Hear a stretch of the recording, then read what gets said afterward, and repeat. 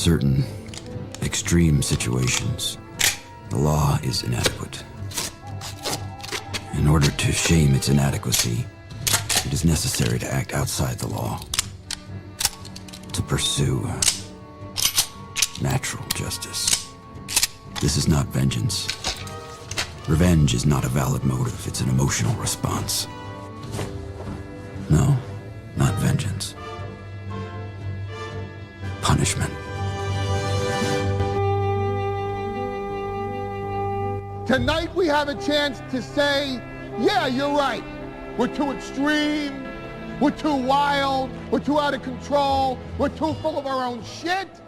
Or we have a chance to say, hey, fuck you, you're wrong. Fuck you, we're right. Because you have all made it to the dance. Because believe me, this is the dance. Start the show.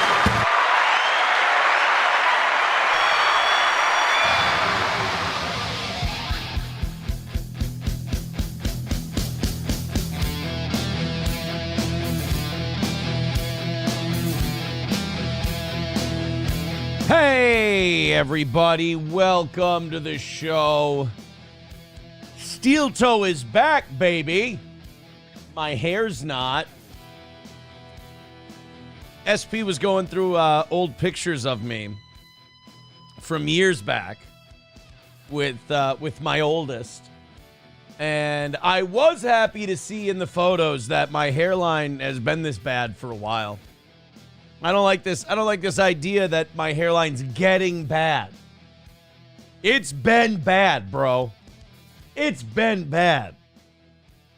It's a little jarring each time. Each time I turn the camera over, I go, oh, I'm 38 now. The Imholt men have a bit of a track. Believe it or not, on the male side of my family, this is hanging in there.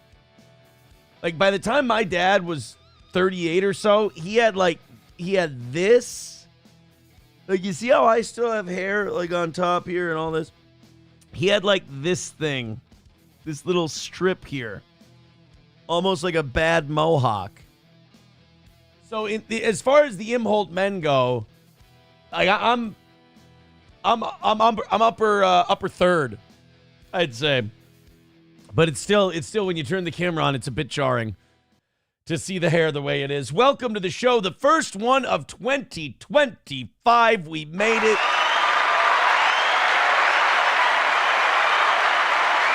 2024 was, believe it or not, it ended up being a good year for the toe. It started fucking bad, man. My co-host was openly... Dude, let's think about that for a second. We didn't talk about this in the year in review. Well, we didn't really do a year in review show, but the celebration show we did Tuesday. We started the year. My co-host was high on cocaine during multiple shows. We started the year. My host was taking cocaine breaks. Jesus fucking Christ. And I told Johnny to stop. I told him, I said, this is going to be the end of you. And he pulled up. No, unfortunately, somebody had a really good theory about that. They said, she went dark on the internet. She's been, she ruined her old life, marriage and all that. Then she got kicked out of her second life. And then she completely went dark on the internet after embarrassing herself. Someone close to me came up with a theory. Now, they have no information about this. This is not someone that, has like an inside track. But they theorized, they're like, maybe they're getting psychiatric, talking about April, he said, maybe she's getting psychiatric help. And I never thought of that before, not committed, but like in a place like that. And I had never thought of that before, but I was like, that would be reasonable. That would be something and that's not something to make fun of. It was just an interesting theory that I had heard. You spend too much time on the internet, you start hearing people's theories. And I will say this, that once you start to hear people's theories, then you log off. Then you go, all right, the theories are getting a little too heavy. But that was an interesting one I heard. But we started the year with a co-host that was like taking cocaine breaks during the program and was going like this while, you know, I had Keanu and Gino calling me, being like, is she okay? And, you know, my answer being, yes. Is she on anything? No. That's how the year started. It ended with me just 5 minutes before the show started, finally cleaning all the confetti from the celebratory New Year's show that we did off the table. But you know what I couldn't kick off the you know what I couldn't take off the table? Oh, my World War II desk reference book. You know, there's a troubling story behind why this is on the studio desk. So I come downstairs as the kids and their friends are cleaning up the mess they made down in the basement, and I see the jacket of this book laying on the floor and a book without a jacket sitting on the couch. And I realize that the children have grabbed my World War II desk reference book and they've taken the jacket off it. And you know how people try to paint me it's going to sound bad. You know how people try to paint me as a Nazi sympathizer, which they're kidding, guys. They're being silly. It's a funny bit that they do. I did have a slight panic attack for like a half a second when I saw that. I went, oh, not my World War II book. And then I went, it's fine. Just fucking relax. I don't think that helps the Nazi sympathizer thing. Plus my Nazi coin that somebody sent me. These are not good things. That's why it's good that I have the, let's go maybe this way. There we go. That I have the piece of an Allied aircraft that Paul sent me right there, that C-47 Tico Bell that was used in Normandy and the Berlin airlift, all kinds of patriotism there. But my World War II desk reference book now sits nicely on the studio desk here. Maybe we keep it just like that. Now, don't I look more, doesn't this show look more educated? Maybe we should tilt the camera down a little bit more. Where's the, let's see, can we, we can. Ooh. Right there. And now we can see my World War II book is right in frame. Now I look all the fit. Now I look like one of those channels that can do like war summary videos, you know? There's, and yes, I know this exists. There's a guy who does World War I videos, and he dresses like an old, intrepid battlefield reporter from back in 1916. And they talk about World War I. It's called, I think the channel's just called The Great War. And now I can look like that guy. All I got to do is change my wardrobe a little bit. Anyway, guys, look, we got a great show today. And numero uno Josh Denny fan's going to he's going to donate $200 today. I'll tell you why. Numero uno Josh Denny fan's going to donate $200 because I have a 28-minute Red Bar clip. Now, I've taken timestamps out of it. I've learned from Mike David. I've taken timestamps out. We're not going to play the whole 28 minutes. We're going to play it like 40, 50 seconds at a time. We've got a 28-minute Red Bar clip. He made a clay sculpture of the Patrick Melton photo where he's all hunched. I can't even recreate. I can't make my body do the deformed, what was it, Eopheltes? What was the hunchback guy in 300? Epheltes or something like that. Yeah, Ephialtes. Red Bar made a clay sculpture of it, and he did like a 28-minute thing. And I'm not doing this just to pile on the final days of Melton, and we are in, I think, the final days of May. He's not. After I watched this Red Bar clip, I'm like, I have never seen a more thin-skinned man. He likes to make fun of people, which is fine. Everybody makes fun of someone. But this is why you don't make it your whole life, because I have never seen someone who likes to make fun of people be so fucking thin-skinned. You would think a man the size of a rhinoceros would not be so thin-skinned, but this guy can't take a second of joking around. And I'm not only going to play the clip because it's basically firebombing the onion bunker in the final days, but he's also very complimentary of the toe. And I have to say,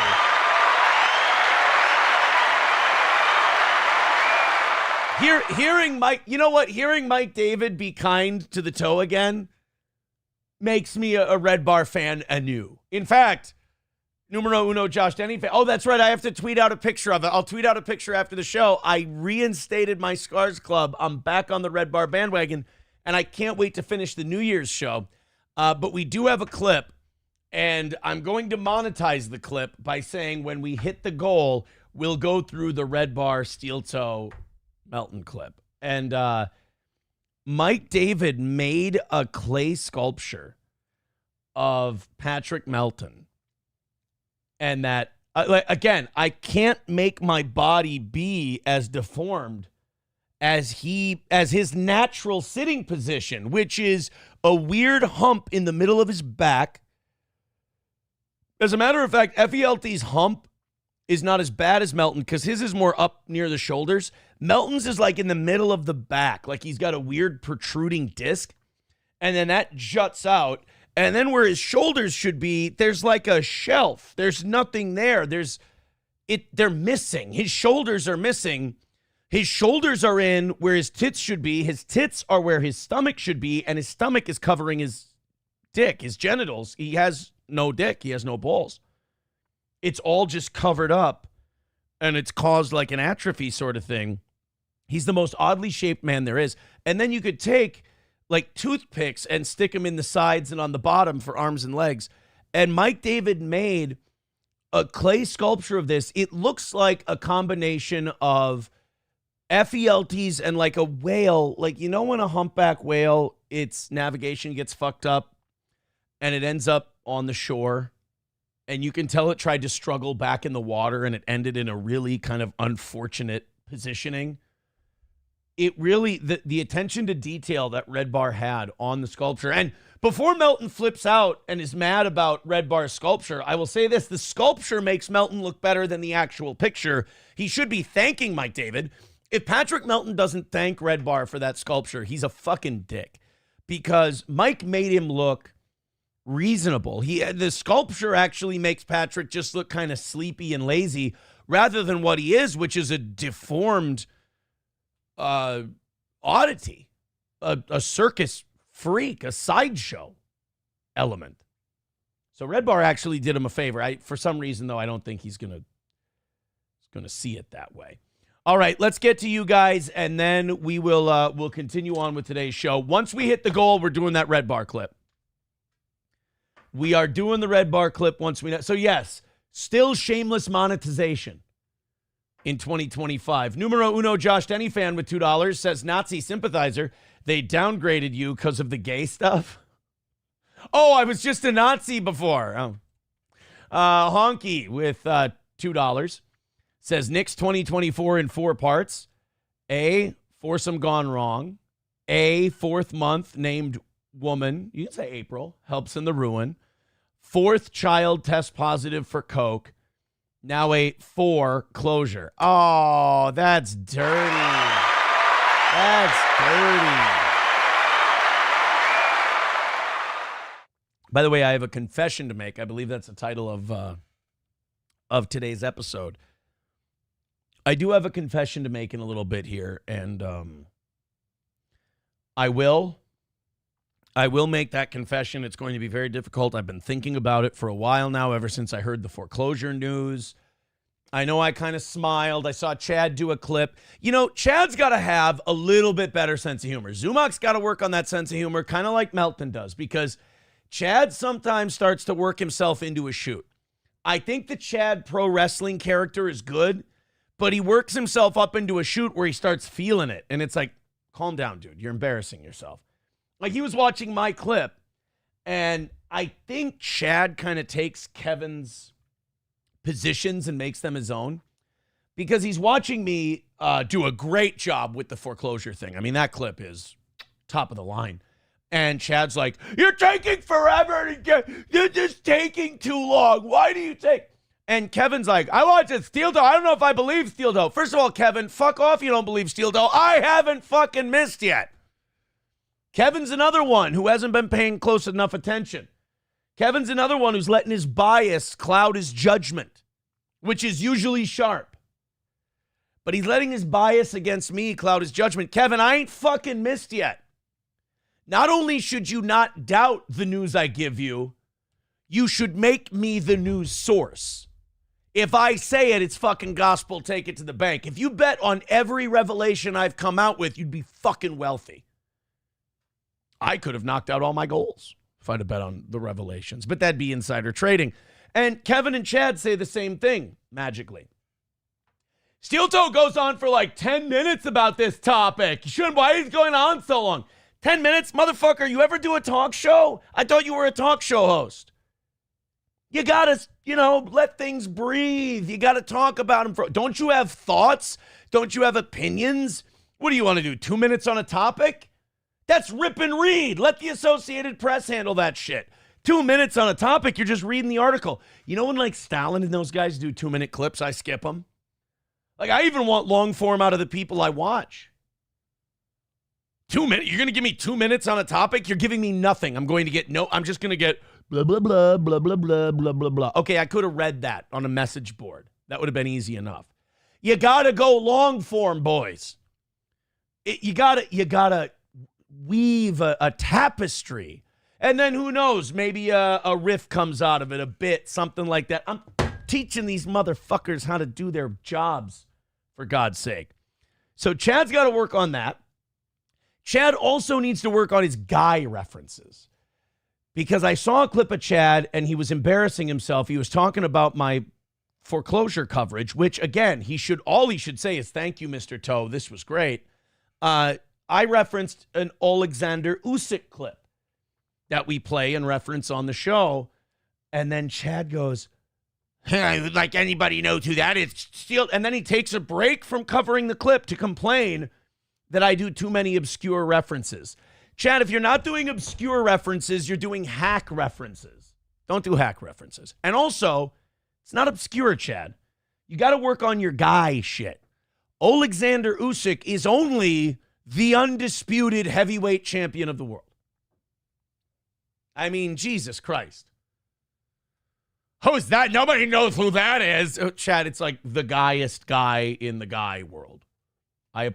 Sorry that you don't know who that is. Maybe if it was a black guy on the Cavaliers, you'd understand. But the world, unfortunately, is bigger than that. So I have a confession to make about the foreclosure. I have some making fun of people to do today. What can I say? 2025 is off to a good start for the Toe. And I'm feeling myself a little bit.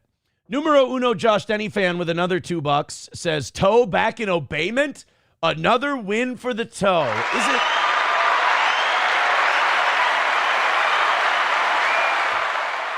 It's not obeyment. It's not obeyment. What it is I think Mike and I have, I'm not saying we're even in terms of popularity or certainly not money. Hava, Nagila Hava. I'm not saying that. What I am saying is we've become peers.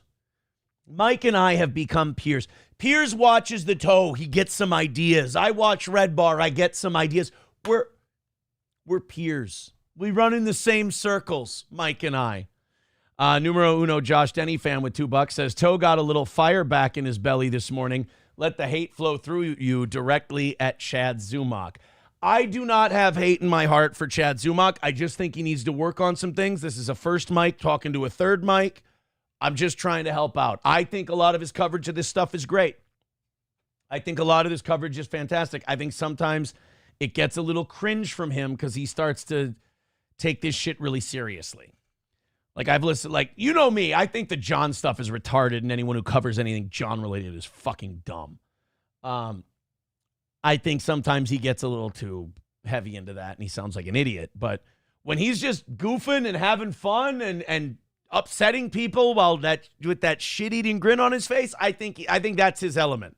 When he starts to get serious, there's nothing worse than a guy getting serious and he's comes off as not threatening at all. That's not good. Now, I'm going to stop there because he's going to think that I'm going on too long.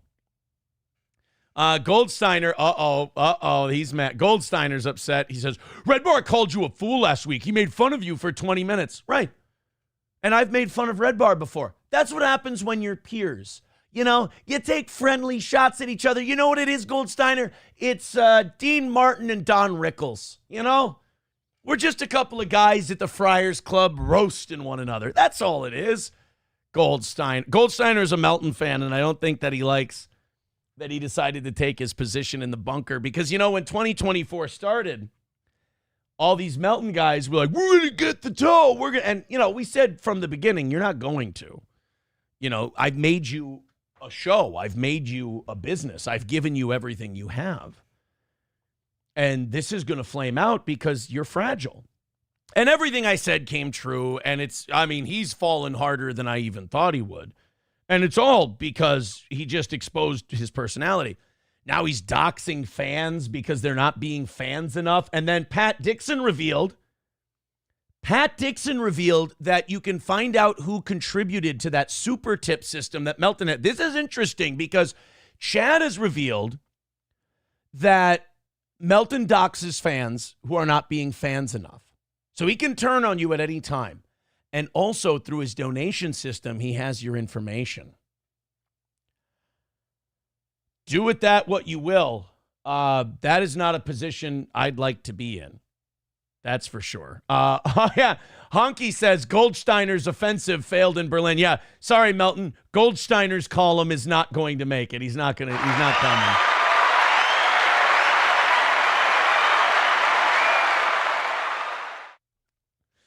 Numero Uno says, last week, Red Bar just did a show 2 days ago. You know this last week business is a lie. It is. That's numero uno. It's the last days in the bunker, and they're not handling it well. It didn't start with the minor attracted person stuff. It didn't start with him talking about, and you know, his fans write to me. The people who like him write to me and ask me to stop talking about that. They go, stop. You have to stop. It's not good for your show. Like Granny, like he and Lemmy are Onion fans. And, you know, this was really sad. Granny denied Patrick, much like, was it St. Peter? You know, St. Peter denied Jesus 3 times. Granny denied Melton 3 times. He wrote to me and he's like, you got to stop talking about Melton talking about having sex with kids. It's really disgusting and you should just stop. I'm like, I know it's disgusting. That's why I'm bringing it up. It's fucking gross. It's disgusting that he would say shit like that and then deny that he said that shit. If he would not deny it and just go, yeah, I've got problems. I can't stop talking about this particular act. You know, instead he denies it, so we keep going, no, I mean, go watch Third World Aristocrats video. Go watch really anybody's. Go watch Melton's own shit. He's got a problem, and you should probably go away and fix that problem because, I mean, your age, your weight, your general lack of health, your skin problems that you're having, the acne and all that, probably don't have a lot of time left. Wouldn't you like to use that time not being a creep?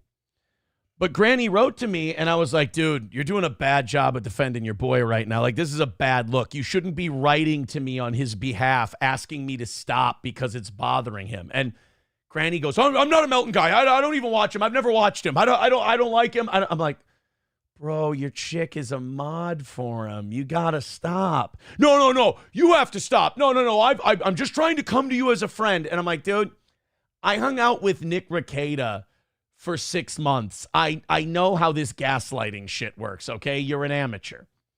And he denied Melton at least 3 times when he wrote to me. It was really unfortunate. So the bunker is breaking, and I think Red Bar might have just tore it down to its foundations. We'll get to that a little bit later today. Jake Hudson, thank you for the 99 cents. I'm still keeping my distance. Numero uno, Josh Denny fan with $2 says, let's be real. Chad Zumach has never broke any news in his life. I disagree with that. I am an honest broker. You can take what I say to the bank. TM Zumach has broken news. Many times. Numero uno Josh Denny fan with $2 says him. I don't know what that means. I don't know what him means. Chad has definitely broken stories in the past. McBuster says Lemmy was so butthurt that April did the bikini show that she is now a bitch for a pedo. Well, yeah. Bigot on socialist media says begging you to stop talking about Melton, but says he's not a Melton guy. Then why the fuck would he care enough to write you about it? I know. And I called him out on that, and he just, no, I'm saying it to you, Aaron, as a fan. I'm saying as a fan that it's not good for you to say that. I'm like, So the thing that drives Patrick Melton crazy and drives all of his co-hosts crazy and makes them nuts and watches them yell and scream, okay, I'm going to call lawyers. I'm going to sue everybody. You're right. It's a bad look for me. I would have actually respected if Granny would have said, I'm coming here on behalf of Melton, on behalf of my girlfriend who takes this shit way too seriously, and it's really bothering them. It's causing me problems at home. I would like you to stop saying it because she bitches about it constantly. If you would have just told the truth and said that it's bothering Lemmy, it's bothering Melton, and they can't come to me because I'll expose them. So I'm doing it for them. I'm being the. If Granny would have just admitted that he's their errand boy, that would have been fine. Instead, he lied and he obfuscated and he denied his idol. He denied Patrick, much like, again, St. Peter denied Christ.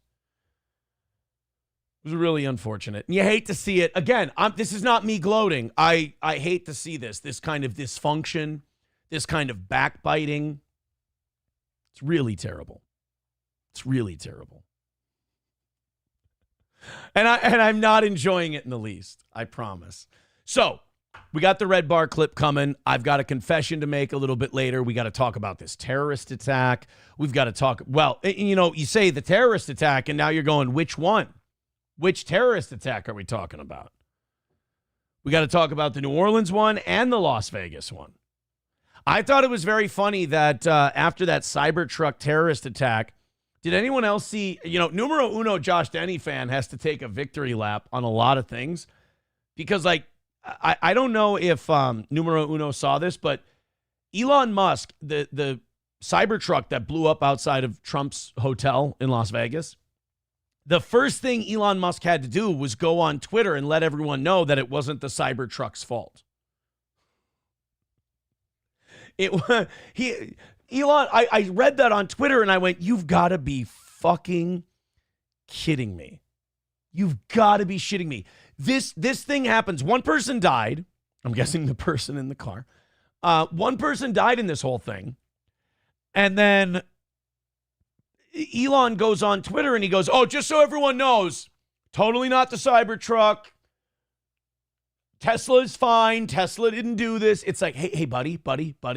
I know you've got Asperger's or autism or whatever. Read the fucking room. Not the time to do PR work for your company while they're still putting out the fire. Which, although in Elon's defense, if you have to wait for an electric car battery fire to go out, you'll be waiting for about 15 years. So, he's got to get the message out at some point. Numero uno Josh Denny fan with $2 says, bite to wing, puff to smoke. Honky with $2 says, Melton's 32-year-old cousin from Tampa, Patrick Lewis Melton, is literally a convicted CP felon who's on the Florida sex offender registry. Do we know if they're related or not? I don't know. I don't know if they're related. 2:35 away from today. Thank you very much. Let's catch up with the chat, and then I'll get to my confession that I have to make, which, look, fun start to 2025. We got a lot of great stuff for you today. I still consider this a holiday week because I think a lot of people are still out of town, off work, the whole thing, but we're going to treat it like it's a regular day. Lemmy is so triggered. Yeah. She was happier and more fun when she was just a fan of Bubba's show or a fan of this show. I think she could kind of be the poster child and the mascot for what happens when you take the internet too seriously and you make it your life. Bigot on socialist media says, doesn't seem like Granny will get you talking with Bubba anytime soon. Damn it. You know what? I got Alex. Alex will get me in there with Bubba. We'll get it all figured out. One in New York City, too. 11 dead. Oh, yeah, we got to talk about the New York City one, too. Jesus.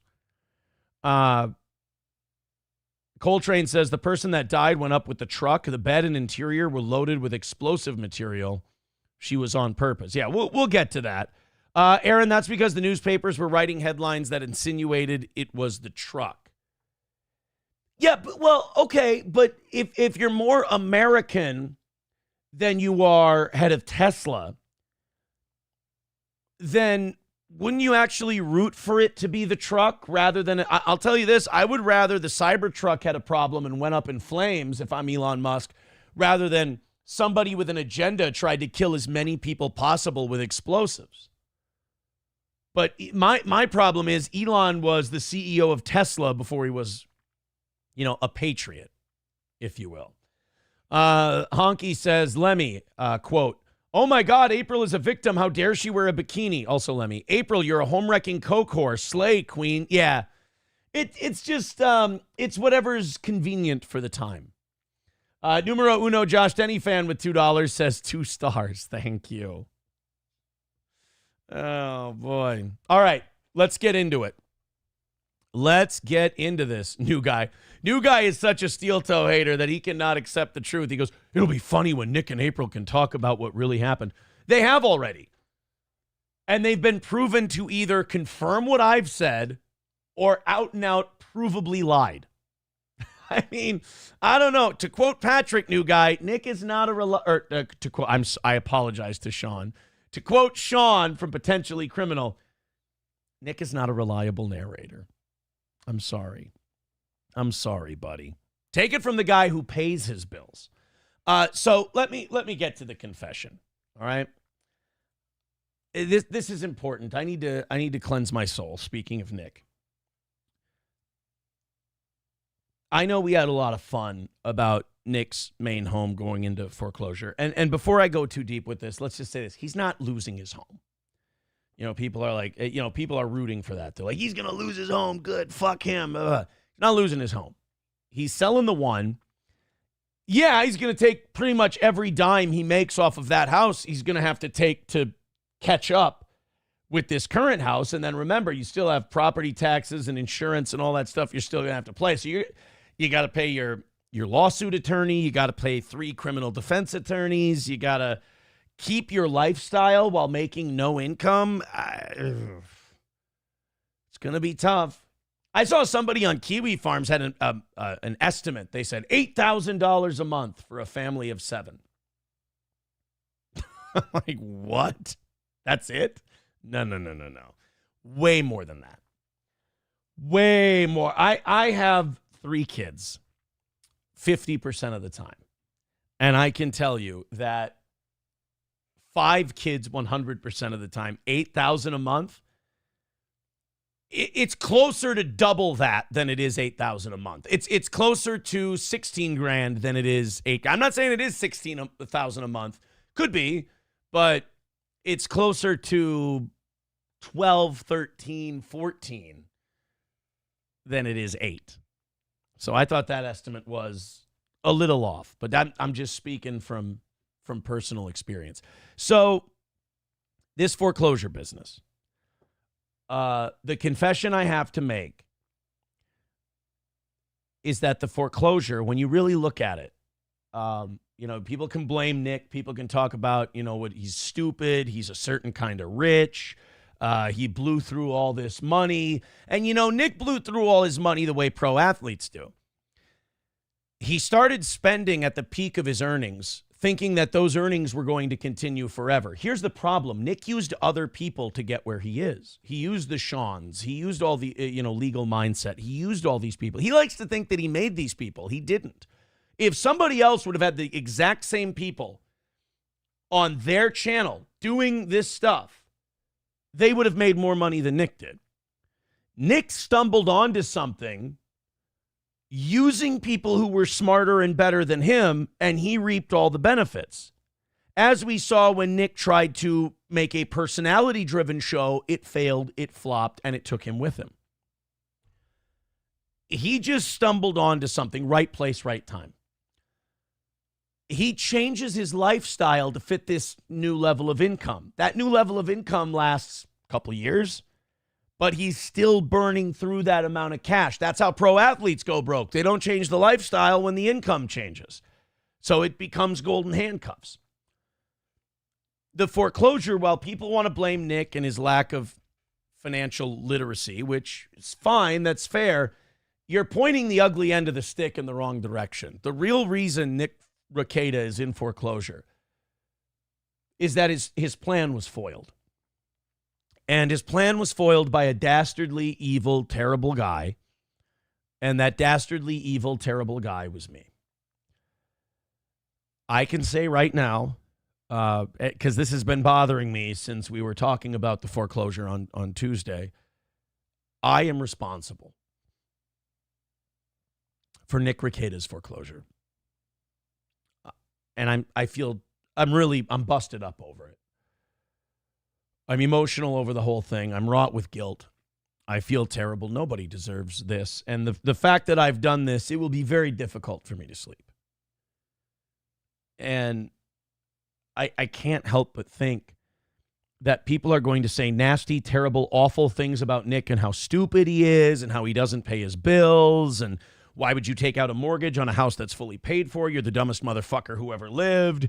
You really are just the worst human being that we've ever encountered. Like, all these things are going to be said. And I feel like even though I can't stop them from being said, I can take responsibility, and this foreclosure is all my fault. The reason it's all my fault is very simple. Nick had a plan. Nick knew, although he told nobody else knew that he was in this trouble. I'm guessing that in his life, everybody found out by the newspaper notification. He didn't tell anyone, because I didn't know. April didn't know. Nobody knew that this motherfucker was not paying his bills. So his money was smoke and mirrors. He didn't have it. He didn't need to tell anybody. You know, like in movies or TV shows where a character is in a lot of trouble, but they don't tell anybody because they've got a plan and the plan's going to work out and then it'll be like it never happened. You know who Nick is? This is perfect. Nick is Jerry Lundergaard in Fargo. Remember, Jerry didn't tell his wife or his kid or Wade, his wealthy father-in-law, didn't tell him about the financial problems he's having. He only alluded to it through Steve Buscemi. Because Jerry had a plan. He was, he ripped off these GMAC financing guys. He needed to pay them back, but he was going to have his wife kidnapped and then his father-in-law pay the ransom and everything was going to be fine. So he didn't need to tell anybody about his financial problems because he had a plan. The plan all went to shit and all of a sudden panic sets in. You don't know what the fuck to do. Nick had a plan. That's why he didn't need to tell anybody in his life about this not paying the bills stuff. He found a mark. And he was going to take his mark down. He was going to convince the mark that this was a good thing for him. Take the mark's money and pay his bills. He was going to rob Peter to pay Paul. The mark was me. I've been thinking about this. You'll remember Nick tried to sell me that second house, the Baldo bunker, as they call it. He took us through a tour, and one thing there were two things that gave me pause. I didn't think April and I were long for this world. I didn't want my kids living close to all this stuff. My kids didn't want to live there. April was out of control at this point. It was not going to work. And so I kind of obfuscated. I dragged it along. I kind of, we'll see, whatever. But when he took us through that house and I looked at all the fucking problems it had, and I'm calculating in my head, when you go to buy a house, you're calculating in your head, how much money is it going to really cost me to buy this thing? You look for the most move-in ready house available so your total doesn't keep creeping up there. So I go through this house. It's a fucking wreck for what they want for it. And he's all excited, and he's talking to me. Nick is selling me on this thing like it's the greatest thing for me. He's selling April on this thing like it's the greatest thing for her. And it's a common thread with Nick Rekieta that when he starts telling you about something and he's really pitching it as good for you, he's looking like, and in his mind, he believes he's being altruistic. He's being a good guy.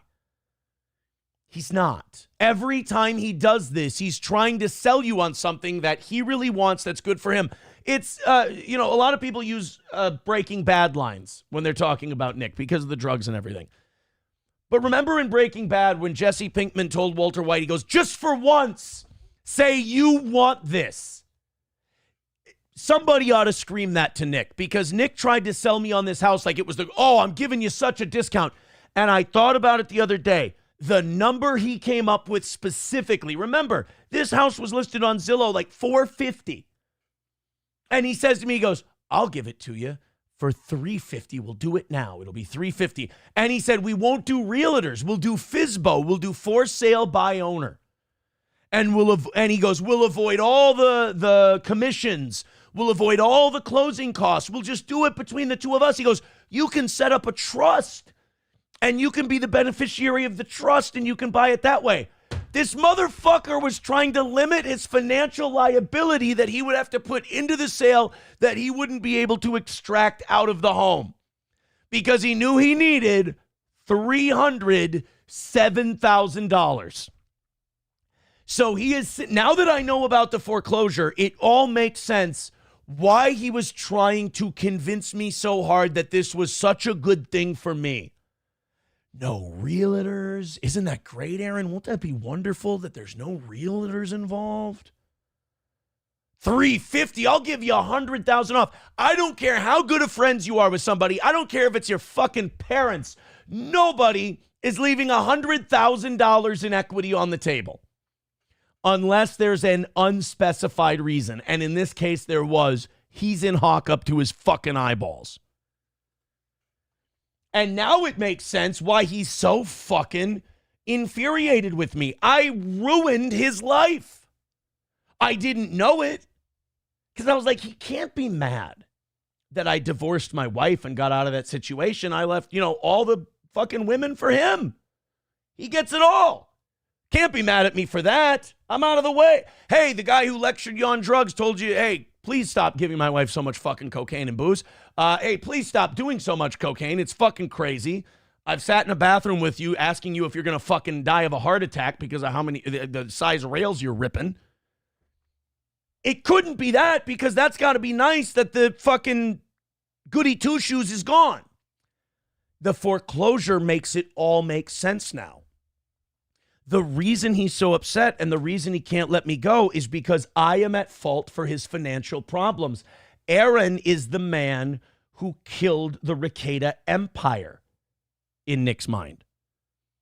The way he was pushing that house on me, the way he was pushing no realtor fees, the way he was pushing no closing costs, the way he was pushing $350 instead of $450. Buddy, friend, what a great deal I'm giving you. $100,000 up. Why? Because he knows I can jump at it right away. He can take 307 and be back to square with the house again. Fucking hell. I mean, it dawned on me that, it's not like I had to think about it a long time, but when I got away from the show and I wasn't performing and all that, I thought about, I thought about all the conversations we had about that house. And I'm like, that motherfucker, you've got to be shitting me. It all made sense. Coltrane says, Aaron, you should pick up the house on foreclosure for $250. He'll be, I shouldn't say he'll be fine. He won't lose his house because the second, their first house that they don't, the April house is pending. They'll get enough money out of that to break even with that house again. The only problem is still got property tax, still got insurance. It's not the end of your financial woes. If you need every dollar in that house to keep up with this one, you're just kicking the can down the road. You're just forestalling more financial problems eventually. So nobody knows what the future holds, but the immediate future, he's not losing that house. Honestly, you'd have to be the dumbest motherfucker alive to lose that house. Like right now. Numero uno Josh Denny fan says, is Fargo the Goodfellas of middle America? Is Fargo the good? You know what? Yeah. Yeah. That's, wow, numero uno Josh Denny fan. I don't think anybody has put that one together. If we Google that, here, let me go. Is Fargo the Goodfellas of the Midwest? I don't think anybody's put that together. Nope.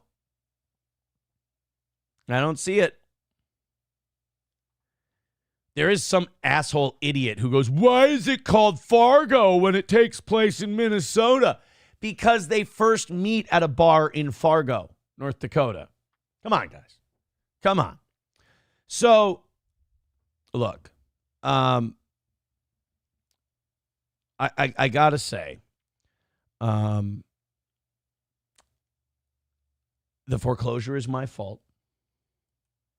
The financial ruin is partially on me. And I will have to carry the weight and the guilt of that for my entire life. And I'm sorry. I also see that we've pissed off 3 or 4 people in the chat.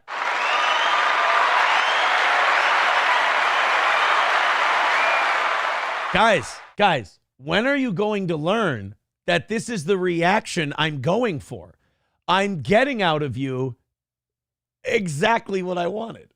Honky with $1 says, wait, so tasting man jizz is Minnesota slang for not taking the master's bait with the stinky pussy house purchase? We have to call it the stinky pussy house purchase. Numero uno Josh Denny fan said, thanks, I'm something of an expert on culture. Oh, that's right, you're the culture expert. I forgot. Fuck me half to death, right? You are the expert on culture. 2 out of 3 ain't bad. Snowcat Tish says, who does he pay? The 3 defense attorneys or mortgage company? He can't do both with the sale of the second house. Also, he has other outstanding legal debts, correct? Well, people theorize that he owes that Mark Randazza guy 6 figures, but I don't know that for a fact. Again, I didn't discuss finances with the man. Otherwise, I would have known that he was taking me for a ride on that fucking house.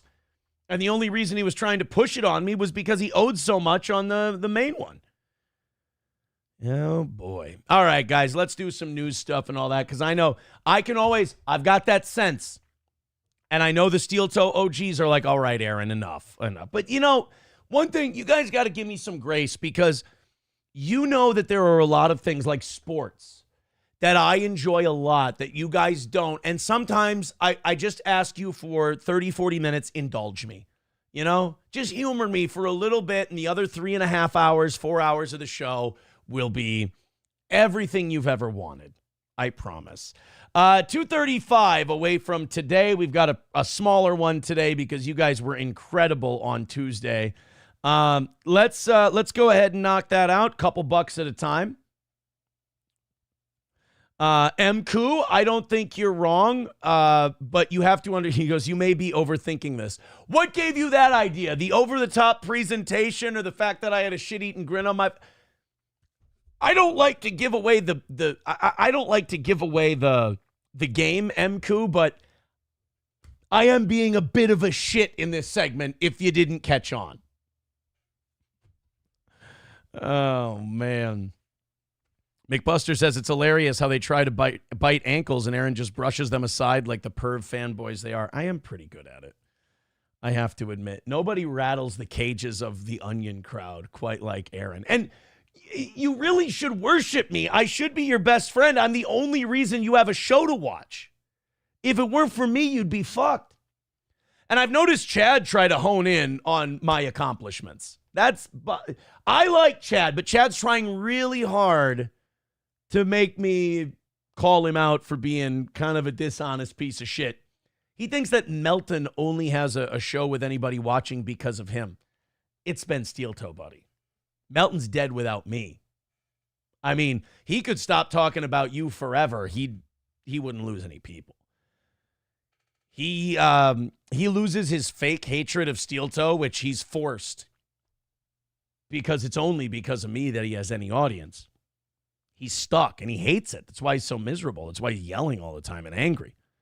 It's because he's stuck. He wants to do a show where he talks about whatever he wants, wiping sticks, people less fat than him that he somehow calls fat, talking about obscure comics nobody knows about. Nobody wants to see it. His numbers drop off. He's in hell, this poor guy. I don't like that Chad thinks it's because of him, but he doesn't. Chad really doesn't think that way. Nobody thinks that way. All right, let's get into these terrorist attacks. Let's get into your contributions and all of your generosities and my World War II book. Now I feel better. I've cleansed my soul. I've confessed my sins. And I can go on about living. I've triggered the fuck out of the steel toe hate crowd. God, 2025's off to a good start. All right, let's start with New Orleans.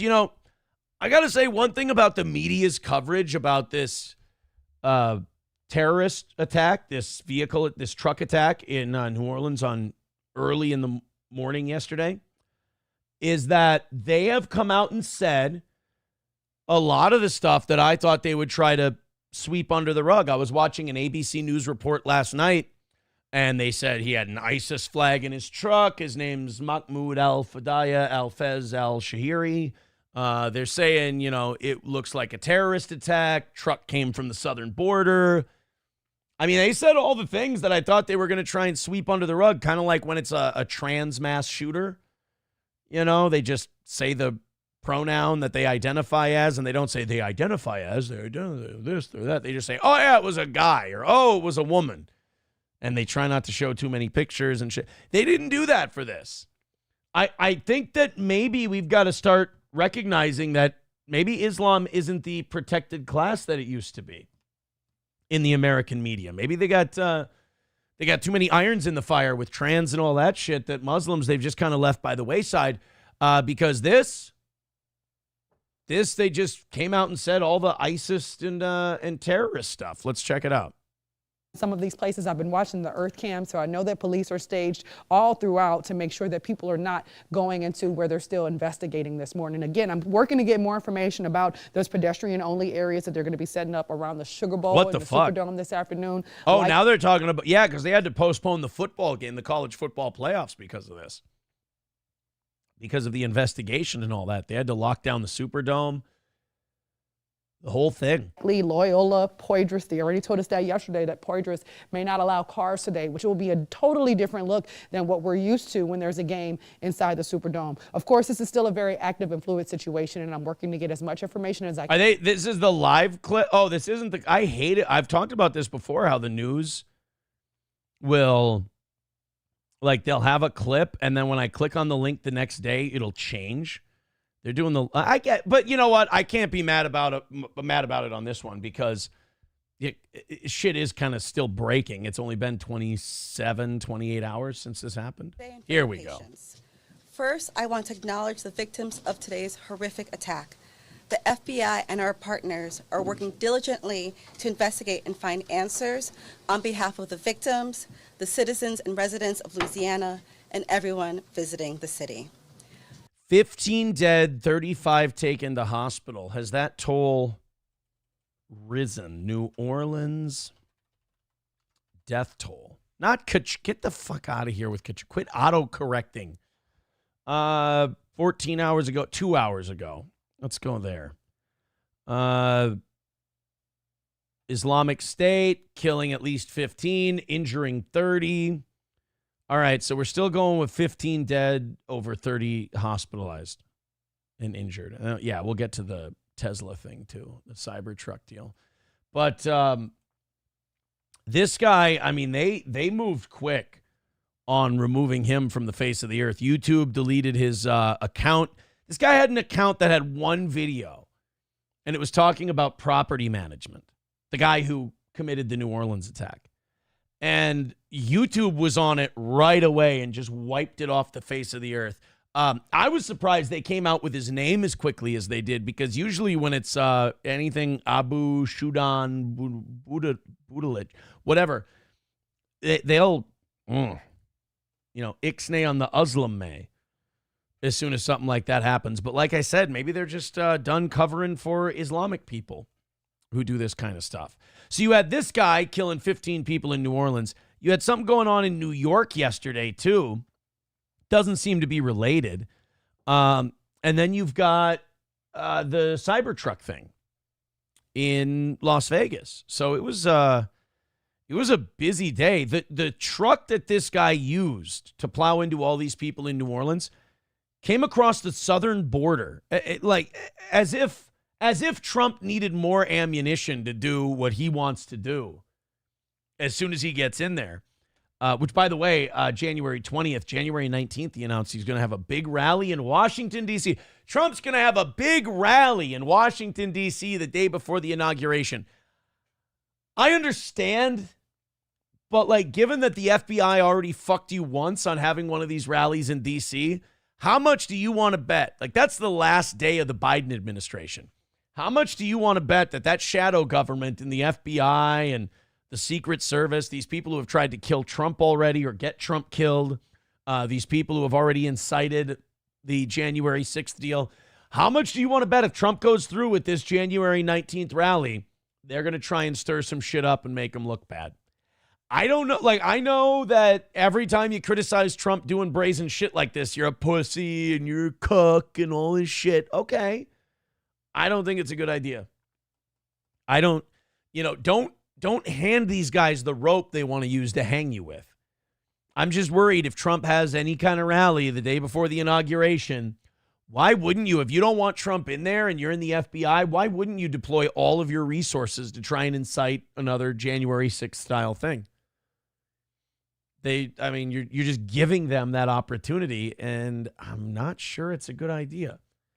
But anyway, the update on the vehicle, Fox retracted the claim. Oh, wait a minute. Hold on. We got an update a few hours ago. Fox has retracted the claim that the truck used in the attack came across the border 2 days ago following new info. The updated report now states that the rental truck used in the New Orleans attack crossed the border on November 16th, not December 30th, and was not being driven by the suspect at that time. Well, the truck still came across the southern border. That part's still accurate, right? I don't know. That seems like more of a clarification than it does a retraction. Or as Sal Governale would say, traction. Packerbacker with $2 says the New Orleans guy and the Tesla guy were both stationed at the same military base, both rented from the same rental company. Okay, this isn't now we're getting somewhere. Jabbar was reportedly a U.S. citizen and served in the U.S. Army, according to initial reports. So we're starting to see a little bit of a connection here. Maybe these two were on the same wavelength, perhaps. Okay. Well, thank you, Packerbacker. I don't know why I went to the chat just to see there were a few comments in there, and I just focus in on numero uno Josh Denny fan. He just writes, "Has Matt seen The Breakfast Club?" Of all the things people are writing in about the Trump rally, they're writing in about the New Orleans thing, the Vegas thing, and the first thing I see for some reason is, has Matt seen The Breakfast Club? Remember the sergeant who shot up the base in Texas, Major Nadal? Yeah, Fort Hood, right? The Fort Hood shooting was a Muslim guy. Honky says ISIS is a Mossad front. The ISIS flag literally says all Jews 2050 on it. Is that correct? Huh. Really? I'm not going to look it up. But sounds good to me. No. Look. It's a shitty way to start the year. We don't know terribly too much. I will say that it seems iffy. It seems, I don't mean to put my conspiracy hat on without any information, but if they all of a sudden find a manifesto and they all of a sudden find magically the key that unlocks every door to this guy's brain, I'm gonna think something's up. These guys are U.S. military trained. They were trained by the United States government. Allegedly, the New Orleans and the Las Vegas guy were in the same army base. You got guys like the Unabomber Ted Kaczynski, talking about MK Ultra and the tests that he went through and the brainwashing and the mind control. You got a controversial president coming in who wants to do all kinds of shit that upsets the natural order of things. I saw Alex Stein tweeting yesterday. Alex Stein was like, hey, how do they have so much information about this guy at the ready right away? Just boom, as soon as the thing happens. Seems a little iffy to me. And as soon as I read that tweet from Alex, I don't try to go to Conspiracyville right away. I wait for stuff to come out. But as soon as I read that tweet from Alex, I could feel my brain fighting with itself going, resist, resist. But then the other half going, yeah, that is kind of fucked up. And it's making me believe that every time something like this happens, and this is one thing I've criticized conspiracy people about, is that I think they're afraid that there's a lot more random shit that happens in this world than they want to believe. So at least if the government is involved, it at least kind of, makes it make sense a little. Like there's some order. It's not as scary. But I don't know, man. You look at even Timothy McVeigh. You look at the guy who shot at Trump and hit him in the ear. And you look, there's always a government connection somewhere. So it's hard not to believe that maybe we're up to some shit, Because these attacks, it's never anything that could cripple America. It's always something that can just have a mild psychological effect on the population. And the effect it could have on the population is that maybe they trust their government a little more and they look to their government to provide them security and safety and answers and all that. And it's boy, this really does, this always does end up working out in the government's favor, and they get a lot more power after this shit happens. So I'm trying to avoid Conspiracyville. I really am, but there's a lot of things that kind of that rack up on that side of the pros and cons, government conspiracy, not government conspiracy. And this list always gets long, McBuster says, done babies everywhere. There's done babies all over the place. Jeff Jordan says the Unabomber had it right. Look, two things can be true at the same time. The Unabomber was fucking insane. Ted Kaczynski is what happens when you're isolated for too long. But Ted Kaczynski's observations about society and government were not always wrong. In fact, a lot of them seemed a little before their time, if you will. Honky says, anyone wonder why ISIS never attacked Israel during their heyday in the 2010s? Well, it's not really that much of a secret that America started Al-Qaeda, and it's not that much of a secret we started ISIS. We funded them and we armed them in, was it Syria? I thought we started ISIS by funding the rebellion against Assad or Gaddafi. I can't remember which one, but I thought we started ISIS. I could be wrong. New guy comes out and says it. He says McVeigh was a patsy. I've seen enough information to know that if someone were to tell me that McVeigh was set up by the intelligence outfits, I wouldn't disbelieve it. Because it's none of these guys who carry this shit out seem like the kind of guys that can put all this shit together. You had to have had help. And then they go, well, he had the help of this guy, Terry Nichols. And then you go look into Terry Nichols and you're like, yeah, but he's kind of a fucking dipshit too.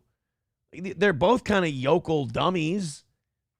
Are they going to put this together? Or was Timothy McVeigh told about how to do this? Shown where he can get the truck, shown how, I don't know. It just seems like these guys, it's kind of like that documentary I've been watching. I just finished it yesterday, by the way, 3 episodes, Kings of Tupelo. They arrest this Kevin Curtis guy for sending ricin to the president. And it's this retard is not making ricin. He was set up. And he was you hear crazy conspiracy shit, but then you see examples of it happening. This Kevin Curtis was set up by some fucking karate instructor. I mean, we're getting too deep, aren't we? Because I haven't even gotten to the Vegas thing yet. Oh, and speaking of Vegas, really? Stephen Paddock just used the service elevator and brought fucking army tent bags, canvas bags up to his room? And we don't have any video of this? Every fucking corner of a Las Vegas hotel and resort is covered with cameras.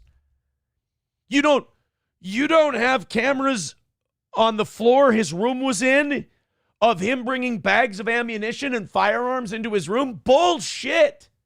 Now I'm getting, God damn it, you guys. Now I'm fired up. But it's, show me, like, what bothers me about all this shit is you just look at the government and you go, you could show me one clip and you could shut me the fuck up. You know, you could show me one goddamn video of this guy carrying the guns and carrying the ammo into the fucking hotel, and I'd be like, well, there it is. There's Stephen Paddock. But you didn't. And also, it's a guy, the Stephen Paddock thing. Here's a guy who had racked up a shitload of gambling debts. A guy who was going to, put himself and his family through financial hell. Who's to say somebody didn't come to him and say, we'll set you up real nice. And those gambling debts, forget about it. You are going to have to die, but your family will be taken care of. Like, who's to say they don't find people who are vulnerable and use them for what they need? I mean, look at all these fucking autistic kids and these mentally ill people that do the school shootings and shit like that. Hopeless, down on their luck, down and out. Hey, you'll be remembered if you do this. And then, like, the cops are outside and they don't do anything. You know what, guys? Listen to how far afield I'm getting now. See, all this shit happens in one day. Now I'm all worked up. Historically White says the guy who supposedly died in the Tesla truck has an interesting backstory. And we'll hear all about it. We'll hear all about it. Mommy says, means you are paying attention. I don't want to, but do you ever pay attention, though, and go, I feel myself getting crazy. I don't want to pay attention? Because that's where I'm at. It all, hey, there was a crazy fucking ISIS guy who drove his truck through New Orleans and killed 15 people. Oh, my God. It's a crazy terrorist guy. Well, he was trained by the United States government. Motherfucker. The truck did come across the southern border. God damn it. Oh, and then there was a Cybertruck, a Tesla that blew up outside of Trump's hotel in Las Vegas.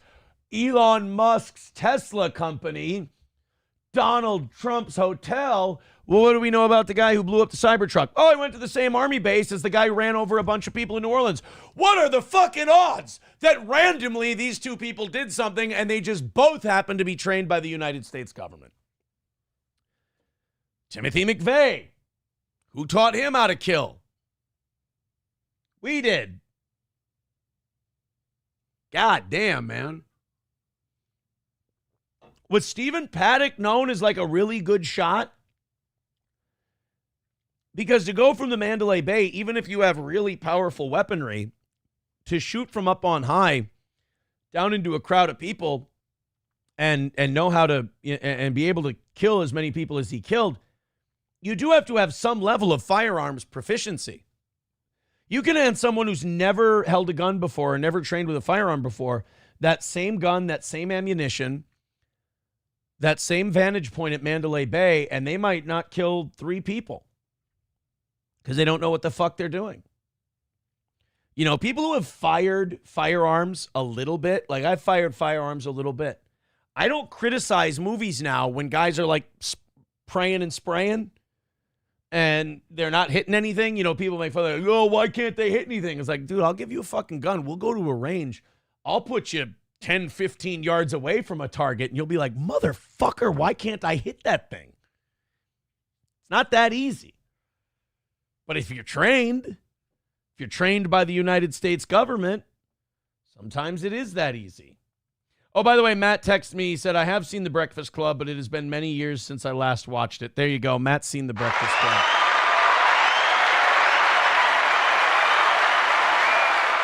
Why did we have to get on this topic today? Why? Department of Transportation with 20 Dos Equis Says Uncle Ted Kaczynski knew Obama created ISIS, by the way. Well, yeah, I mean, Obama was president when we created it. Mild with $1 says truth about Terrence Yeekey now. $1 from Coltrane says the Gretchen Whitmer abduction plot was evidence that the government does these things. That's another one. The Gretchen Whitmer plot. Oh my God, these crazy white nationalists came up with a plan to abduct the governor. Really? Well, kinda. What do you mean, kinda? Well, we actually came up with the plan, we being the FBI, and we gave it to the white nationalists and told them this would be totally fucking awesome if they did it, and they said no. So then we went through some of their guys, and we gave it to them, and their guys pitched it back to them, and finally they said yes, and then we arrested them for saying that we came up with an awesome plan. I mean, it's essentially what happened. Somebody said, Coltrane says Stephen Paddock had ties to the CIA from what I heard. You know what fucked me up on the Vegas shooting thing? I didn't get fully fucked up on the Vegas shooting thing until the Maui wildfires. And you can look this up. This is easy to find. The Maui wildfires. The guy who was the police chief of that city was also the chief of detectives for Las Vegas in charge of the local investigation into the Mandalay Bay shooting. Same fucking guy. What are the odds that you went from the chief of detectives, the head of detectives in Las Vegas when this massive travesty happened and you were investigating it, and then also you're the police chief of the city where this big wildfire breaks out? Not only that, do you know where that guy trained? Does anybody in the chat remember this? Do you know where the police chief in Maui and also the head of detectives in Las Vegas during the Mandalay Bay shooting, do you know where he got most of his law enforcement training? I'm going to wait. Because somebody's going to get it. Because, you know, usually if you're a police officer, like if you're in Las Vegas, you'd go to like Clark County police training, you know, the police academy, shit like that. This guy did most of his training at the FBI headquarters. No, Zen Man Builds. He did not do it at Nick's Baldo house. That's not where he did it. No, Landers, he didn't do it at Uvalde. No, Elza, he didn't train at Stoney's. You know what? I should know better than to ask you guys open-ended questions. I always end up fucking myself. No, Phil Herslet, he did not train at All Care Towing. I shouldn't have done that. You know what? No, guys, I want to thank you for showing me that I shouldn't have done that. That was a mistake. What the audience is trying to tell me is, hey, Aaron, it's really fucking dumb to ask us a question and expect a certain answer. We will rebel. You're right. My fault. Mommy writes, at your house? No, not at my house. Not at my house. McBuster says Midland Armory. No, not at Midland Armory. Someone pretending to be Moody writes, Super Tips could afford you a good camera, blurry AF. I don't want to be in business with anybody who says really questionable stuff about CP and then creates voices of young children that say sexual things. No, thank you. That Moody guy is suspect as fuck. That guy, imagine with Glee creating a program where you could take a child's voice and say sexual shit and then say the stuff like understanding pedos like he's written in like Discord and stuff. And then being friends with a guy who openly talks about that nasty shit about kids that Melton does. That guy might be worse. And I believe he works in a field that like he works close to children or organizations that work with children. That guy's, and they're both fucking, they're the phenotype. They're the physical phenotype of a creep. People always look at the loud one and they go, oh, that guy's the biggest problem. And Melton is sick. Like there is something wrong with him, sure. But that Moody guy, there's something dark and sinister in there, for sure. Something not right. $1 from Honky says, same evil government involvement with Nick. The government put coke in his nose, his bathroom, his daughter, foreclosed his house, and prevented him from repairing his kitchen cupboard. Maybe that's why Nick didn't pay his mortgage. Maybe the person who gave him the mortgage died, and he just couldn't bring himself to finish the mortgage because the mortgage lender died of cancer. And so he was too sad to finish the mortgage. You can't foreclose on a guy's house for that. It's not fair. It's not fair. All right, let's continue on here. 2:30 away from today.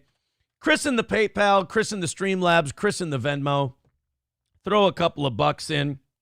Let's start 2025 on the right note with knocking out our last goal of the week. It's the last one. the first day back, and it's the last one. That's a nice little benefit. And yes, we will be having the Rumble Friday show tomorrow.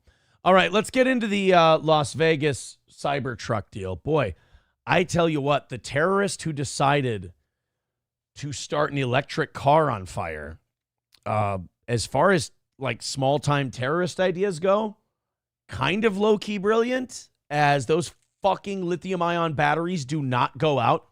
If they have an electric car fire, they have to bury the engine in sand, or you can't put the fire out. You have to smother it in sand, or the fire will just burn and burn and burn. It's one of the biggest problems with those engines. Let's go ahead and get the latest on this deal. This is the aftermath video. I'm sorry, we got a couple videos on this. Yeah, that's the Cybertruck on fire. So apparently this vehicle was loaded with explosives, and it went off right outside of the Trump Hotel in Las Vegas, which last I read, the Trump Hotel in Las Vegas doesn't have a gambling license. So it's apparently just used as like a really nice, swanky, like corporate boardroom meeting hotel kind of thing. But yeah, somebody packed this Cybertruck with explosives and set it off. And again, if an electric car battery goes up, I mean, you just gotta smother the shit out of it because you can't put it out with water. And that car canopy is not gonna. It's gonna be a lot of smoke and fire damage there, boy. Now they said one person died in this, so I'm guessing it's just like, imagine you do a terrorist attack where you blow up a car and you're the only one that dies. I'm not really sure what kind of message you're sending at that point. But here's the latest. Here's what they know as of the start of this morning's show. If not for the vehicle's body construction, it could have been significantly worse. So yeah, in an odd way, the Tesla Cybertruck, the way it's constructed, actually contained a lot of the explosion. The driver of the Cybertruck was killed and 7 others nearby were injured when a combination of fireworks, gas tanks, and camping fuel in the bed of the vehicle were detonated by a device controlled by the driver. You didn't want to get out first. The FBI is investigating whether the explosion is tied to terrorism. Nah, he was just really upset about his pay-per-view bill. You're nothing to see here, guys. Continue on. Is it connected? The same day some shit happens in New York and New Orleans. See, and so this is either a coordinated thing between guys who knew each other or the government is coordinating something. And I don't want to be conspiracy guy, but it's always army guys. It's always, there's always a government connection somewhere. We've also been following developments in Las Vegas, where a Tesla Cybertruck exploded outside the Trump Hotel on Wednesday morning. Here's the moment police suspect either fireworks or some type of gas tank went off in the bed of the vehicle. The FBI is working to determine whether it was an act. He sets off all the fireworks. He's like, God damn it, I knew I shouldn't have gotten just black cats. Now it's just really smoky and sulfury in here. Act of terrorism. Veronica Miracle has more details. It's amazing nobody else was killed. They did. They said, I know Elon was really worried about his PR right after the explosion and was like, hey, just letting you know, not the Cybertruck's fault. But not only was it not the Cybertruck's fault, but it does seem like the Cybertruck actually might have saved lives.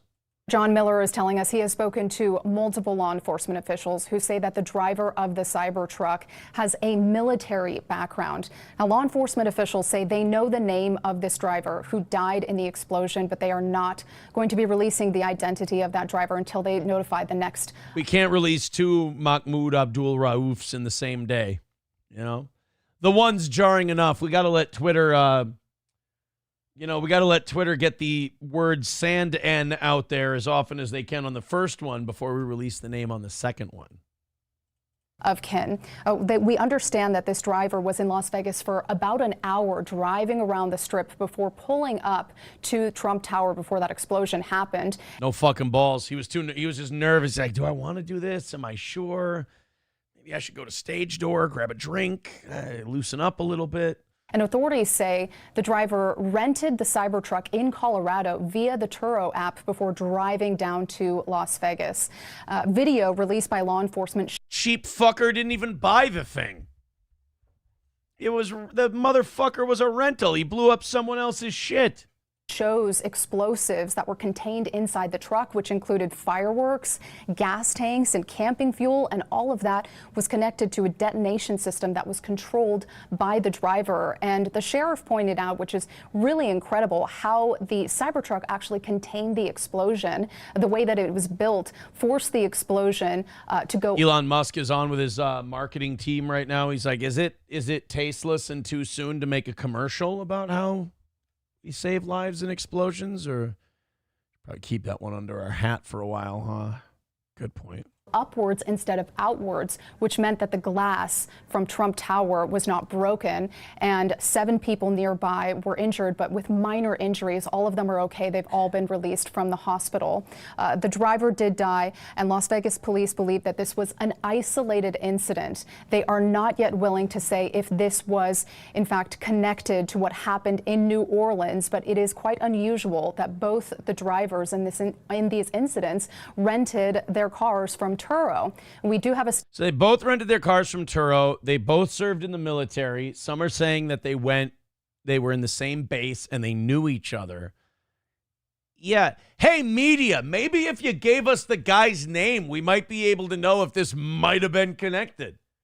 Maybe if it was another Sharif Abdur Rahim, maybe, if it was Lou Alcindor instead of Kareem Abdul-Jabbar, maybe we'd know a little something extra, but no, we're not going to do that. Statement from Turo, and they said they're cooperating with these investigations, but they also said that neither of the drivers had criminal backgrounds, which would have flagged them as security threats. Yeah, I mean, the government would make sure that they didn't. No, I'm not saying the government. We'll wait until more information comes out. Grand Poobah with $5 says, do you think he sprung for the rental insurance on it? Yeah, that's a red flag right there. If he said, nah, I'm not going to need the extra insurance, it'll be fine. Are you sure about that, sir? Are you sure? Because, sir, do you want the extra insurance? Nah, not going to have to pay for the fucking damages anyway. What was that? Nothing. You got the keys? I don't really do keys anymore, sir. It's more of a fob kind of a thing.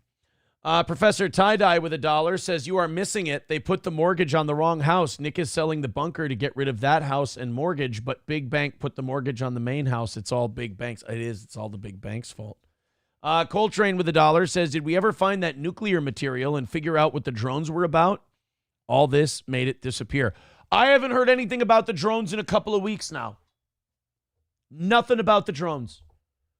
Did they find the nuclear shit? Did they find the stuff that disappeared? That's what I want to know. Like, fuck the drones. Did we find the nuclear materials that disappeared from the port of New Jersey? That'd be nice to know. A lot of people could probably sleep a little better at night. Yeah, the driver. People are asking in the chat. Yes, the driver's dead. Midland Armory says, and he was known to authorities and being monitored. Yeah, I'm waiting for that one, too. Yeah, approachable. Sir, would you like the extra insurance? Depends. Is it life insurance? What was that, sir? Nothing. I'm ready to go. Thanks. Yep, Turo is an app where you basically rent other people's cars like at a car Airbnb. Oh, really? Yeah, this is the first time I've ever heard of Turo. I know Turok, Dinosaur Hunter. That's about it. Bigot on socialist media says apparently they're creating fog to block the view from the sky. Okay. Honky with $1 says massive bomb in Vegas. I swore the story was about Pedo Patty Melton's stand-up set. Oh.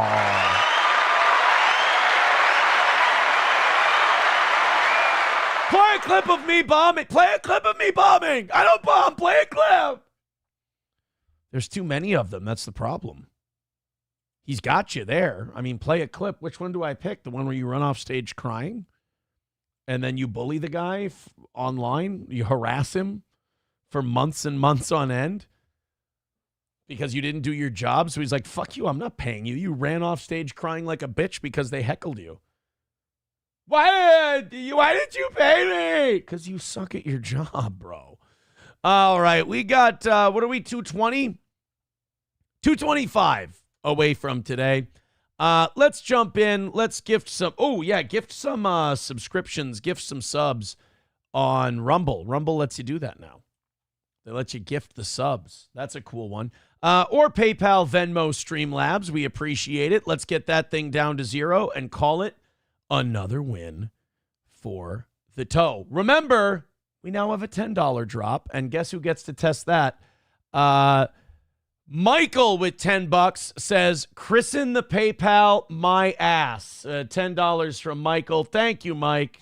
And in my club, I will splash the pot whenever the fuck I please. All right, that puts us at 215, which means let's get to 200 by 8 o'clock. Oh, wow, we got a lot of time to get down to 200 by 8 o'clock. Thank you guys very much for the contributions. 215 away from starting 2025 off ahead of the game. Thank you guys very, very much. All right, so I think that's all the terrorism we have for today. First hour and a half of today's show is gossip, confessions, and terrorism. Oh, and numero uno Josh Denny fan will be very happy the sooner you guys knock out this goal, because as soon as we knock out the goal, we're going to play Red Bar's coverage of his new Patrick Melton. Fucking Mike David made a sculpture of Patrick Melton, the photo of him at Hackamania where he has a giant hump in the middle of his back and no shoulders and a shelf back. And oh my God, I mean, look at that thing. It's too great. I love that he's wearing gloves too to handle it. We're going to play that. Mike does, spoiler alert, Mike ends up so frustrated with how awful Patrick Melton is at his job that he cuts the head off and smushes the sculpture. And also, in this clip, Mike says very nice things about... Hey, shut the fuck up. In this clip, Mike says very kind things about the toe. And I appreciate it very, very much. I really do. So 215 is the number for today. You will make numero uno Josh Denny fan very, very happy if we knock out the first goal of 2025. Thanks again. All right, we got some New Year's stuff to cover, and no, not just people blowing shit up or anything like that. We got to get to Whitney Cummings roasting the shit out of CNN. I thought these were great. So Whitney Cummings performed on CNN's New Year's Eve celebration, which has basically become just a couple of really gay, middle-aged white dudes just like basically doing the worst impression of The View you've ever seen. I honestly, Andy Cohen and what's his name, Anderson Cooper, are so fucking gay that it feels like a psyop. Like when those two host New Year's Eve, it's just like, okay, guys, we get it. You're shoving gay in our face. Like, I liked it better when it was subtle. The LGBTQ propaganda, when it was like Will and Grace, and that Ellen would come out of the closet and shit like that. Now it's just two incredibly untalented people, and their only talent or superpower is being gay dudes. Sucking cock is their only skill. And they, like, Andy Cohen is devoid of any charm. And I should know. Look at me. Andy Cohen is devoid of any charm, any charisma. He's just gay. Like, if you said Andy Cohen and you knew who Andy Cohen was, you'd be, what's his superpower? You'd be like, oh, he's just gay. Like, how would you identify Andy Cohen? You go, he's just a gay guy. And then Anderson Cooper, rich kid, Nepo baby gay guy. And so why these two? So they used to have Don Lemon as one of the people on CNN doing New Year's Eve, also just the black gay guy. So you had the Jewish gay guy, the rich gay guy, and the black gay guy. And then they'd be on there just getting shit-faced and telling non sequitur shit stories. I can't imagine CNN's ratings for this are very good. But the one thing that people did replay and did watch over and over was Whitney Cummings going on this New Year's show and roasting the living shit out of CNN. Then you had, what's his name, Roy Wood, the actor. He was on promoting some show he was doing, and he called CNN out for firing Don Lemon, which I don't give a shit that CNN fired Don Lemon. But it was funny to watch Andy Cohen try to move past Roy Wood, kind of calling CNN racist. I enjoyed it. But let's watch some of this Whitney Cummings thing after we catch up with everybody.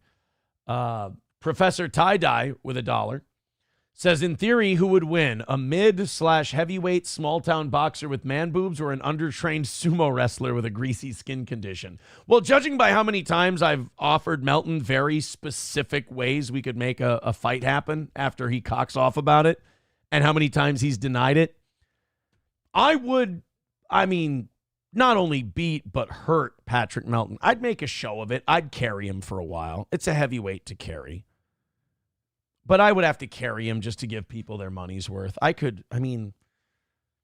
It's not bragging to say that you could hurt Patrick Melton, but, he could get very seriously hurt. First of all, the shape he's in, if I made him go 6 rounds, he might have a heart attack and die.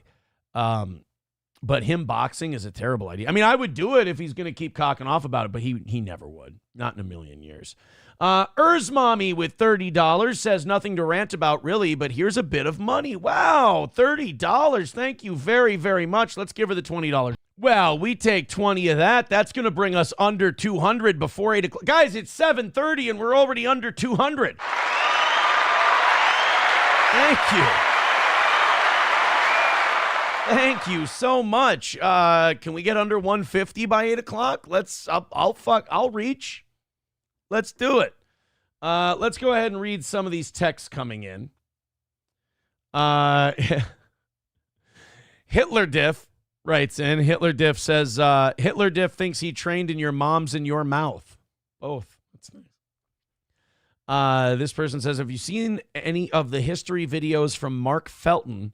Nice little snippets, but very well researched and produced. Hey, you know I love anything history related on YouTube. I'm a dork like that. The news said the alleged terrorist in New Orleans had an ISIS flag on his vehicle. My question is, how many folding creases were in said flag? That's a good one.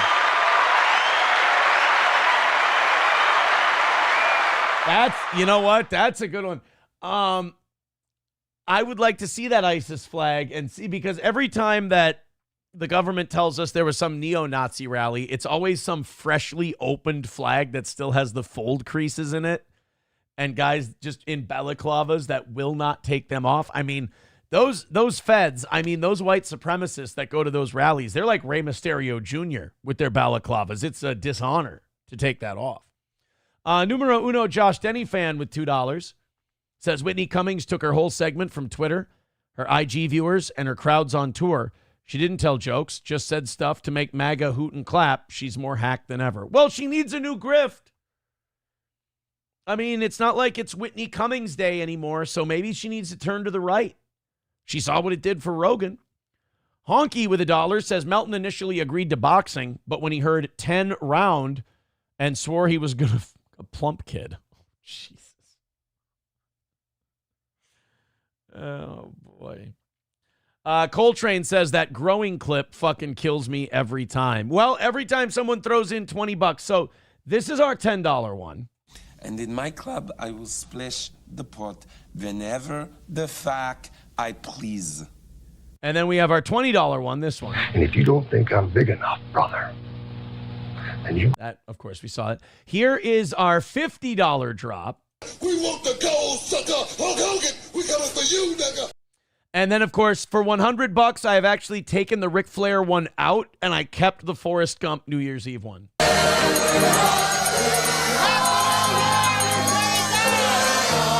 That's our $100 drop. And then when we hit the goal, we get this one. This is our hitting the goal one. Pay him. Pay that man his money. So we've got them all. We're adding a little production to the old toe in 2025. 195 away from today. Thank you guys very much for your generosity. Whitney Cummings on New Year's Eve. Let's play some of these. I know numero uno Josh Denny fan is right. And that Whitney Cummings basically, you know, kind of just rehashed jokes that a lot of us have been telling about CNN. But it is kind of like numero uno. We can admit that it is kind of fun to watch somebody do it to CNN's face. And you got to remember, they're never going to let Joe Rogan on to roast them to their face. But Whitney Cummings is seen as like an ally. You know, she's a safe pick. So to have her come on and do it, at least somebody gets on the inside and they get to tell these jokes. I like it rather than the fucking ass-kissed ball-sucking fest that Cohen and Cooper put on every year. God, they are like, I don't know what it is that triggers my homophobia, but fuck, Andy Cohen is gay. Like, and just I don't know what word to it's just fucking gay, man. Not like guys sucking dicks and fucking guys in the butt. It's just gay. You know what I mean? Like, there's no word for it. It's just gay. Like a guy, I don't mean Andy Cohen's gay in that Andy Cohen prefers the sexual company of men. I mean Andy Cohen is gay in that way that it's indescribable with specifics. He's just like, it's an onomatopoeia. You just see him and the voice your face makes is gay. Nothing to do with sexuality. Let's watch Whitney Cummings. I need to calm down. Cold shower might work. I love going around the country because you see that Americans really are more reasonable than they would be portrayed. They're pretty great, and I'm playing bigger and bigger venues now. I thought, fuck these guys. You know, fuck Anderson Cooper and fuck Andy Cohen, because they sit there on CNN. The number one violator of portraying all middle Americans as these big, dumb, retarded rubes that, you know, hey, don't go back to your family's Thanksgiving because you guys disagree on politics. How should you handle disagreeing with your family? Should you not go back for the holidays? CNN's one of the biggest violators of that. And then as soon as their comedian comes on and goes, hey, you see that people are pretty much the same when you travel the country, these two go, yeah, totally. Almost like you're being paid by the corporation you work for to just fucking say this horse shit. I got to reload this because I clicked around too much. I love going around the country because you see that Americans really are more reasonable than they would be portrayed. They're pretty great, and I'm playing bigger and bigger venues now. See, look, Andy Cohen's like, huh, what? That's not what me and my snarky coastal gay friends say. You're weird. I thought being a mom would mean that less people would want to come see me. I'm now playing, you know, like 3,000 seat theaters, awesome. Which is about the viewership of CNN these days. Well, Not nice. this show, though. Nice. All eyes are on this show. Wow, you're all firing. You know, today. Andy and I had a tour. We did like 3,000 people. Yes. You know what? So far, I got to side with numero uno Josh Denny fan. That was actually delivered. That was an Instagram/Twitter line that was delivered shittily. God, Whitney Cummings is not good. You know what? Was it her? No, it was Schumer who dated Anthony Jeselnik for a while. Anthony Jeselnik and Whitney Cummings are a great example of two people who should just write. Because Whitney Cummings wrote Two Broke Girls, right? Well-written show, funny little sitcom. Anthony Jeselnik has written roast after roast. He's written for comic after comic, and he's really fucking good. But you watch him on stage. I think Patrice O'Neal kind of, if you go back and watch, I think the Charlie Sheen roast, what he says about Anthony Jeselnik is perfect. Like, he has more confidence than he should have because he very much has a medieval times waiter vibe to him.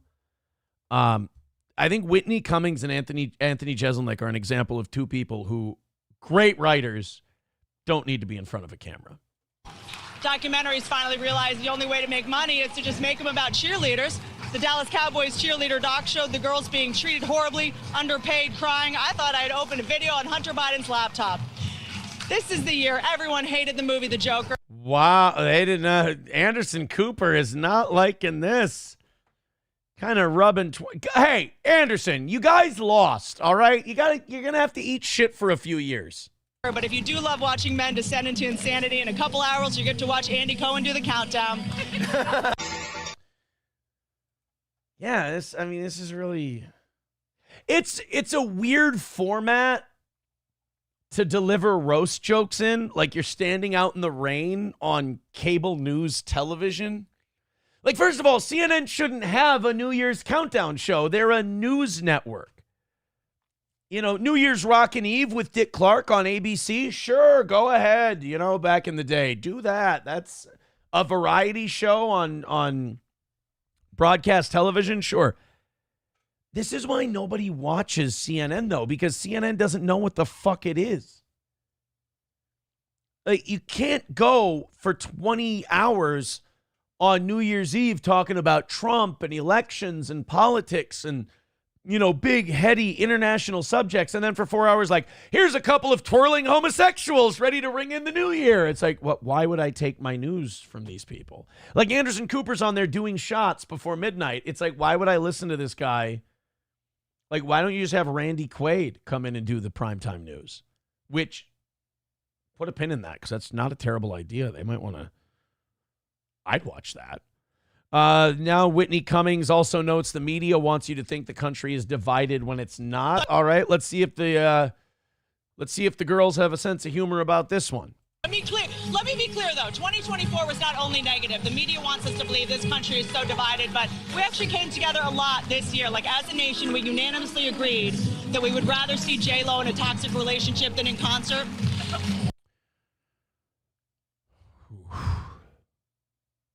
Yeah, I want to give her the benefit of the doubt and just say that it's the vibe she's in. It's the format that she's in doesn't work for this. This is like something you do in front of a live crowd at a convention hall or something like a roast, right? Like doing this in front of two guys and a cameraman and just doing these canned jokes. It's awkward. We all agree the government totally knows what drones are and are telling us. The drones are still up there, and we have no idea what's behind them. No idea. I mean, they're still up in the sky, so I guess we can rule out that they were made by Boeing. The point is, I think we all agree on a lot of things. Wow, you know me. I don't like to watch these things before. I like to watch them with you. Numero uno, Josh Denny fan is right. This is fucking terrible. This is really bad. Ugh. By the way, I don't like that two people are pointing out my wrists. Now I'm getting self-conscious. Right? Play a clip of me having bad wrists. Play a clip. $2 from numero uno, Josh Denny fan says, fuck Whitney. We stan Aunt Ashley. Hashtag Ashley was right. What did they say about Whitney Cummings, and who is she? $2 from numero uno says, CNN portrays middle America as retard rules. How come no one told me you had been covered on CNN? Oh, see, now that should have been on the New Year's Eve. Birdman with $1 says, why do you completely ignore the YouTube chat minus fan funding? I get the troll issue, but that's why you have mods. It's likely new people would come there and feel ignored. It's just a thought happening. We don't really read a lot of free chats in the Rumble one either. Birdman, I'm sorry. Come to the Rumble chat. It's fun. It's a good time. I have a rule about the YouTube chat. I like to trigger the fuck out of people and let them seethe. And then when we don't read them, they get even more mad and they write even more. And it just kind of proves my point that they're there for daddy's attention. So I like it. I enjoy it. What can I say? It's a guilty pleasure of mine. But look, Birdman, it only cost you $1 to get that point out there. Add a couple zeros behind it. I'll read it all day if you'd like to.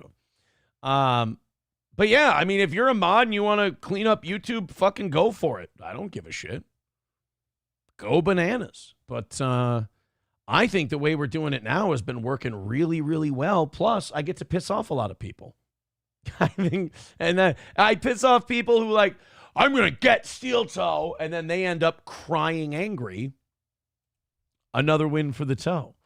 Let's go to the next Whitney Cummings one. Oh, you know, this is getting monotonous. Numero uno is right. This fucking sucks. Everyone was writing about this yesterday too and tweeting about it. Like, yeah, Whitney Cummings is based now. Whitney Cummings is so good now. Like, oh man, she's turning right wing. Better late than never. I don't care if you're left wing or right. Like, I like Bill Maher, for fuck's sake. I don't care what your political tilt is. That's the grift. Whenever you start changing your political opinion to be funny, that's where the grift is. So if Whitney Cummings going to start being like anti-CNN, which I don't think she is. I think she's just roasting CNN because she's on the network. I think she would do Fox jokes if she was on Fox. But like, if making your political position part of the joke is your thing, then that's kind of grifty. Whereas Bill Maher has always been Bill Maher, and he tells jokes, and I think Bill's a funny guy. This just feels kind of forced. And again, I'm not laying 100% of the blame on Whitney Cummings. This is a horrible format to do this in. Point is, I think we all agree on a lot of things. And since I only have a minute left live on Establishment Media, why don't we just say a bunch of things that we know that they'll never cover? Okay, ready, go. Trump Shooter didn't have any silverware in his house. No one thought that was weird? Are we still rolling? Crown Prince of Saudi Arabia put money into Disney, so just know there won't be any girl characters in the next Cars movie. Oh, yeah, the Saudi Arabian prince giving money to Disney ensures that Disney is not going to put any progressive shit in the... Yeah, sure. All Disney does now is like trans characters and fucking... You can't do anything on Disney unless you've got at least 40% LGBTQ plus representation. Are we still rolling? This is wild. Okay, why have so many presidents' chefs died? Weird. Ooh. You know what? I think when it comes to cultural items, I think we have to just trust numero uno Josh Denny fan on this shit because, boy, did he call it on this. This is bad. Boy Scout of America, they renamed itself Scouting America. You know who else changed their name? Sean Combs. Just saying. Let's learn something in 2025. I can't believe you guys are still letting me go. This is amazing. I love CNN. Please stop me, Andy, because I will just keep going. Happy New Year, Whitney Cummings. Am I still streaming? Yes. This is amazing.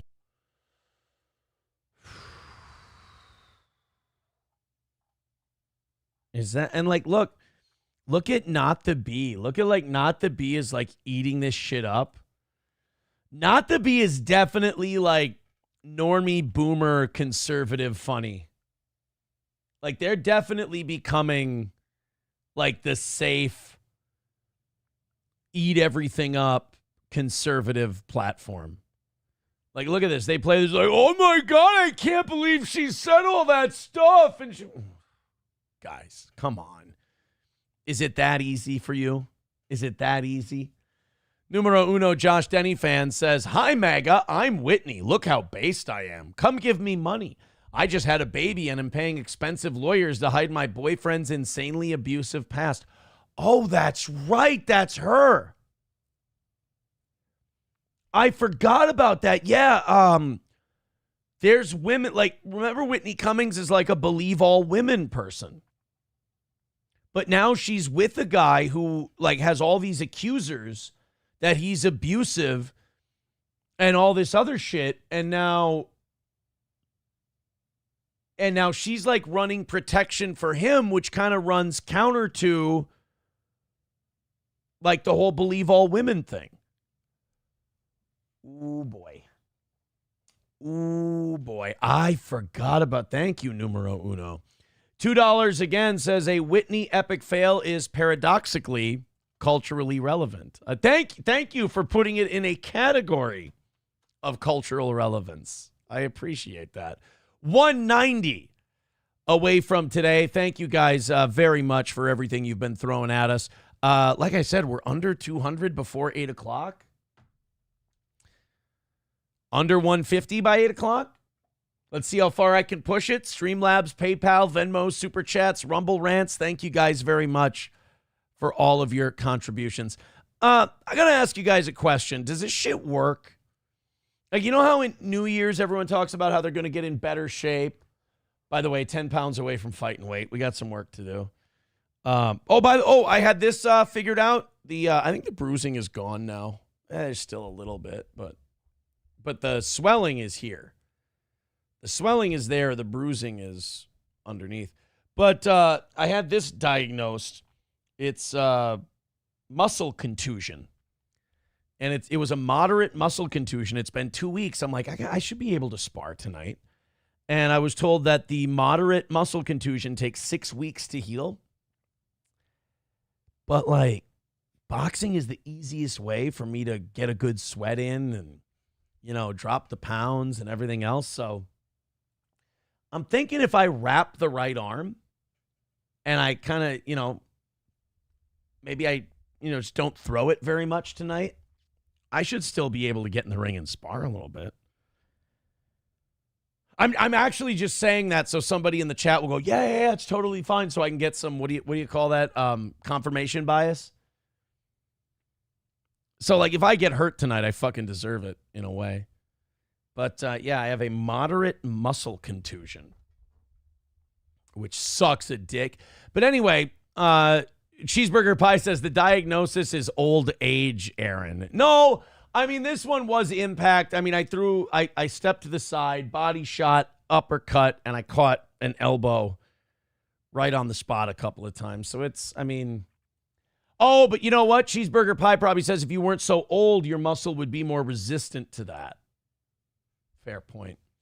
Numero uno, Josh Denny fan says in 2025, the toe fans demand monthly proof of fitness, 1 push-ups video per month. How about streaming sparring on Thursdays? Would that help? Would streaming sparring help? Snigger niggardly calling it a contusion. No. It's not. It's spelled C-O-N. Snigger niggardly. You're spelling it wrong. I just don't want you to look like you can't spell. Contusion is C-O-N-T-U-S-I-O-N. I think you spelled it wrong when you spelled it C-U-N-T-U-S-I-O-N. I think that was the problem you had. Right? You didn't mean to spell it contusion. Mommy says, old age. How old is Aaron? Like 20-something? Yeah! Right? I'm 20-something. Sam Show says 20-something with 3 hairlines. Now, shut the fuck up. Let her think that I'm 20-something. That's fun. Exactly. I'm 29 years old. 29 years young, I think. No, I'm 38. I just turned 38. Oh, Mommy says my brother was bald completely at 24. Yeah, see? It can happen. It can happen. Triple N says the Red Bar clip was pretty good. Oh, dude, I got all my timestamps for the Red Bar video right here. As soon as we knock out today's clip, or knock out today's goal, we're going to do the Red Bar clip. Believe you me. There's all the links in the chat. 190 away from tonight. Birdman becoming a member for 13 months. Says, thanks for answering why. I was just curious. No problem, buddy. Throw us 100. I'll give you any answer you want. Shameless. Absolutely shameless. All right, let's so anyway, speaking of fitness and the new year, a lot of people say they're going to lose weight January 1st, and then they start the year eating copious amounts of greasy food to feed their hangover. So we all get off to a great start. And I know that the Cleveland News put this story up to motivate people, but I feel like this is just going to make them feel shittier and make them less likely to go to the gym. They did a news story on this woman named Sandy Walters, who's 85 years old and just fucking crushing it at the gym. Watch, and the whole thing is like, hey, see, you too can get back in shape in the new year. 2025 can be new year, new you. I think seeing an 85-year-old getting a fucking head start and being able to choke you out with her bare hands on the news is a good way to make sure you're like, well, fuck it. I'm not doing this. Like, I'm already, look at this. I can't even, the 85-year-old has got me beat. Let's take a look, and maybe you're inspired. I don't know. Let's check it out and see. With today being the start of a new year, Happy New Year. Happy New Year. Speaking of a couple of gay guys hosting the news, look at the old Andy Cohen, Anderson Cooper local angle they're going with here. Are probably thinking of some New Year's He's bottom, right? Okay, good. resolutions. Okay, for many, some of those new goals involve improving your health. Our Tessa DeTiro and Shaker Heights with My goal is just $190. Thank you very much. the story that might inspire us all to get moving. Happy New Year. You might be Nice tits. thinking about resolutions today. New year, new me, right? Well, Stop it. We do that ironically. Stop saying new year, new you. That's a good way to realize that you had a shitty year and you're not going to change. Stop saying new year, new you, new year, new me. You know the most honest person, you know how you know someone's going to be fine in the new year?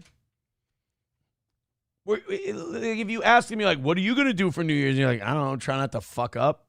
Like, okay, that guy's going to be fine. Like, most people look at him and go, oh, he's just not positive enough. Oh, he's just, oh, come on, you can do better than that. It's like, no, realizing I can't do better than that is part of what's going to make me okay this year.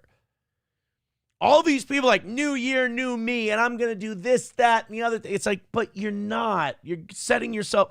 Now, not only are you not going to do that, you're also going to now let yourself down. You're going to be a further disappointment to yourself, and you're going to hate yourself more. Under promise, over deliver. Hey, what's 2025 going to be like for you? Hopefully I keep my fucking head above water and I don't totally blow shit up. Now, anything better than that is a win. Guys, low expectations. Come on. one Northeast Ohio woman is proving that it's never too late to start getting active. Like, look, that's her. Patrick Melton can't do that. He can't lift his leg that high to step over that rope. He'd fucking fall down. He'd cause a 3.8 on the Richter. I was in quite a bit of pain walking, just walking, half a mile. Right? I love that. 85-year-old, I was in pain just walking half a mile, whereas most of my audience is going, people walk a half a mile? What the fuck? It's like 10 straight minutes of walking. Early on New Year's Day, Sandy Walters is at Norca Fitness to get moving. It's hard at first because, it's that slow, and getting back into it again. But once you get used to a routine, I mean, we work out, twice a week. Fucking lazy bones. How about the fact that most of us are going to be dead by this age, and she talks like someone who's in her 50s or even 40s. Like she talks, she doesn't have that 85-year-old like it sounds like you're gasping for your life's air every time you try to speak a sentence. She sounds great, looks pretty good for 85. And we're going to be dead. And she's going to the gym a couple times a week. There we go. Working her strength and cardio, the 85-year-old got serious about fitness only a few years ago. Dude, again, this 85-year-old is stretching and touching her toes. Patrick hasn't been able to touch his toes since 1997. You shouldn't just give up. I mean, I'll be 86 in a week and a half. So, and I still feel good. Her stubbornness, her drive, her fire, her spunk. I tell her she is my Shiro. I want to be like Shiro. her. I want to be like you. And I'm like, girl, I want to be like you. Do about 4. It's the first time an 85-year-old white woman has said she wants to be like a black lady. She's progressive as fuck. You're my Shiro. God, I hate that shit. Hero is fine. It just it makes women sound lame and less than when they convert things to like her-o or she-ro or shit like that. It's like, be a grown-up and just use the right words. One more. Trainer Ashley Marchetti says Sandy couldn't jump off the ground when they started their routine. Which by the way, is fine. If you're 85 years, if you're 45, that's a problem. But if you're 85, it's okay not to be able to jump. If you're 85 and you jump every time, like coming down feels like it takes 3 days because you're like, oh my God, are my knees going to give out? Are my hips going to snap? Am I going to shatter a femur? Like, what are the consequences of me getting airborne? In March, and a total knee replacement. And thanks to Ashley building all those muscles back up, it went really well. It certainly improved my golf. To the right side. And she's golfing too. Like, I'm just counting up all the things she can do at a time where I'm going to be worm food. She's working out twice a week. She's hitting the links. She's doing all kinds of shit. I'll be dead. Crushing her golf and gym goals is important, but Ashley makes sure Sandy and all her clients are working their body, mind, and soul. Yeah, I mean, you got to get that thing ready for Jesus. Your soul, not your body. I'm not saying like Jesus judges your body. Like, oh, hey, man tits, like, you're not getting in. The soul is for Jesus, obviously. The body's for the man folk. Am I right, Sandy?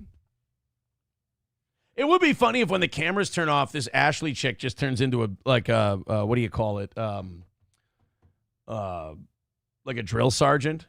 She'll say, Sandy, you fucking pussy, you get those fingertips down there and you touch your goddamn toes. I don't remember telling you to come back up. All right, guys, and we're live. Go. Oh, Sandy, you're doing so wonderful. Such a great job. Let's see if I can get my microphone reattached by the time this video's over. Enjoy, boys and girls. You can't pour into other people's cups unless yours is at least more than halfway full. High five. Hey, get yourself moving. And Sandy tells me she has no plans to stop working out anytime soon. Oh, in Shaker Heights, Tessa DiTiro, News 5. Give me a second. Oh, boy.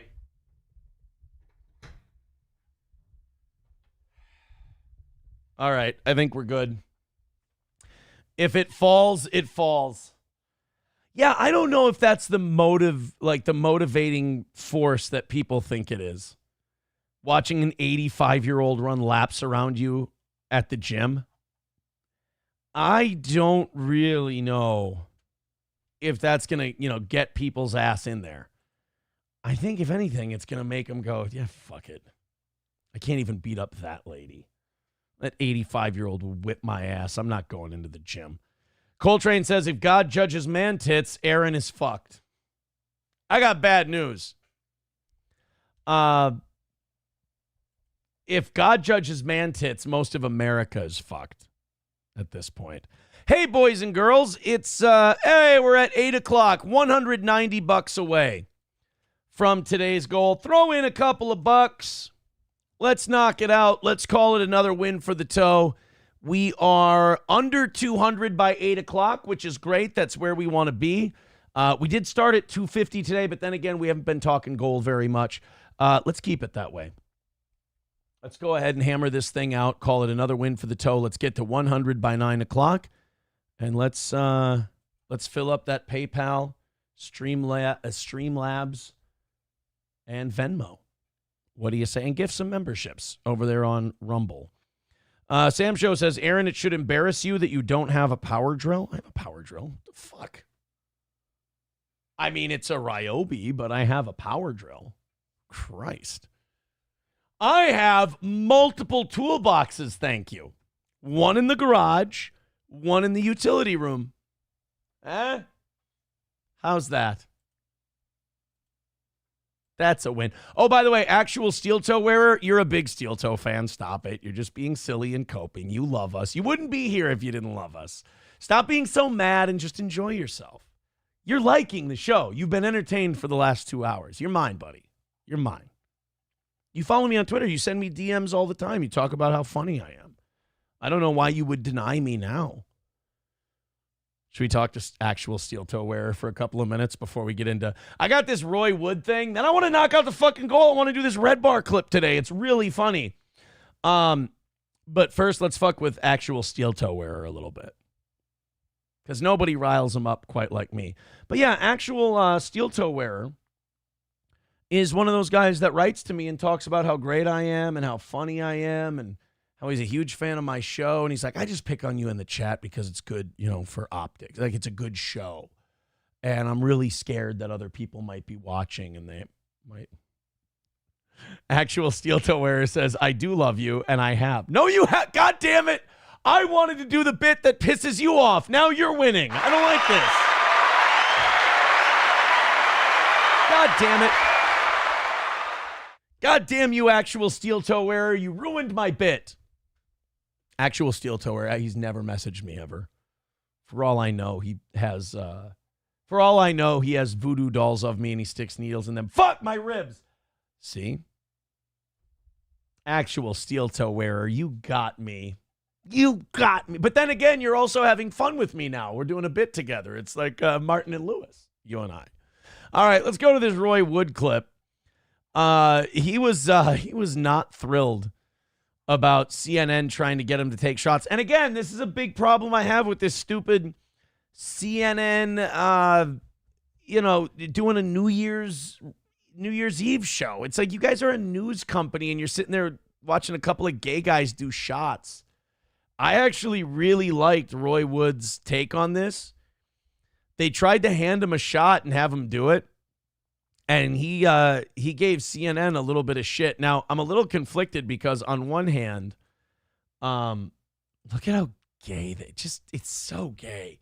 On one hand, like, I don't want to see anybody defend Don Lemon. Don Lemon fucking sucks. He's an idiot.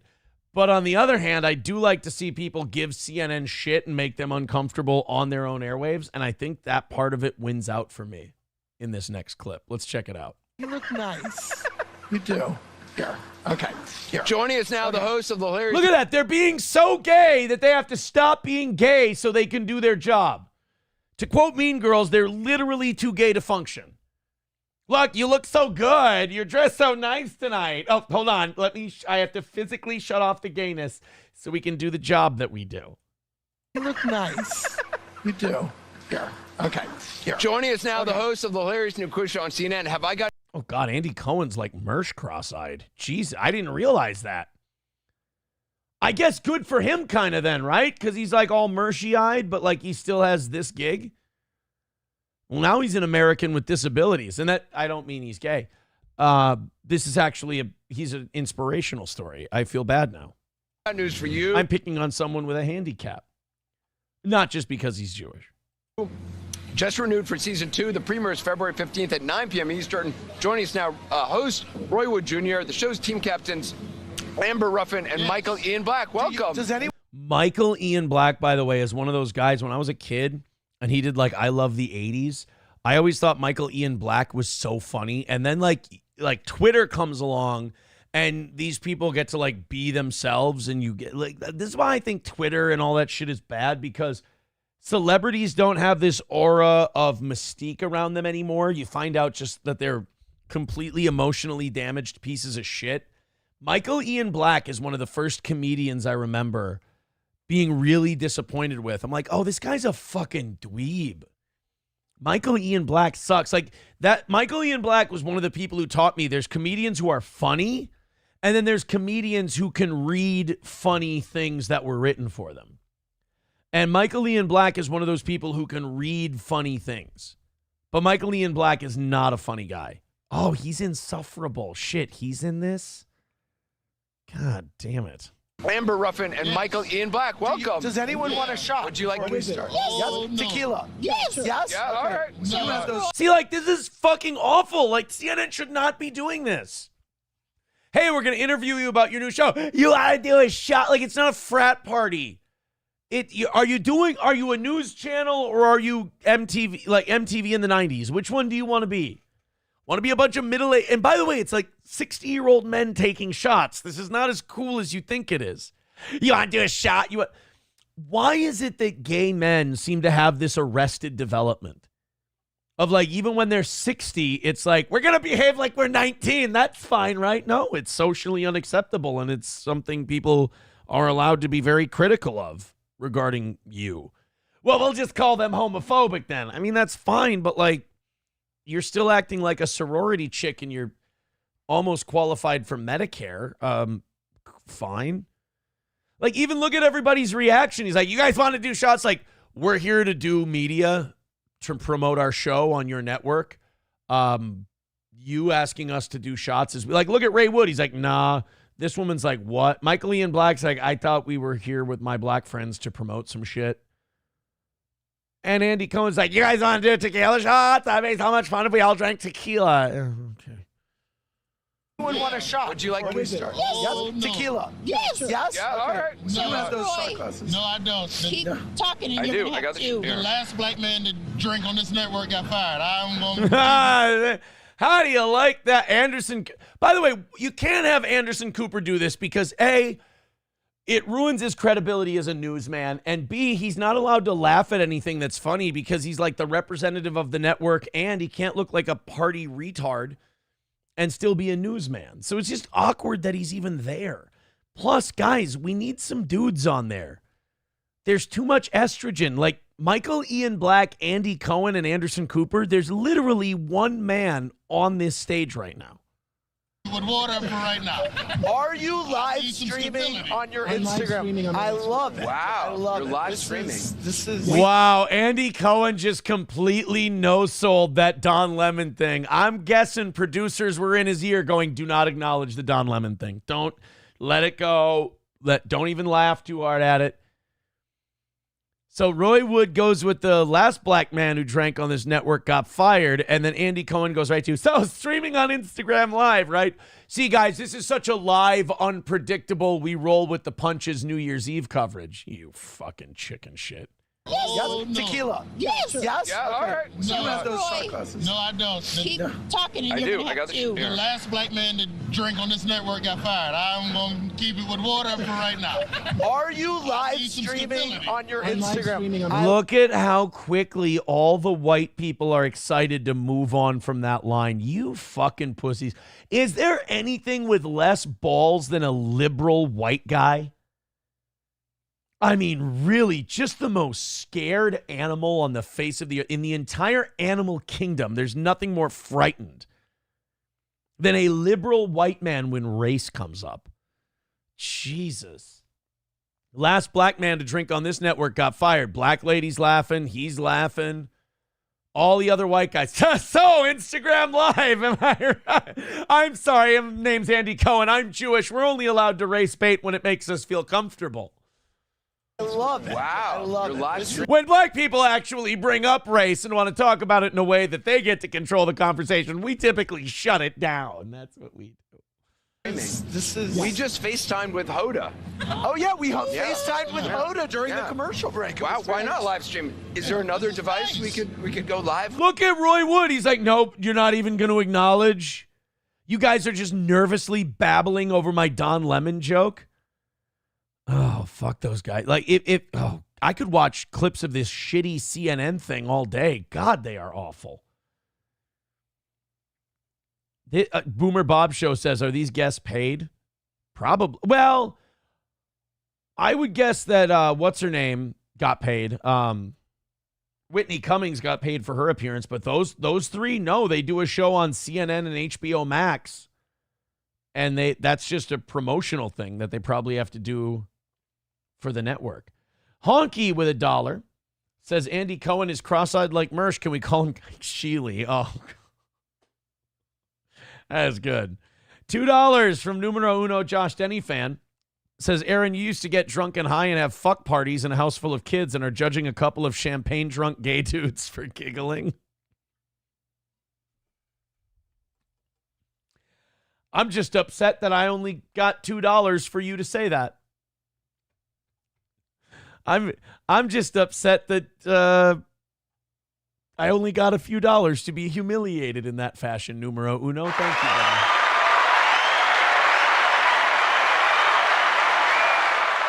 900 of you checking out the toe today. Thank you very much for joining us this morning. We appreciate it. 190 away from today's goal. Go ahead and throw in a couple of bucks. Let's we got a good one. We got a good one going. Let's get under $100 by 9 o'clock, and then we are on our way to a successful show. Oh, no, our next story is going to piss me off. I don't want to be mad. I don't want to be. Although, you know what? This is kind of my fault. I shouldn't be mad. I should just expect it at this point. Did you see that Joe Biden is going, he's not going to leave the White House. He's not going to go quietly into the good night. That he's going to go out throwing as much money at his pet projects as he can. You've got Ukraine cashing in big time on Biden being a one-term president. Joe Biden just signed off on $5.9 billion more for Ukraine, and there are people saying, oh, yeah, the last amount that Joe Biden will be giving to Ukraine. I don't know, man. He's got, 18 days left? There's going to be more money for Ukraine coming. This has been an endless piggy bank for Zelensky. And every time I see a picture of him, I just fucking hate him. Like, he's always just got pants and a sensible shirt on. Like, he's never dressed professionally. Like, in the first days of the war, when they had us convinced that Russia was going to roll over them in 6 days, okay, you're under fire, there's an invasion, it's uncertain, so no time to wear a suit, blah, blah, blah. You don't see Vladimir Putin wearing, fucking street casual clothes. Zelensky pisses me off because he doesn't even do a good job of pretending he's not a New World Order puppet. He's just so clearly a character doing a dance. He just fucking bothers me. And then, he's been an endless piggy bank because Ukraine is such a corrupt country, and they made Biden and the Burisma people so many fucking tens of millions of dollars. And the payoff is we'll instigate a war with Russia, and we'll just give you hundreds of billions of dollars. Why wouldn't you funnel tens of millions for a bunch of Westerners if you know that they're going to give you hundreds of billions of dollars in free shit in return? And that free shit is a military. Bombs, look at long-range guided missiles, drones out the ass. Remember this was supposed to be a defensive war against Russia? And Russia was supposed to be this marauding army, but then we found out that actually what Russia wants to do is secure the Donbass region, which wants to break away from Ukraine. They don't want to be part of Ukraine anymore because they're culturally Russian and they speak Russian, and they'd like to not be part. They don't identify as Ukrainians. They're ethnic Russians, so they don't want to be part of the country. And it was supposed to be, if we provoke this war, Putin will show what an animal he is by marching right into Kyiv and trying to take out all the Ukrainian people, where instead what Putin has done is pretty much solidified the front lines and tried to basically instigate peace talks to include the removal of the Donbass region from Ukraine. So we've just been all right, I guess we'll just keep giving Ukraine money, and we give them long-range missiles so they can strike inside of Russia, drones so they can carry out drone attacks inside of Russia. So much for this defensive war that we're funding. And then also we said, we're fighting on the side of democracy. We're fighting to protect democracy in Ukraine. Guess who's suspended elections until the war is over? Volodymyr Zelensky. So all the reasons we've given for being a part of this Ukrainian-Russian conflict have been complete bullshit. And I don't know why they even bother lying, because the real reason, which is this is the payback for the Burisma stuff and firing that prosecutor that was looking into Joe Biden and Burisma, is the hundreds of billions of dollars in weapons. I don't know why we're running from that. I don't know why we're hiding from that. It's another, $5.9 billion for Ukraine. And I'm not convinced that they're done yet. In total, the Biden administration greenlit nearly $6 billion in Ukraine aid in just one day. Since Russia invaded in February of 2022, Ukraine has received over $175 billion in aid from the Biden administration. So about $60 billion a year. With the president vowing to continue to work relentlessly to strengthen Ukraine through the remainder of his term. That's what I'm saying. I don't think he's done.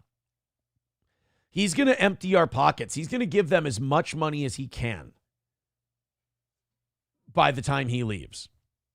Rest assured that whatever he gives them is what is the very limit of what he could legally give them with his authority as president. I really fucking hate that war. I mean, and we haven't even tried. That's the thing. We haven't even tried to sit down with Putin and Zelensky to come up with a peace. We haven't even held any peace talks.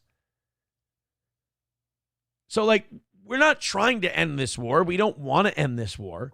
We just want to keep funneling the money in because Biden owes Ukraine. And when Trump gets in there, if he doesn't make getting us the fuck out of there one of his first priorities, I'll be disappointed, to be honest. Putin, bigot on socialist media, says Putin isn't as bad as most Western leaders. Putin's a piece of shit. Let's be very clear about that. But just because you're a piece of shit doesn't mean that everything you do is wrong and everything everyone else does is right. We 100% have taken the last 30 years and provoked this war. When the Cold War ended and the Soviet Union dissolved, one of the things we promised Boris Yeltsin and the Russians is that we will have peace with dignity. We will not press NATO past the German border. We went into East Germany. We reunited them under the NATO banner. Then, involvement in Poland and the Yugoslavian countries and some of the Scandinavian countries getting admitted into NATO, and in Finland being involved, and Turkey and all this other shit. I believe Turkey a NATO country now. We kept breaking our promises to Russia, and then Russia said, all right, hard line is Ukraine. You do not make Ukraine a NATO nation, and you don't fuck around with Ukraine. That's neutral. Well, we helped lead a coup that overthrew a Russian-friendly government and installed Zelensky. And then we started taking steps towards making them a part of NATO. And they would have been a part of NATO by now, but they're so fucking corrupt. Ukraine is one of the most corrupt countries in Europe that we couldn't actually, even fudging the numbers and faking it, we couldn't make their government look legit enough to join NATO. But we kept pressing. And Putin said, if you keep pushing to make them a part of NATO, we're going to invade Ukraine. And we kept going through the process of making them a NATO member state. And Russia said, fine, we're attacking. So did Russia fire the first shot? Yeah, sure. Did they tell us they would if we didn't stop moving NATO onto their border? I think we put missile defense in Ukraine too. And that was a big objection they had. So it's not like Russia just one day had a bug up their ass and said, hey, we're just going to attack Ukraine. Like they warned us. They told us to stop. Like you told us 30 years ago you wouldn't go further than Germany, and here you are in Ukraine. What the fuck?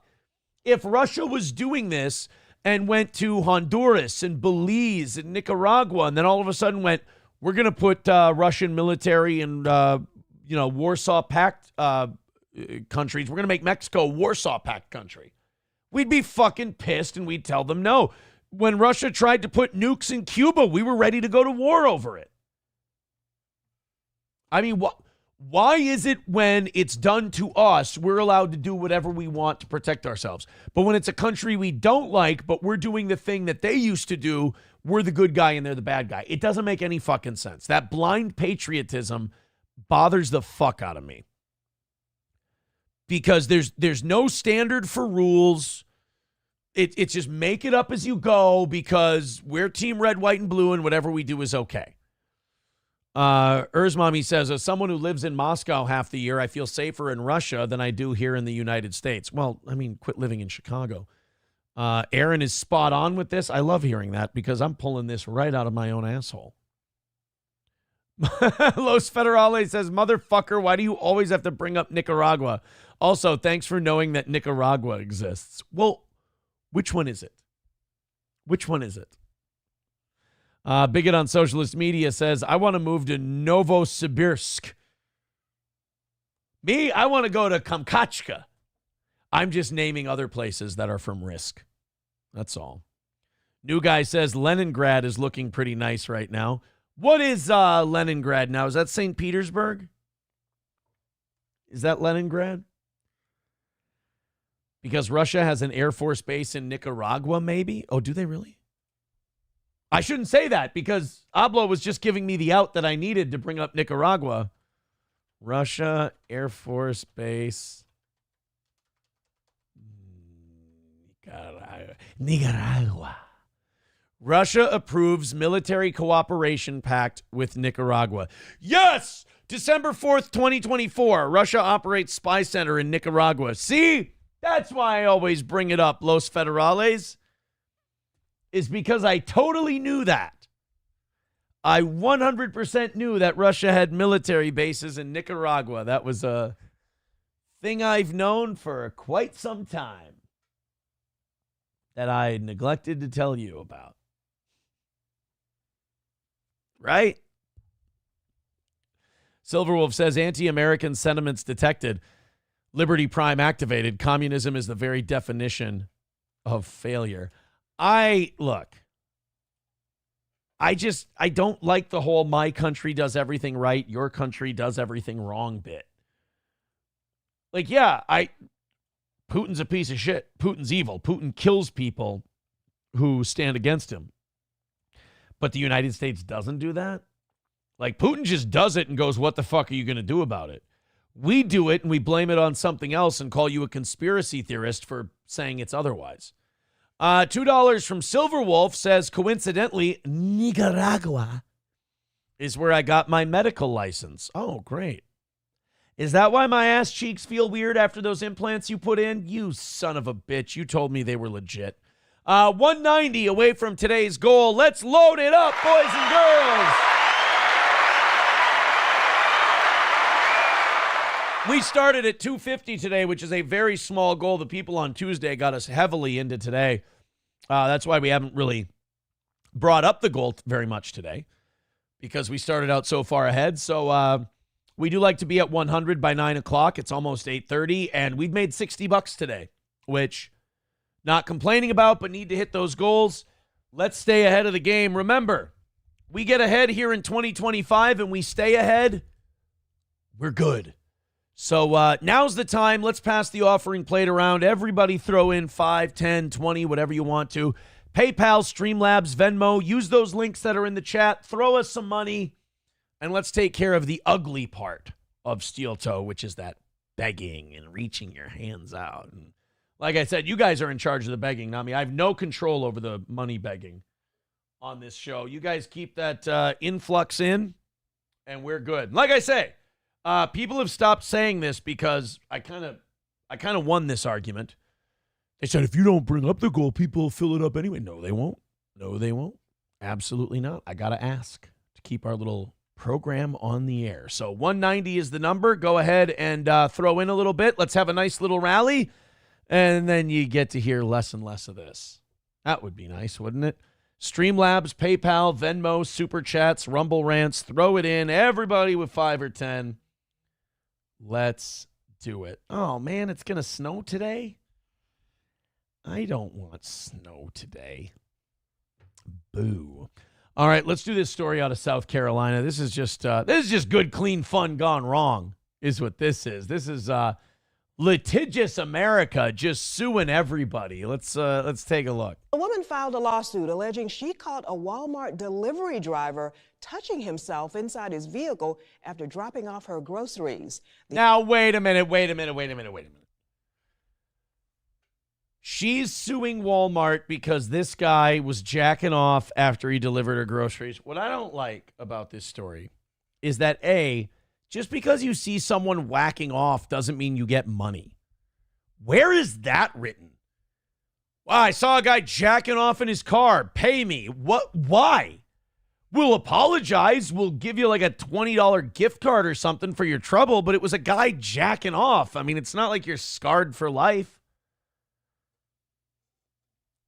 And then, like, she also, it was after he dropped off my things. Oh, what? Oh, so he's jacking off to you? So even when you're really offended and you're suing us, this still has to be about your ego? He was clearly whacking it to me. All right, fine. Then he was whacking it to you. But I don't understand why you get to make money just because you saw someone jerking off. Does that mean if someone else would have been there? Like if they would have been driving by, you got like, let's say a car full of people. Let's say someone carpooling for lunch. They drove by at the same time. Can those 4 or 5 people in that vehicle then sue that guy? Can you guys form a class action lawsuit if enough people see a guy whacking off in his car? I don't see why Walmart is on the hook because one of their workers thought they could sneak a quick jerk in before lunch. I understand complaining to Walmart. I understand. Look, you got to let Walmart know if you got a guy beating off at work. I mean, that is something you probably should let the company know. He could cause problems for you. But I don't see how it entitles you to money. By the way, nice menorah in the background. Merry Christmas, everybody. The unidentified woman filed the lawsuit on December 19th in Horry County Court and named Walmart and the driver Alvin Ortiz. Well, the alleged incident happened. Right. You got to include Walmart's name in the lawsuit. You can't just make it Alvin Ortiz because Alvin Ortiz ain't got any fucking money. But you include the Waltons in there. Now you got yourself a lawsuit for jacking it. Now, Walmart should pay. Walmart should lose this lawsuit and have to pay a lot of money if in their employee handbook it encourages masturbating while on the clock. But something tells me that that is not a company policy. And on July 8th in the woman's driveway, the lawsuit says the woman ran and grabbed her young child to hide before calling a neighbor.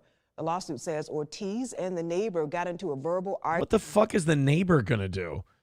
Now you involve your neighbor. Does your neighbor get to sue now too because he had to see and hear about the whacking off? Everybody's scarred now. Argument before Ortiz drove away. He was arrested July 9th and charged with indecent exposure. July and released 9th. on bond the next day. You can read much more about this case right now at WBTW.com. Oh, she filed the lawsuit this week. I was like, arrested July 9th. Why the fuck are we hearing about this now? She just filed the lawsuit December 26th. Okay, so she had to do her family Christmas, get all the gifts exchanged. Then she could file the whacking off lawsuit. Okay. God, I don't understand. Again, I don't understand why you get to sue because somebody else whacked it. Numero uno Josh Denny fan with $2 says more goal, less news. Well, hey, don't worry. If we don't make any money in the next half hour, numero uno Josh Denny fan, it's going to be a lot of goal in the 9 o'clock hour. So you will be very happy. But if we don't hit the goal, numero uno, we also don't get that red bar. I'm really excited to do that red bar clip today. But it has to, it's a goal reward. And by the way, it's not just for overtime. If we hit the goal right fucking now, I'll do the thing. Silverwolf with $2 says the delivery guy can jack off all he wants if it means I actually get what I order from Walmart delivery. They fucking suck. Well, I mean, dude, it is Walmart workers. I mean, temper your expectations. 185 away from today. Let's get moving. Let's throw in a few bucks. Let's knock it out and call it another win for the toe. This is our first goal of 2025. We can't start out fucking short. That would be a terrible omen for 2025. So throw us a couple of bucks. Let's get this thing hammered out. We are officially behind. Usually we like to be on the right side of 100, under 150 by 8:30. For the first time this morning, we are behind pace. That sucks. So throw in a couple of bucks and let's hammer this thing out. Call it another win for the toe. Just a few at a time, please. Let's we got one. We do have one more CNN New Year's Eve clip. I'm getting tired of these. I'm glad this is the last one. This is Diplo. Diplo was on. He's a DJ, and he has so little respect for CNN and Anderson Cooper and Andy Cohen's little show they were putting on that he just went ahead and got totally fucked up on LSD before he went on with them. It's just, I mean, why not? If the hosts are going to sit there and do tequila shots and act like a bunch of sorority girls hey, do you want a shot of tequila? Oh my God, being gay means you never have to grow up. Come on, why be professional? So why can't Diplo be geeked on LSD when he comes on to talk to you guys? If you're not going to take it seriously, why should he? Let's see if he at least made this interesting for a couple of minutes. Diplo with Anderson and Andy. How is it that there's an LSD doing DJ on your show and he's the least gay guy? You know, you shared earlier that you ran the 2023 LA Marathon while on LSD. How is that possible? What was that like? I mean, I've taken anal nitrates today, so I'm nice and loosened up, but I could never run a marathon that way. I mean, it's not just going to be confetti poppers tonight, believe me. I love that we get to just openly promote degeneracy on television now. And not like on television. I mean like news television. Like, as far as I know, LSD is still illegal to do. And you just get to talk to this DJ, and because you're gay and want to be cool, you're like, what was it like running a marathon on LSD? That's crazy, right? I mean, we're the news. We're fucked. I just think it makes your mind work. You move faster. You're able to incorporate your body. It just was a little hack I had. I don't think it's illegal in the Olympics, but it was fun. Wow. What is the most, I'm so curious, what's the most conventional place that you've done LSD? Is this really a fucking conversation we're having? God, Andy Cohen's the worst. Like, how? I'm confused because I'm like, in my head, I'm just like, other than his last name, how is it that this guy has a job in media with no discernible skill? Right now? Right now? This one, a helicopter on the way. Oh my God. Yeah. Please. Oh my God. Hold on. Hold on. Hold on. Hey, this guy interviews world leaders and asks to be taken seriously. Yay. God, Andy Cohen is such a fucking dork. Really? Oh my God, like you're doing LSD now? That's totally cool. It's awesome to abuse drugs. It's so fun and great. Oh, by the way, I don't like it that people say we try to subvert the culture and try to weaken it from the inside. That's totally insane. Before I go have anal sex, tell me more about your drug abuse. It's so fun. Please tell me. I'm not even lying. You're tripping right now? Yeah. Yep. Wow. But it's like a light. Okay. And by the way, I don't blame Diplo at all. He's a fucking degenerate DJ on New Year's Eve. He should be go do drugs. Fine, whatever. But like Andy Cohen cackling like a high school sophomore who just heard weed for the first time. Fucking hell. Like a light trip. Wow. A light trip. A light. Wow. How do we look to you? As weird as we do in real life, or weirder? I don't even. All I see is this camera. I don't even see you guys. They won't let me look at the screen, so I have no idea what you guys look like. So. You can picture us. You can Picture a really effeminate gay Jew and then another really effeminate, more conserved Jew. Gay guys. It's. Oh, I can't watch this shit. That show should be fucking canceled. That network should just be shut down. 2025, can we be done with CNN? Can they just be just out? Just finished? Boomer Bob Show says the hamster up Cooper's ass must be moving around. Yeah, he is getting really wiggly. That's a good point. A lot of wiggling going on from Anderson Cooper. Thank you very much. Spam a lot with $5. Says the only fitness Aaron is interested in is fitness peen in his butt and mouth. I fixed the spelling and everything for you, but yes, I understand the context. I believe the gist of the joke is that I'm gay. Thank you very much. 180 away from today's goal. Let's keep it going. Oh, that's very nice. Bigot on socialist media wants to send CNN headquarters a Cybertruck. Oh, hey, wait a minute. I think he's trying to say something else. Paul Hayward with $5 says, fine, here, money now. Thank you for the $5, Paul.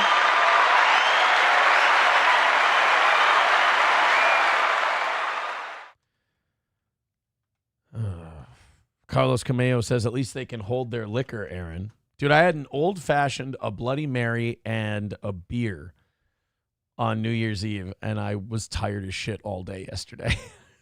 I didn't even make it to midnight, dude.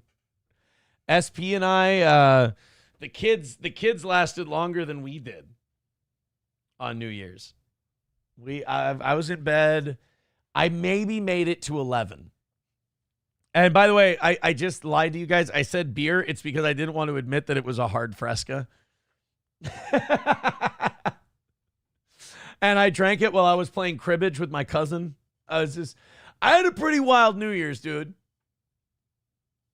There was a hotel. I was talking about the Vikings quarterback situation. I was drinking a hard Fresca, playing some cribbage. I got skunked, too. in the game of. Well, no, the first one. I think I lost the first one, but I got skunked in the second one. That was really bad. But anyway, I had an old-fashioned first, then I had a hard Fresca, then a bloody. So my drinks kind of got gayer as the night went on. But those were the 3 drinks I had. Then I retired to bed, and SP and I watched Kings of Tupelo, and I was probably asleep by 11. I'm not going to say what else I did. A gentleman, I don't kiss and tell anymore, but it was, the night ended fine. It was just that I didn't make it to midnight. Sam Show says, see, you can't even lie that you're straight. I had heterosexual sex. At least that's what he called it. SP and I went to have a nice date. We went to the hotel restaurant, and we were going to have, she'd never had deep dish pizza before. And we were at a pizza, kind of a pizzeria type place. And we ordered a deep dish pizza, and we got a couple of drinks. Then we're going to head back. And my oldest came to the restaurant, and we were like, well, come on, sit down. That's fine. And all 3 of us ended up having dinner together. She felt so cool. She felt like she was one of the grown-ups. She's like, I'm just, sitting in the restaurant, having a little New Year's Eve, pizza and a lemonade. Kind of cool, kind of grown up. Somebody, too, says, imagine that. Aaron gets gayer as the drinks go on. Sam Show says, we don't call it heterosexual sex. We just call it sex. Only the fags need to qualify it. Thank you. Thank you. Numero uno, Josh Denny fan with $2 says chunk play. I don't think that's I don't think you and I watch the same football. I don't know if $2 is a chunk play. Let's check it out. 20 is a chunk. 175 away from today. Let's knock out that first goal of the year, pretty please. We got about 20 minutes until 9 o'clock. We like to be under 100 by 9. Otherwise, I'm gonna get a little panicky. We'll see how it goes. I want to do that fucking Red Bar clip. It's so goddamn good. Streamlabs, PayPal, Venmo, Super Chats, Rumble Rants. It is, by the way, all the links are in the chat if you want to go check them out. Click on them. Leave us 10, 15, 20 bucks. Let's hammer out that first goal of 2025. Days like today, because like the first 2.5 hours of the show, the goal doesn't really get mentioned because it's a smaller one. So I've now decided that like when we have small goals on the show, when we're like $100 ahead, I used to be like, oh, today will be an easy day. I don't do that anymore because I know what it really is.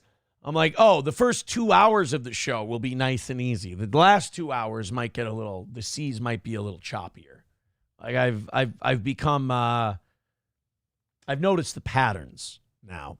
Let's jump back into the news, and then I won't fucking worry. 175, go knock it out, go contribute, go help get 2025 off to a good start, if you would. Leah with $1 says it's the first business day of 2025.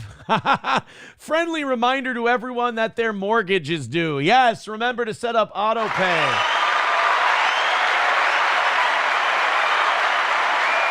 Remember to set up your auto pay. It's very, very important. Thank you, Leah. Sam Show says noticing patterns is anti-Semitic. That's right. I'm sorry. $4.99 from Coyote NV says, how about those Buckeyes?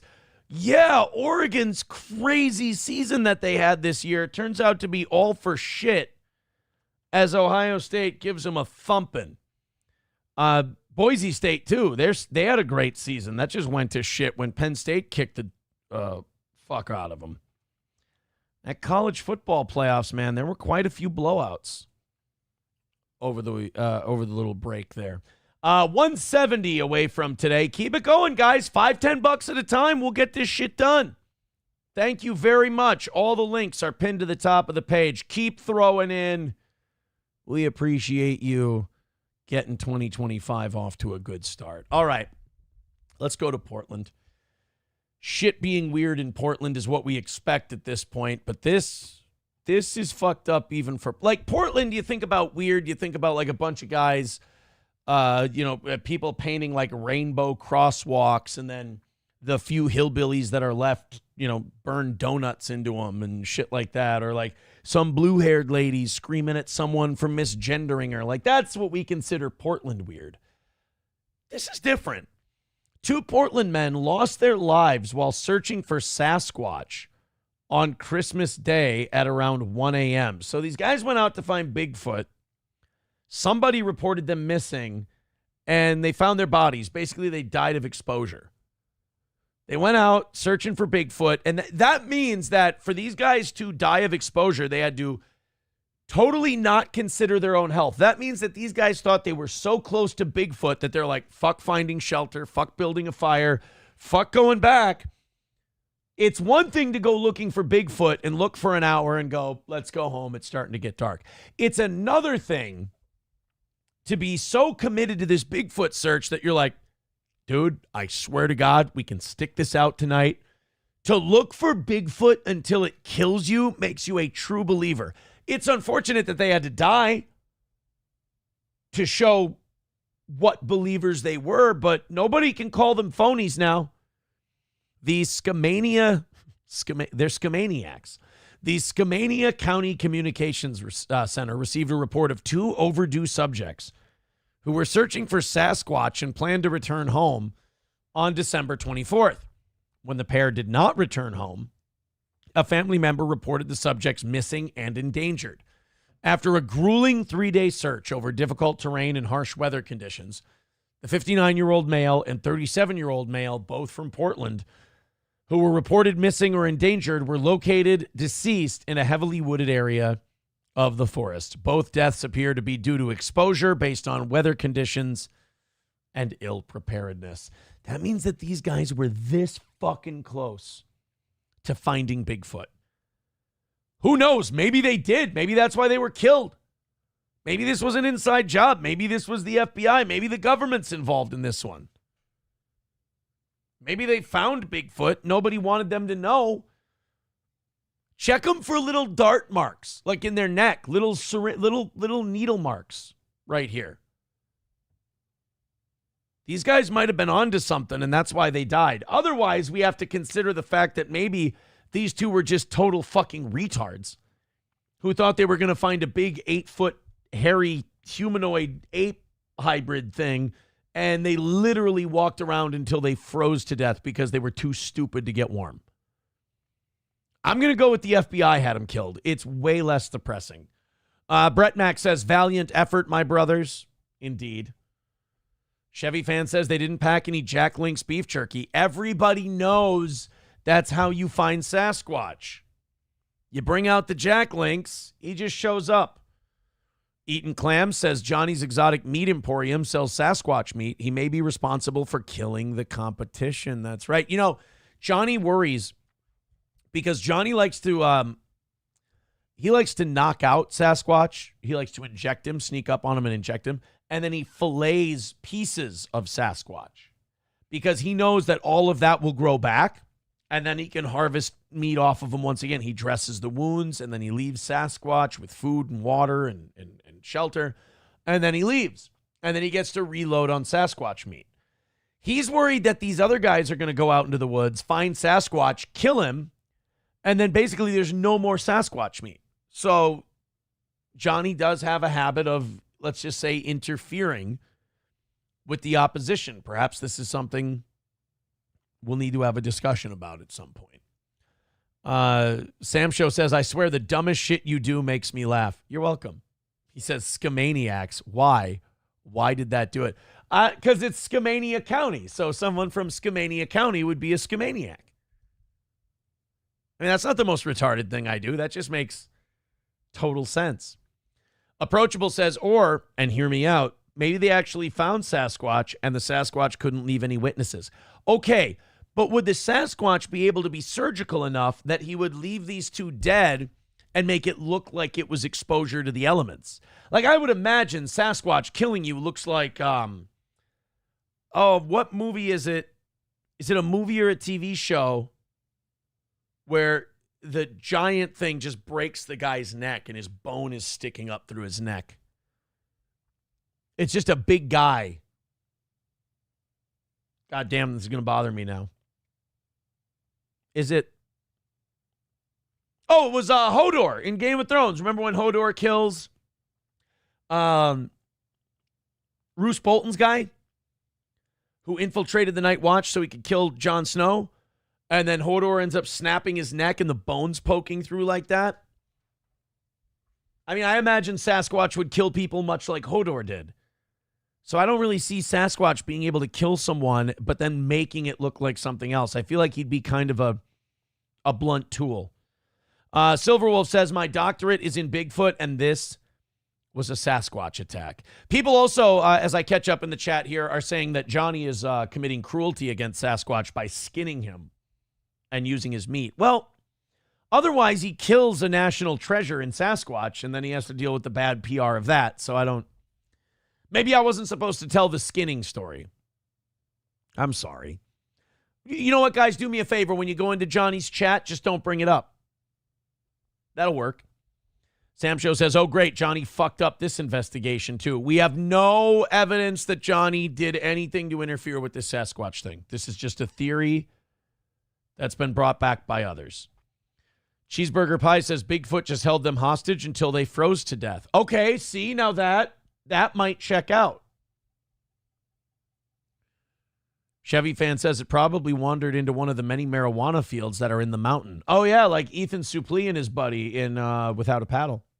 It's possible. Sam Show says Johnny needs to be stopped. His thirst for jizz is getting out of hand. I don't think this was the jizz business. The jizzness, if you will. This was the exotic meat company.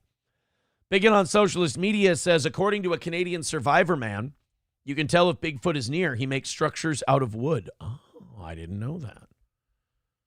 Dive Bar says, I don't read a lot of free Rumble chats. 20 free Rumble chats later. Well, Dive Bar just ruined it, guys. I got to get away from the free chats now. I wanted to let you guys have a little fun with the Sasquatch story for free, but now Dive Bar's right. I fucked it up. That's my fault. That's why we're 170 away. That's why we've only made $80 today. We've only made $80 because I'm sitting here reading all the free chats. Sorry, guys. Dive Bar called me out, and he is correct. Streamlabs, PayPal, Venmo, Rumble Rants, Super Chats, etc. Okay, this is starting to veer into off to a bad start this year territory. We started ahead. We got to 190 by 8 o'clock, but now as we head to 9 o'clock and we're supposed to be under 100, we're at 170. So we made $20 this hour. When you say it like that, I really sound like a failure who should find something else to do. So rally it up. You know we do a good show. I'm not a failure who should find something else to do. We finally had a profitable year last year. Let's keep this fucking shit going, huh? 10, $20. Be a friend. Be a pal. Streamlabs, PayPal, Venmo, Super Chats, Rumble Rants. Let's get this thing moving. 170 away. I want to call it another win for the toe. Talking Point, give us your Black Monday predictions for the end of the NFL season. Black Monday? That would be the end of the end of the season is Monday. Let's go to the playoff machine. Let's take a look. I'm not making any fucking money anyway. Might as well switch it up. Let's take a look. Ravens still need to win because if the Browns win and the Steelers win, then the Steelers win the AFC North. So they still got something to play for. I'm going to say the Ravens are going to beat the Browns.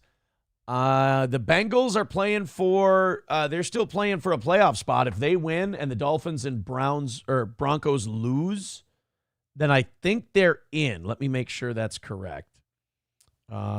Jets win, Chiefs win. Yeah, then the Bengals are in if Denver and Miami lose. So if the Jets can get a win at home, I still say the Broncos are going to win and you're in, though, because the Chiefs are going to be resting their starters. Tua's going to be out this week, so I think the Jets will beat the Dolphins. But the Bengals have something to play for, and I think Burrow's going to beat Russell Wilson next week. And the Bengals will finish the season strong. The Texans are going to limp into the playoffs because they've got, they lost Tank Dell and all that. I think the Titans will end the season strong on a win. Atlanta shouldn't be allowed in the league if they can't beat Carolina with their season on the line. However, it's not going to matter because Baker Mayfield and the Bucs are going to beat the Saints. The Bills will win on the road against New England. The Colts will end their now useless season on a high note, beating the Jags. Washington will beat Dallas because they're still playing for seeding. If Washington wins, they get the 6th seed and they don't have to go to Philly. Philly will beat the Giants. The Packers will beat the Bears in an ultimately meaningless game. Now, wait a minute. Can the Seahawks still win the NFC West? Let's see. I don't think they can. Chargers will beat the Raiders. Cardinals will beat the 49ers. And the Vikings will beat the Lions to be the 1 seed in the NFC. I do think LA is going to beat the Seahawks, by the way. So this is how my playoffs look. In the AFC, it's going to be Denver versus Buffalo in the first round, and Buffalo will take care of business. Pittsburgh goes to Baltimore. That'll be closer than a lot of people think, but Baltimore will win. Pittsburgh's kind of falling apart down the stretch. The Chargers will go to Houston, where the Chargers will win on the road, and which will ultimately lead to L.A.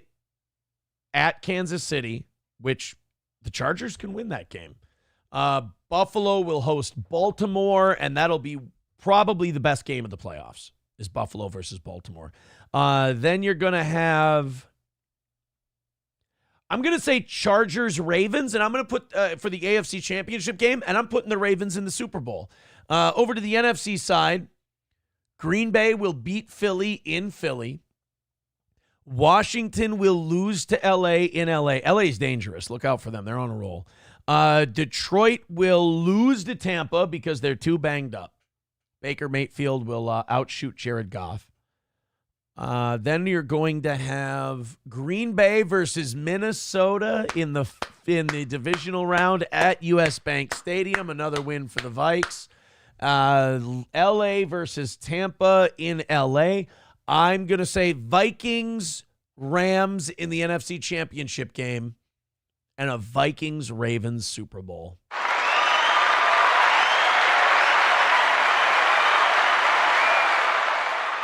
Numero uno, Josh Denny fan with $2 says, get your shit together, toe bros. This is Trump's America. Did you hear that?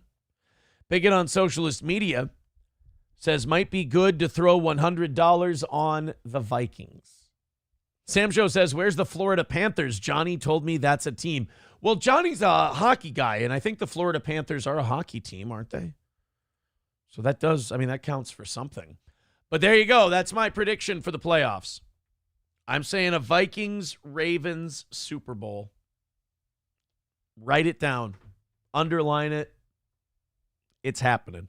It's happening. Let's go to SGT 580 with $20. Says for a Happy New Year. Thank you, buddy. $20 from Sergeant 580. Let's play his $20 drop for him. Sorry. 150 away from today's goal. Let's fucking go. Keep going with those 5s, 10s, and 20s. And let's get that thing down to 0. 150 away, a little over an hour left in today's show. Let's really jump on, guys. What do you say? Streamlabs, PayPal, Venmo, Super Chats, Rumble Rants, all the links are there.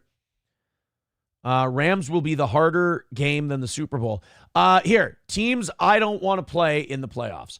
I don't want the Bengals to make it, which they're a long shot anyway. I don't want to see the Bengals anywhere in the Super Bowl. I don't want to see Baltimore.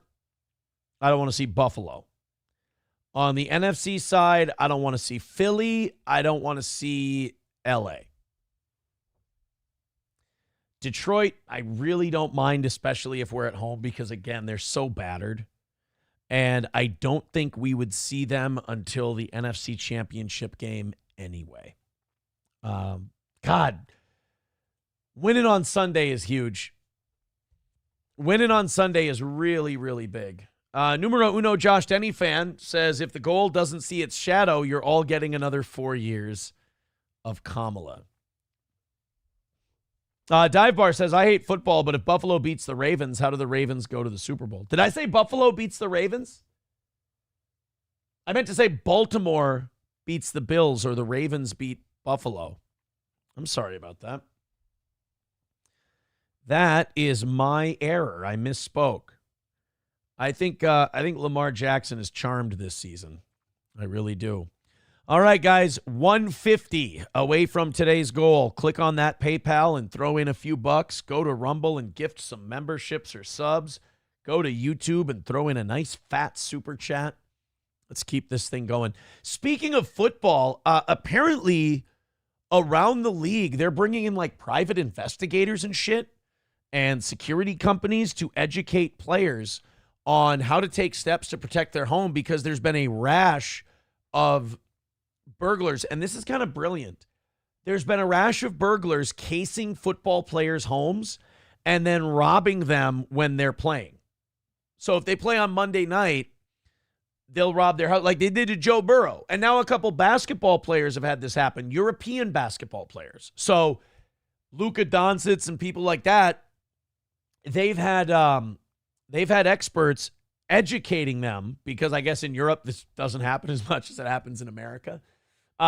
They've been taught how to take steps to burglar-proof your home because burglars have tried this new thing, and I can't believe it's taken them this long to figure out the schedules of professional athletes and then knowing that they will have carte blanche to just go in and take whatever they want from their home. It's really kind of brilliant. Shitty, illegal, wrong, but kind of brilliant, really. It happened to Joe Burrow, and I guess Joe Burrow's girlfriend was home at the time. And Joe Burrow's girlfriend called police. I mean, you think about it, it is a brilliant move, but like if their family is there, that could be a dangerous situation. I think the best way to prevent these burglaries is just teach your wife or girlfriend how to shoot. Then you can take it. But then you're going to make the floor all messy. Like, can you imagine the nice tile entryways these guys have, and then you get robber blood all over it? Poor people blood. Ew. Coltrane says Chiefs versus Vikings for the Super Bowl. The Vikings will crush them. People were asking, like, why didn't you put the Chiefs on that list of teams you don't want to play? Just the way the Chiefs have been winning this year, I'm not intimidated by them. The Bills, I'm scared of the Bills. Baltimore, I worry about Baltimore because I believe Lamar Jackson is the kind of quarterback that can get around our defense. So the Chiefs don't scare me. Just like the Packers might worry a lot of people. They don't worry me. Detroit worries a lot of people. I'm interested to see them close up this Sunday night. They've only lost one game since they've started having these injury problems. I don't think anybody's really pressed them or pushed them or tested them because they've got to be way more vulnerable than they've looked. I guess San Francisco is fucking garbage this year, and San Francisco almost got them, so that might tell you what you need to know. Scooby Jooby Jew says that's how Sean Taylor was killed 15 years ago. That one was sad. He was home because he was injured, and the robbers assumed he would be at the game when they broke in. Yeah, I remember that. And they killed him. It's fucking awful, Sean Taylor. I know I shouldn't be like more sad that the player's dead because he was good, but I am. Sean Taylor was a really solid player, and it was really sad when he died. And then do you remember when Patrick Mahomes' cunt little brother did that TikTok dance on Sean Taylor's number at FedEx Field? Oh, I wanted to beat the living shit out of that kid for doing that. What an asshole. I hope that if it got back to Patrick, I hope that he talked to his brother about that because that is a really, really shitty thing to do. And I hope he explained to him why he's a retard. 150 away from today's goal. Let's fucking go. It is 9 o'clock. We've officially got less than an hour left in our first show of 2025, and I want it to be a success. I want to start off 2025 in a good way. $150 away from overtime. It's our last goal of the week and our first goal of the new year. Let's do it. We got Rumble Friday tomorrow. We had we had an awesome Monday show. We had an amazing Monday evening show. The New Year's show was fucking incredible. Thank you guys for your generosity. We started $100 ahead for today, so we've made $100 in 3 hours. Not the greatest hourly rate, but we can forget about all that by knocking out this 150 in the last hour of today's show and making sure that it's not a beggy final hour of the program. This was, I don't know how many of you saw this, but there was a boxing match in Japan. And I don't know, I'm not familiar with the two guys fighting. But I think in Japan, you might need a little more increased referee training because a referee's job is to officiate the action but not get too involved in the action. And to his own detriment, the referee in this next fight got a little too involved in the action. Let's take a look. You know what, Damien? I think we could almost take a break here and let Cena be the commentator who's talking that much. Yeah, for sure. We definitely could. Ampo not fazed by that. Obviously, he covered up. And he was telling the referee, like, let's not worry about it. Let's let it go. However, does what Wait, are you? What the fuck is that? You're not allowed to spinning back fist in boxing? The shit just happened. And he was telling the referee, like, let's not worry about it. Let's let it go. However, does one of his own, returns the favor. Here we go. Here we go. It's getting crazy now. Now they're... Yeah. Oh, shit. So the referee was trying to step in and go, guys, we can't be spinning back fisting each other. This is not okay. And he gets fucking drilled for his trouble. His own returns the favor. Here we go. Here we go. It's getting crazy now. Now they're both breaking the rules. You know what, though? He took that shot pretty well. You can't spinning back fist in boxing. Here we go. It's getting crazy now. Now they're both breaking the rules. The referee got hit. The referee got hit. Oh, and then he gets hit again. I tell you what, you kind of hit like a bitch if you're getting free shots on the ref and you can't even drop him. Not the biggest power punchers over here. Got hit again. Oh, no, it's a brawl. Security's coming in. It's a brawl. It's a brawl. The referee got hit twice.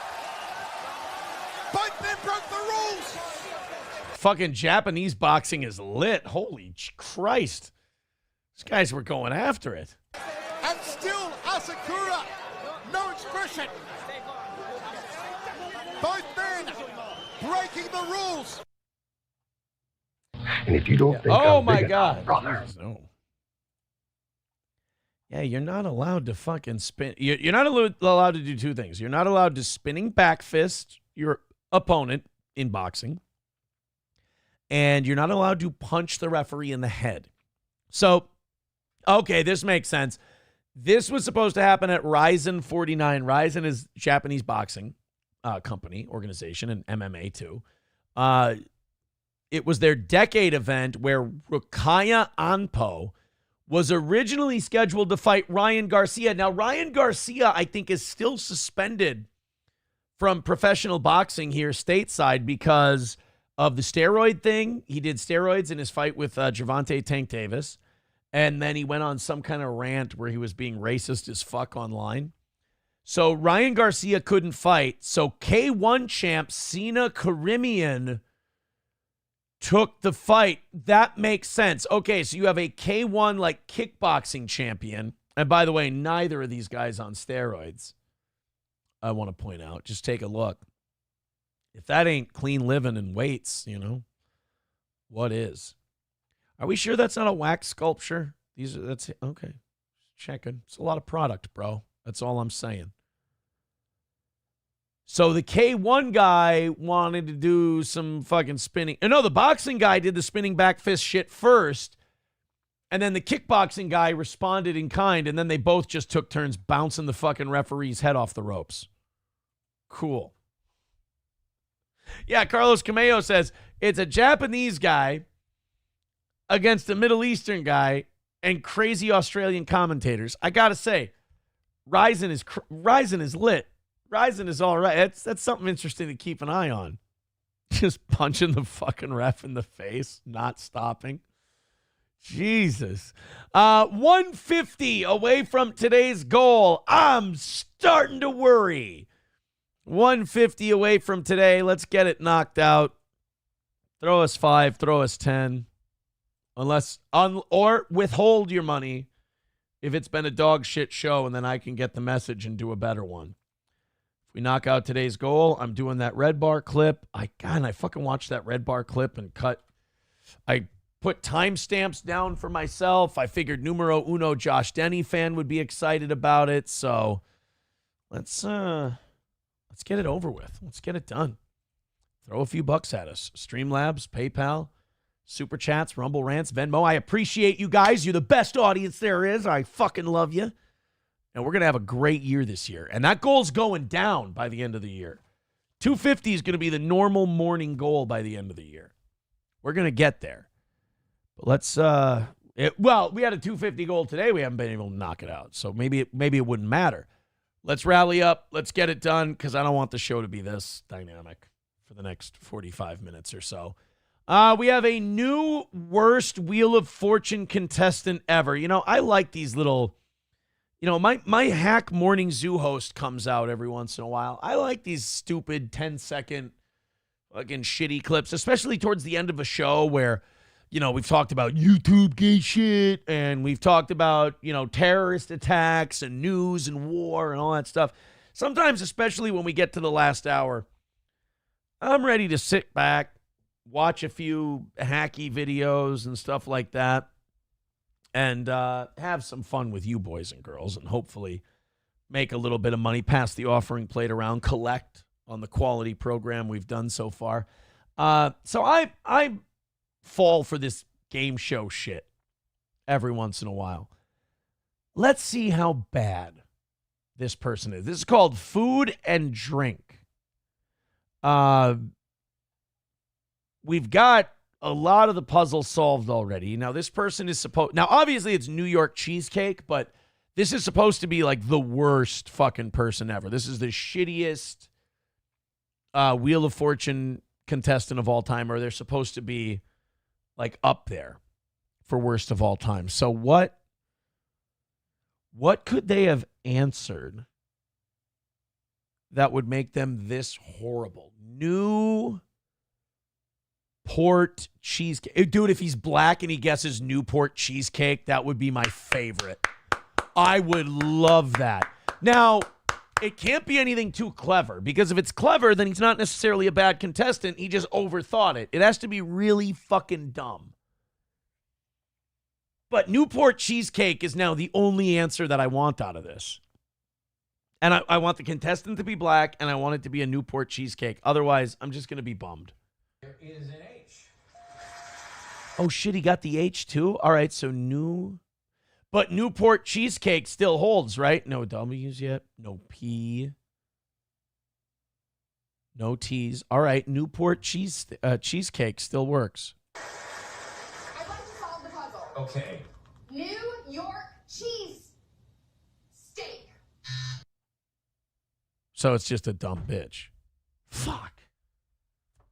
I really wanted that to be something. It turns out it's just a dumb face. I'd like to solve the puzzle. New York cheesesteak. Where do you see cheesesteak? First of all, what's a New York cheesesteak, you dipshit? Number two, where do you see the words for that? Cheese take? New York cheese take? T-A-K? That doesn't, there's no, and you probably drove there. We let you hold office and be a cop, and you repay us. There is an H. I'd like to solve the puzzle. Okay. New York cheese steak. Nope. What the? It's her. It's this lady. Now, if this lady with the really oddly shaped head, her head is shaped like Melton's back. If this lady who looks like she had a facial transplant surgery. Oh, wait, no, it's just the way her hair was in that shot. All right, just a shitty shot. If she would have guessed Newport cheesesteak, that would have made my day. But it turns out it's just a dumb mom. And the dumb mom just doesn't know how to spell. Ugh. Ruined. You know what? Completely ruined my day. Eaton Clam says she's probably a teacher, right? Cheese Nate? Yeah, Boomer Bob, it could have been Cheese Nate. Elza Belza says New York Cheese Yale. It's an Ivy League cheese. Fauci's Pangolin, New Nora Cheese Lake. That would have worked. Das Optic Nerve says there is no New York cheesesteak. It's called a chopped cheese here. You guys call pizza pie. I don't like that. I don't like that you guys got to name that. It's so retarded. A pie is a thing. A pizza is not a pie. It's a pizza. It's its own thing. I had to listen to a fucking argument the other day. I hate this argument so much. People do this. They argue about this. I heard people arguing. Is cereal a soup? I'm not shitting on the people who had the conversation. It was during, I was watching Sean's live stream. I wasn't watching it live. I was watching it later. I just jumped around. And it was Sean on there, and they were asking him, is cereal soup? And what I really loved about Sean's answer is that he clearly didn't give a fuck, and he was just giving trolley answers to wind them all up. Because they're like, well, then it's applesauce a soup? And he's like, yep. I'm laughing. Like, at Sean's part, I'm laughing, but everyone else is like, oh, yeah. Like, they're actually getting emotionally invested in Sean's take on whether or not cereal's soup, to the point where they're trying to trip him up. Now, the only serious answer you can give to is cereal a soup, the correct answer is always, who gives a fuck? But Sean answering, yeah, cereal's a soup. And then they go, oh, yeah? What about tomato soup? He's like, well, yeah, it's in the name.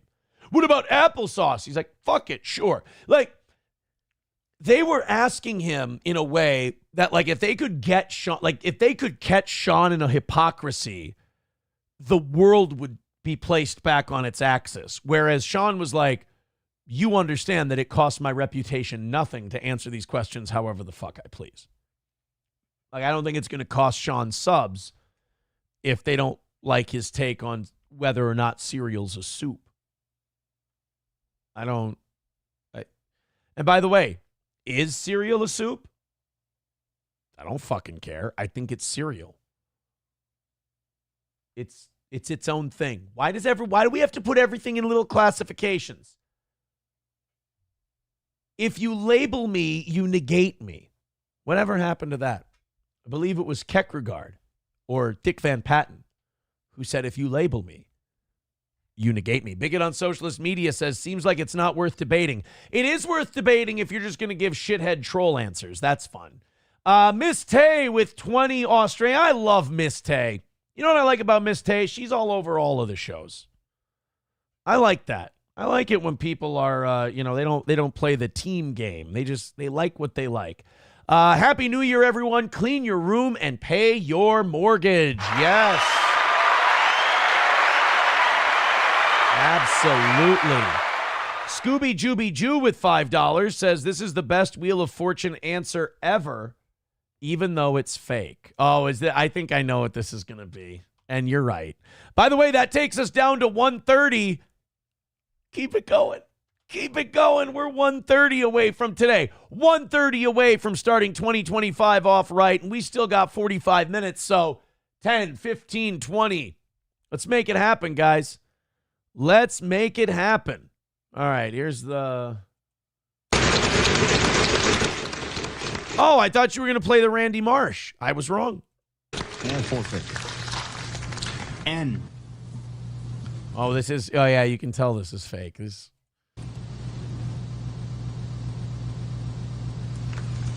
No N. It's Brandy. Clam. Very funny. It's not bad. It's fake. Still a funny concept. Carlos Cameo quoting Jordan Peterson, pay your mortgage, bucko. If only some people would have been told. If only some people would have been told before it was too... You know, I see a lot of you doing mortgage jokes and pay your bills. That's like the fourth person to make a Rekieta mortgage joke. You know, it's real easy for you guys to say this shit now after he's in foreclosure. I don't see a lot of you fucking giving him this advice beforehand. You're just here to feast off the carcass. It's not right. It's not right. 1:30 away from today. Fire away. Throw in, click the PayPal, Streamlabs, and Venmo links. And let's make Steel Toe a success here in 2025.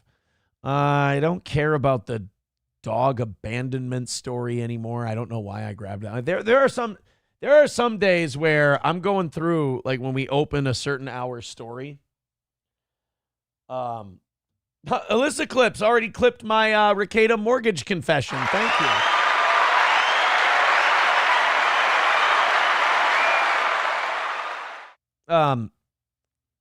There are some times where I open up stories and I just look at it and I go, what the fuck? Why did I want this? Like, why did I think this would be good?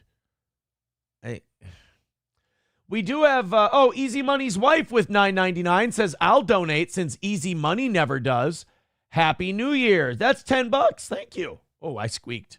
And in my club, I will splash the pot whenever the fuck I please. All right, we take 7 of that. 125 away from today's goal. Keep it going. Oh, and by the way, Easy Money, that's definitely a challenge to you. Easy Money's wife is definitely fucking with you, saying you never contribute. 125 away from today. Thank you. Dive Bar says, Aaron, we didn't know beforehand. Well, that's true. I didn't know beforehand. That's why I made that confession today that Nick losing his house, or he's not losing his house. Stop. He's not losing it. I don't mean to put that out there. He's not losing his house. He'll be fine. But that's why I confessed today, is because I didn't realize until now that he was pressing me so hard to buy that house and giving me such a great discount and doing it with no realtors and no commissions is because he needed a certain amount out of that house. He knew exactly how much he needed and was trying to get it and was like pitching, April and I on what a great deal it was. And here's the other thing about that. And I'm sorry, Alyssa Clips, this isn't going to be in your clip now. I apologize. But the other part of that is this motherfucker still would have been going behind my back and telling April that I'm terrible for trying to get them to stop doing drugs and I'm a monster, I'm a piece of shit, and I'm a bad guy, and this. He still would have been trying to break up my marriage behind the scenes and then coming to me and going, oh no, I'm trying to help. Sure you are, you fucking lying sack of shit. But so he would have on one hand been trying to talk me into basically paying his mortgage. So Nick wanted me to pay his mortgage for him. That's what he wanted. Aaron, will you please pay my mortgage? And then behind the scenes, while I'm bailing him out financially, he would also go, April, he's a piece of shit. Hey, oh, he's fucking garbage. Oh, he's shit. Oh, he's terrible. Yeah, he's telling us to not do cocaine. What a fucking asshole, right? He came to me. That's what he did, too. I came to him because someone else told me they were like, they're drinking too much, doing too much. And I'm like, and I go and talk to Nick about it. He goes back to April. He's like, oh, yeah, he's coming to me and saying that you do too much drugs and you drink too much and blah, blah. And he'd flip that. And you find out later and you're like, you really are just an insecure sack of shit, aren't you? Just a broken man. And so, trying to get me to pay the old mortgage in the Silent Hill fucking blood shower house. God damn. More and more, it's revealed that I got out by the skin of my fucking teeth. Let's do this, another plain horror story. I mean, Jesus.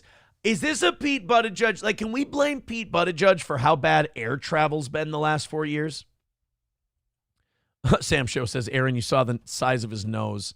Are you surprised? I didn't have you to let me know, Sam Show. I'm sorry.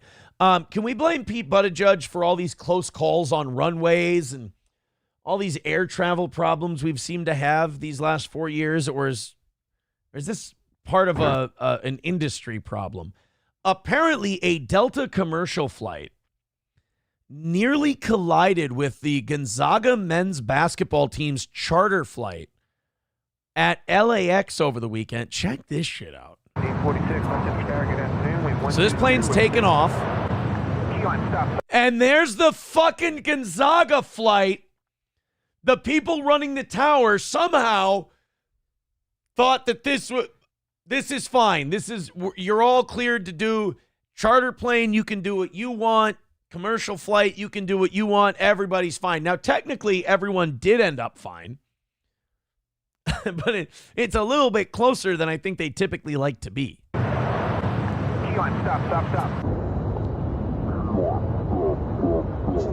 Yeah, a little late, asshole. I love that part. Oh, stop. Yeah, the plane that's going up in the air, they can just totally bring that back down. Charter plane, you just hit the brakes real quick. You know, it's just like being at a red light on the highway. Ooh. 1346, travel across downfield, runway 24, left minus away. That's the other thing. The people on the headsets and in the mics just have to brush that off like it didn't happen. You're like, yeah, Sector 9 are meant to do that. We're totally fine. Go ahead. You are cleared to continue on the runway. Didn't we almost fucking cut that plane off at the knees? Never happened. We got to move on. Shit happens. 24 left, Southwest 1346. See, now that plane's not moving right now. You might think, Aaron, why isn't that plane moving? That other one took off. They should be fine. The captain is currently cleaning the shit out of his pants. And then the flight will resume. This actually put them 64 seconds behind. 563, transport hold in position. To clean now, their poo out of their 124 pants. Left, contact ground on 121.65. There he goes. All the poo-poos out of his pantsies. He can keep flying now. Get a number. And in my club, Hey, stop it. Nobody gave us any money. The incident occurred around 4:20 p.m. Hey, bro. As an Embraer E-135 charter jet carrying the Gonzaga University men's basketball team from Spokane, Washington, had just landed and was taxiing to its gates. Oh, I think maybe the air traffic controller might be a Huskies fan. The plane, operated by Denver-based charter flight company Key Lime Air, says as shitty of planes as they are pies, was instructed to hold at a certain point so it would not cross the runway into the path of an Atlanta-bound Delta flight taking off. I love this stop. The guy does. Stop. Oh, okay, cool. Actually, if that plane would have kept going, the taking off Delta plane wouldn't have hit him. Like, they still would have missed him. I understand that it's a little closer call than they wanted, but file this under no harm, no foul. When the Embraer E-135 jet proceeded to cross the hold bars, air traffic controllers told the pilots to stop. The jet never crossed the runway edge line, the spokesperson added, while also confirming the federal agency had opened an investigation into the incident. Well, I mean, but what are you going to find other than you've got a complete shit show and retards running the joint? That's about it. Sam Show says, LOL, this is the shit we do on MS Flight Sim, right? Yeah, achievement unlocked. You shit your pants. There you go. Yeah, just hit the brakes. That's all you got to do. Work the brake pedal. You'll be fine. Sam Show says, imagine explaining that to the passengers. Hey, watch this. Oh. Sam Show says, I do flight sim, and I landed a Cessna when I was 9. How hard can it be? Not that tough. You'll be fine. Approachable says, attention passengers, welcome to your flight. We'll be traveling at 50,000 feet, and I would like to apologize about the smell. Until we reach cruising altitude, I have to sit in my own shit. It's forgivable in this case. I mean, that was a close one. Got a little poop in your pants. Happens to the best of us. 125 away from today's goal. Let's reach it, huh? Let's go ahead and throw in a few bucks. 125 away. We got a half hour left in today's show. You guys are great. You guys are the absolute best, and God knows I love you. Just push a little harder, and we'll have this all taken care of, and we'll call it another win for the toe. The last goal of the holiday period, the 2-week holiday period. Christmas and New Year's. This is our last one of the holiday period, and then we get back to business as usual on Monday. We've got Rumble Link Friday tomorrow. Throw us a few bucks, and let's get this thing taken care of. What do you say? 125, half hour left. The closer we get to zero, less I bounce my legs up and down. Yeah, here's the FBI warning we were talking about earlier. The FBI is warning pro athletes to be vigilant, confirming Monday groups of organized thieves are targeting stars' homes in search of high-priced valuables. The feds issued the alert just a couple days after Luka Doncic became the latest A-lister to have his place broken into, explaining criminals are hitting residences belonging to big-time players when they're on the road or at games. It's even a little risky to do it while they're at home games. Like, even though you know they're at the game, it's still pretty close. You know, they could come home or like somebody said, they could be injured and they might not be at the game that night. But if they're on the road, if they're traveling with the team, shit, you got all the time in the world. Professional athletes. The FBI is now formally warning sports leagues that organized theft rings are targeting players. ABC's Trevor Alt is here with more. Good morning, Trevor. Good morning, Rebecca. So any home burglary is brazen, but it is an entirely different level to target some of the most high-profile names in sports over the course of months, to the point the FBI is now stepping in to warn these athletes, even though they've been on alert, the thefts keep happening. And how do the FBI know? How does the FBI know that these thefts are happening? Because the FBI has actually been handing the thieves the plans and the schematics to the house and then saying, do with this what you will. It's a goddamn inside job again. Shit. The FBI is just recovering money. They're actually busting the robbers and they're seizing the goods and selling them to pay down the deficit. This morning, the FBI warning professional sports leagues that highly organized thieves are targeting athletes. It comes after Dallas Maverick Luka Doncic was the latest star to have his home burglarized. $30,000 worth of jewelry taken Friday while Doncic was out of town. It's just so funny to watch the white European players that are like winning MVP awards and shit. And they're just shaped like regular bummy looking white dudes.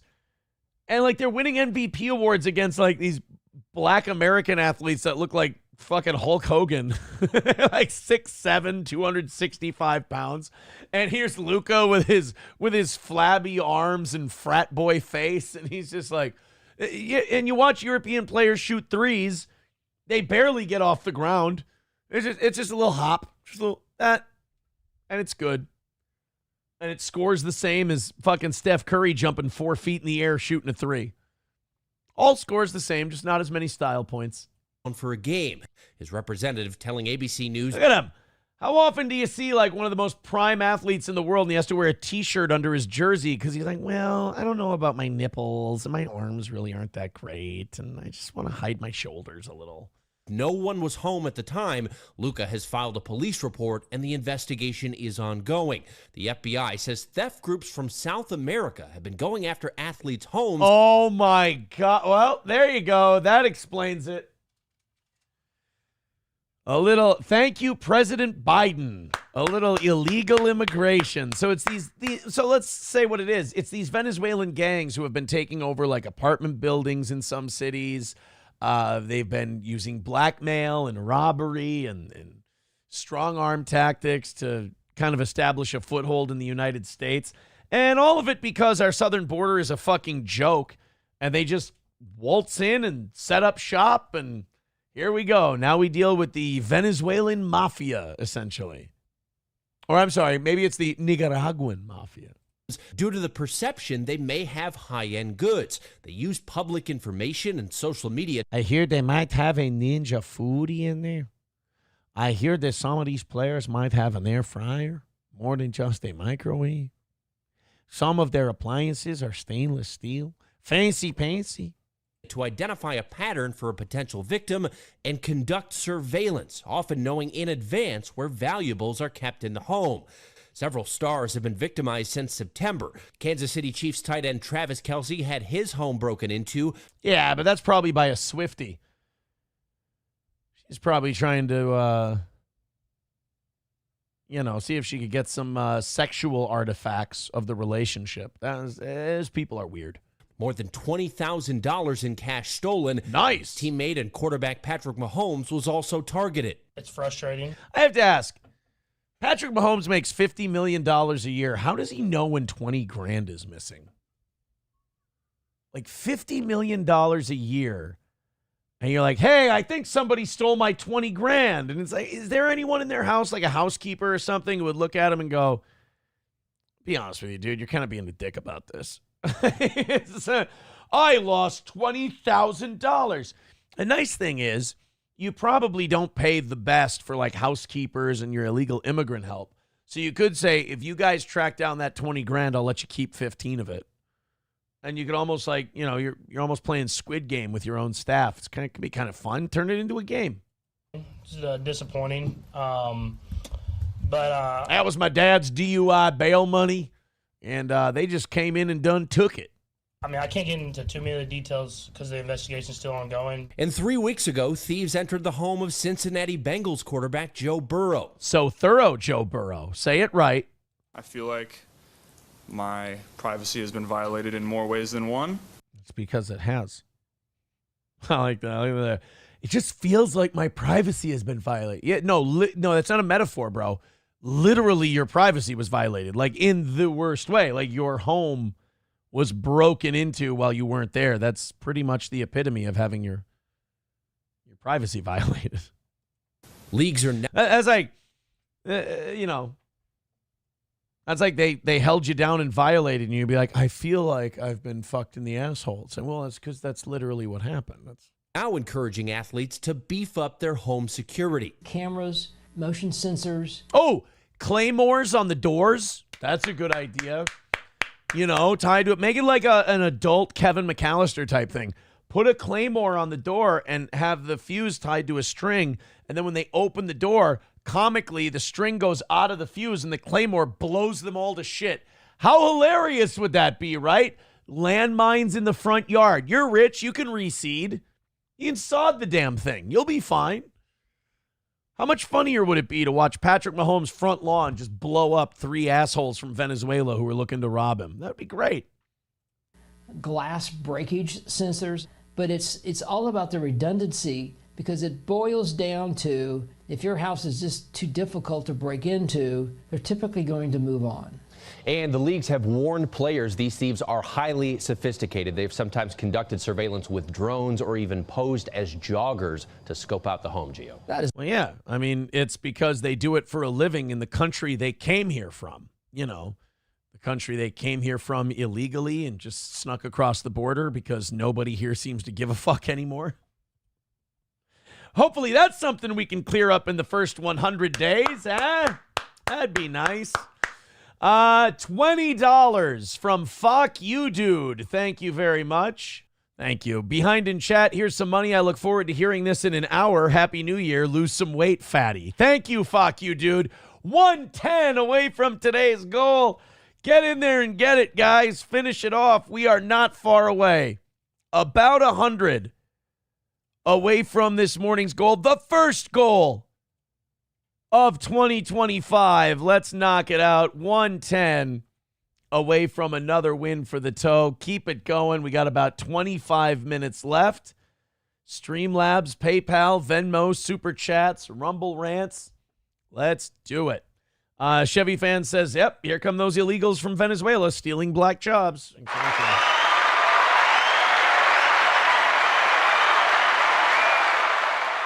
Approachable says a claymore does too much property damage. Just stick with the old-fashioned shotgun pointed at the door.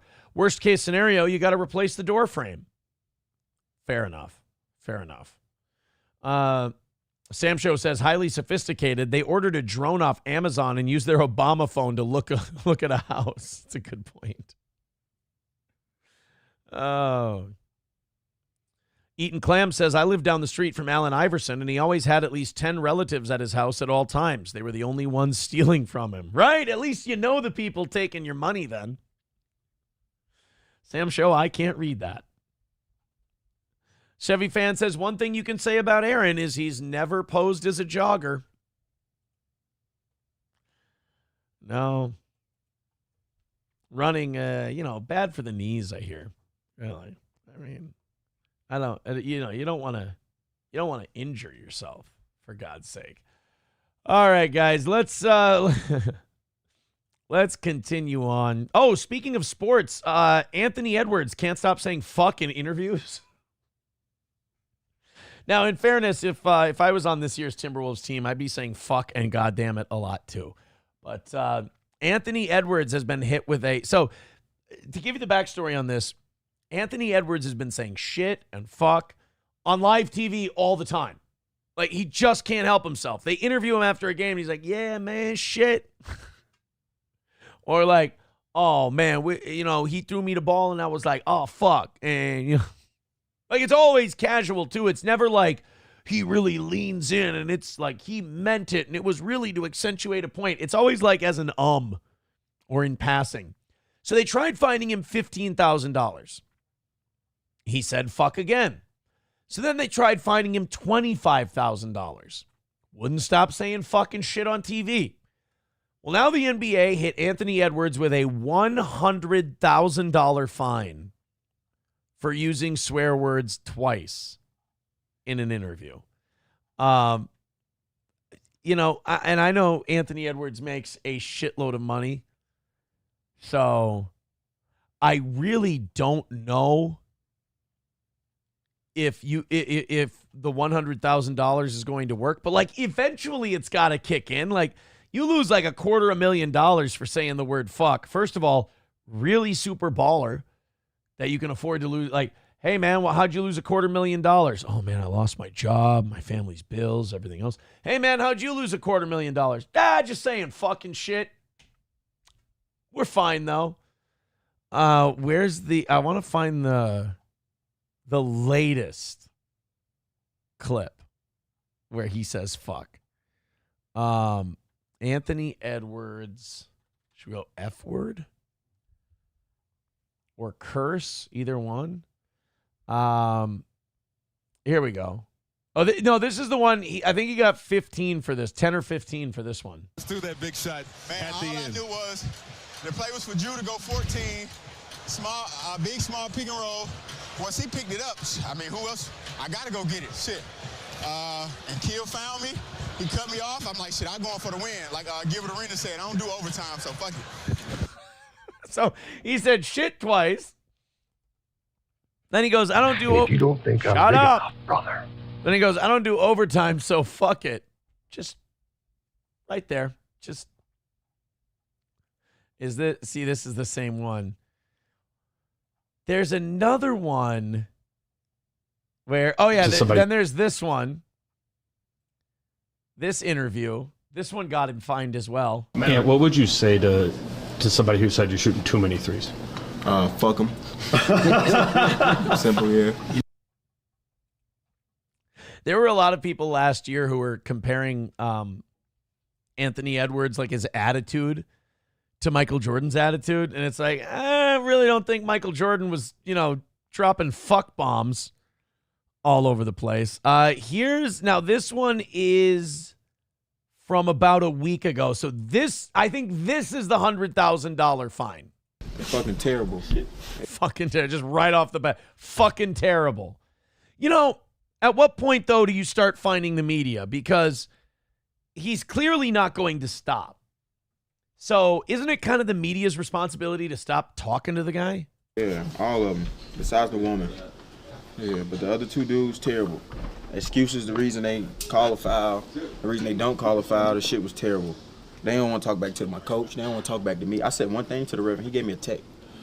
Motherfucker told one of my teammates if I Motherfucker told one of my teammates. Would have said y'all calling the bad foul. He wouldn't have gave me a tech. Niggas, they just sensitive. He's dropping N-bombs, motherfuckers, shit. And they terrible. They never give us the they penalize me and Drew for being stronger than our opponent every night. We don't get no calls. So, yeah, that's how I feel about the officials every game that we play.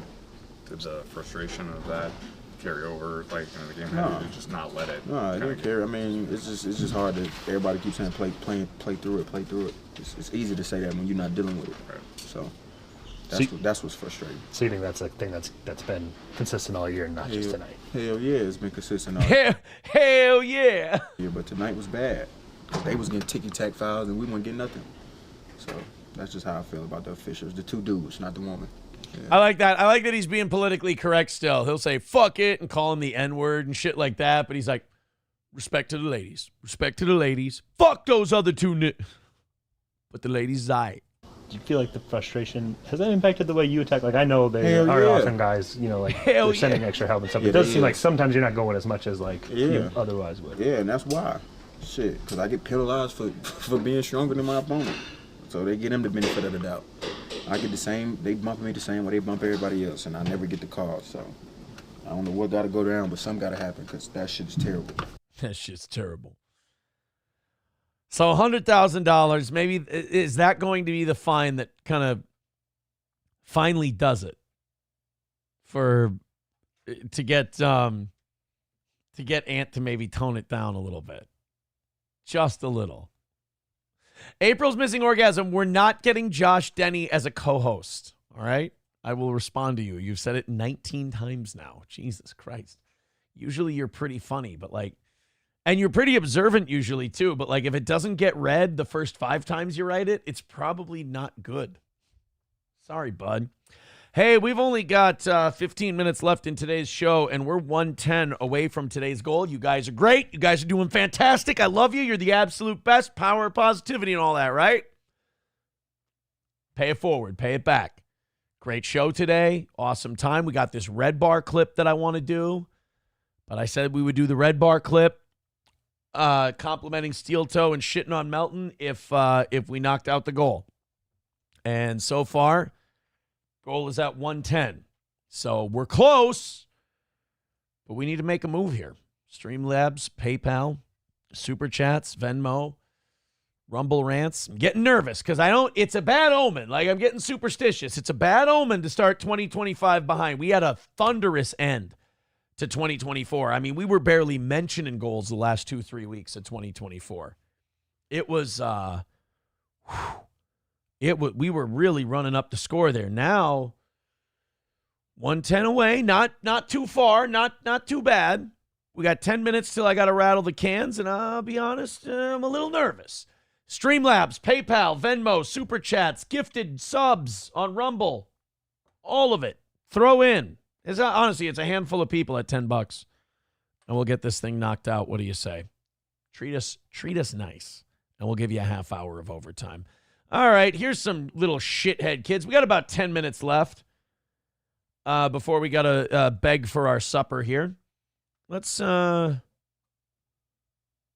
do this last little news story, and then for overtime, we got the red bar thing.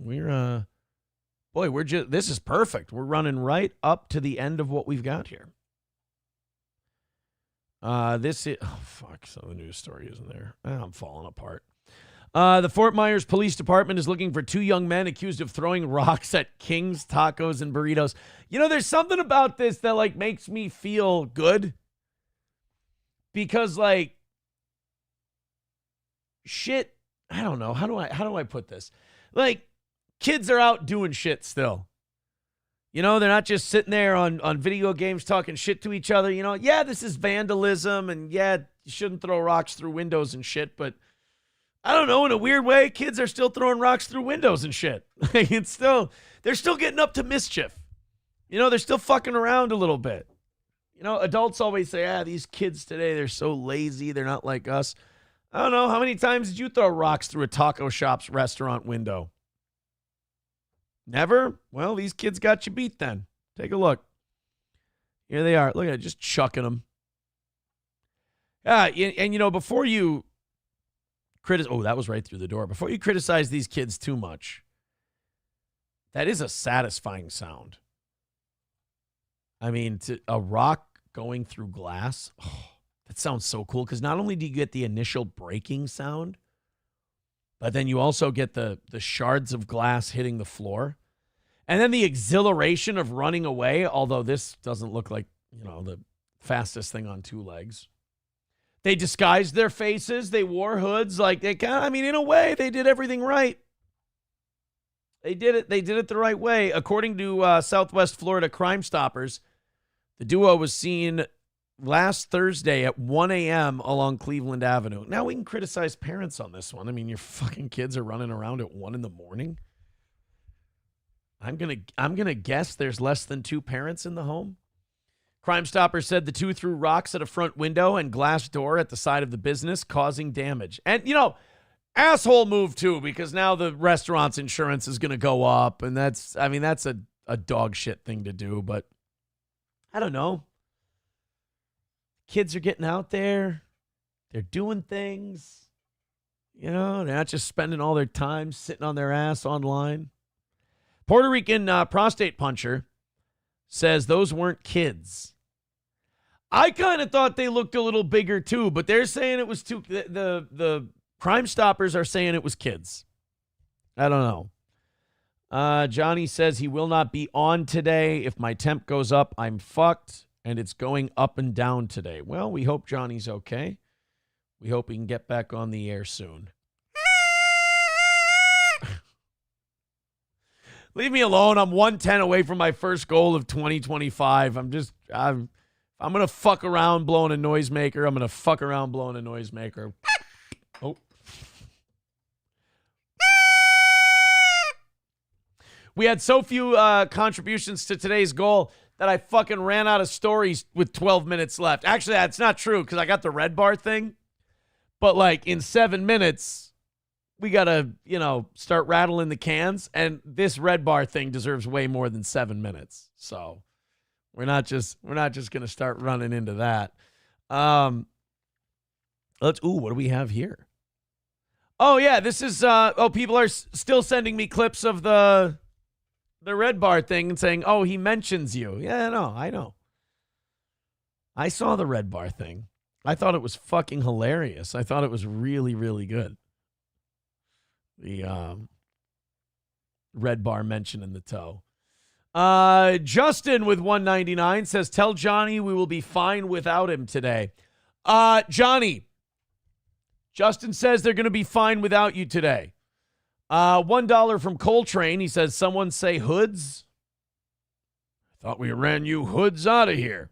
Dive Bar says 109.20. Yeah, it's true. 109.20. We're still 110 away. Sam Show says, "You actually ran through all the stories for once?" Okay, this is making me laugh way too. I know, because I always talk about how I fucking ramble on too much and I never get to all the shit we had. And now today, the problem is I have something that'll probably last a good half hour. And we're not there yet. We're not there. Sapphire says, "I want to hear the red bar thing. I'm tapped, Aaron." Approachable. Approachable. I got to be honest with you, buddy. I am allowed to do shit that I like on my show. Like, Approachable has this idea that just because he's an OG, that everything he likes is the stuff that I like. And that I should only do the stuff that he likes. I appreciate it when we go too deep into that stuff, but we did a little at the beginning, and the rest of the show has been everything you wanted. I do like this stuff. I'm tired of pretending I don't. I do like these things. And so once in a while on the show I do, if I do 3.5 hours of your thing, why can't I do a half hour to an hour of my thing? Be nice, I respect your contributions. I respect what you throw at us and, the feedback you have. But why can't once in a while it be my thing on my show? Jive Turkey with $10 says, "I need this overtime today." Thank you for the $10. In my club, I will splash the pot whenever the fuck I please. Thank you very much. That brings us to an even hundo. Thank you very much, Jive Turkey. Doomclone says, "Hey, Aaron, I was just wondering, what headphones do you use?" Johnny got me these. These are my old ones. I've had these for like 15 years. The Sony Professionals, the MDR 7506. Johnny got me these. These are Shure's, I think. And I have the box somewhere. Doom, if it really is, if you really do want to know, I will tell you. I can go get the box a little bit later. Jacob with $10 says, "God shows every day." I think he means good shows every day, but I'm going to pretend he means God. Thanks for the $10. In my club, I will splash the pot whenever the fuck I please. Thank you for the $10. Now we're inside of $100. Now we're at 90. Uh-oh. There we go. $90 away from today. Doom says, "I'm genuinely curious. If it's no trouble, I'd love to know." Once we knock out the goal and I know we're good to go here, I will go grab that box and then we'll do the red bar thing. Coyote NV with $4.99 says, I want some Red Bar. Well, now you're only $85 away from knocking out today, and we got 3 minutes until we got to rattle the old kid. Let's give them. Now I feel bad. I gave those last two people New Year's air horn shit. Now I feel like I got to give him some too. Thank you very much for the $5. 85 away from today. Thank you, Coyote, for your generous contribution. Let me make sure I got everybody here. Jacob, yes. Jive Turkey, yes. Thank you very, very much. Helgi says, you need one of those clanker spinny things. I would, but those are like getting harder and harder to find. These easy, I think, because they're cheap dog shit, right? The necklaces, the hats, you know, the popper thingies, all that shit's easy to find. My $2.99 glasses, those are all easy to find. The spinny, cranky things, I don't know. Those are a little bit harder to track down. Zen Man with $5. Thank you. There you go. Now I got to do it for everybody. Zen Man says, rally up. Let's start the year off right. Get better, Johnny. I agree with all of that entire statement. $80 away from today. Thank you very much. Aaron, what pegging harness does SP wear, says Chevy Fan. You know, I don't really get into brands, you know? I just, quality is quality to me. I don't keep track of brand names. Kyler becoming a member for 30 months. Thank you very much, Kyler, for your generosity. Sapphire, don't you worry about it. You are generous as is. Hey, guys, if you want to support the show and you don't have any money, just hit the like button. Hit follow, hit subscribe, all of that. We appreciate anybody who contributes to this show in any way, shape, or form. Thank you very much. All right, we officially have 5 minutes left. MSO says, where'd it go? He says, wow, a loss this early in the year would be sad. It certainly would. $80 away from today's goal. Let's knock it out. Streamlabs, PayPal, Venmo, Super Chats. Oh, I'm sorry. Kyler wanted a toot for his renewed membership. They're not, you know, this Chinese-made piece of shit, not as dependable as it used to be, I gotta say. $80 away. Let's have some drops coming in here. Streamlabs, PayPal, Venmo, Super Chats, Rumble Rants. We got the Red Bar clip coming up, and Doom Clone wants to know, that's my Bane mask, by the way. Doom Clone wants to know what kind of headphones I wear. So a lot of drama, high drama here in the last 5 minutes of the program. Approachable says, if you're doing all drama and the money is flowing in, nobody's doing all drama. No, but that's my problem with you. It's not all drama. I cut back. It's kind of like people who complain about Pitbull stories. There's so much stuff that I'm interested in that I don't cover because you complain, and I try to cater to you. And there would probably be an audience that would come for that. I don't do it because I don't want to upset the originals. I don't want to upset the people who got us here. So I don't do that. Could more money come in if I maybe leaned in a little? Yeah, perhaps. But I don't, because I don't want to upset you. So I purposely hold off on things I like because I don't want to upset you. I just wish there was a little more recognition of that from you, I suppose. Because you seem to complain about it a lot. But then I do very little of it, which you need to admit I do very little of it. And you'll still bitch. And I love you. I think we're having a very constructive conversation. Oh, my God. Scuba Nerd with $50 over on Rumble. Puerto Rican Prostate Puncher says, fake dono. Where's the 50 number? We want the gold, sucker. Hulk Hogan, we coming for you, nigga. There we go. That's 40 in our pocket. $40 from today's goal. Let's finish it off and knock it out. Thank you, Scuba Nerd. Oh, my goodness. Whoo, boy. $40 from knocking out the first goal of 2025.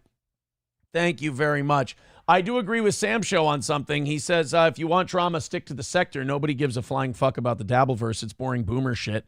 Sector has people that are like 50% bedbug. I do agree with him on that. The sector's way more entertaining than that fucking Dabbleverse. I just like, sometimes Approachable gets to the point where I just bring up a name and I want to mention something in passing. It's not a part of the actual show. And he'll go, yeah, fucking bullshit drama. And I'm like, Jesus Christ, I just wanted to mention something I saw for a minute. That's it. It is, it's difficult because we have to strike a balance on this show. You know, other shows, they don't do shows. They just cover drama all the time. That's all they ever do. And we have to actually strike a balance because we do a real show and we have fans that want a real show. But we also have fans that are like, hey, did you see this? Can you cover this? And I want to keep them happy as well. And I will say this, the drama people don't bitch when we do like normal morning show shit, in fairness to them. All right, guys, we only have a minute and a half left. $40 away from today's goal. We are inside of $50, and that's great. Let's knock out that last 40. We've got a minute and 15 seconds to go. Approachable and I having a lover's spat here during the overtime portion. Throw in a couple of bucks. Sapphire says, Aaron, you do a good balance of stories and drama. Thank you. Doomclone says the Dabbleverse is very retarded. Be sure to check out my Dabbleverse drama YouTube channel. It will make you dumber. What is it? It's Doomspaya or Doomspaya on YouTube. I want to make sure I do it right. Give it the respect it deserves. All right, guys, we got 1 minute to go. 1 minute left, $40 away from today's goal. We are still alive for overtime, but I'd like to get us to zero before.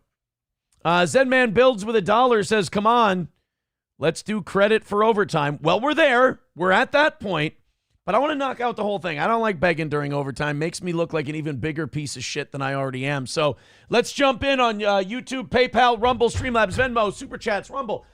Get it done, boys and girls. Here we go. The beggiest man in the business wants to get this shit taken care of. So let's chime in. Let's jump in. 10, 9, 8, 7, 6, 5, 4, 3, 2, 1. It's going to be a lot easier road the sooner we knock out this 40 during overtime. I want to do this red bar thing. I really do. I thought it was really good work that Mike did.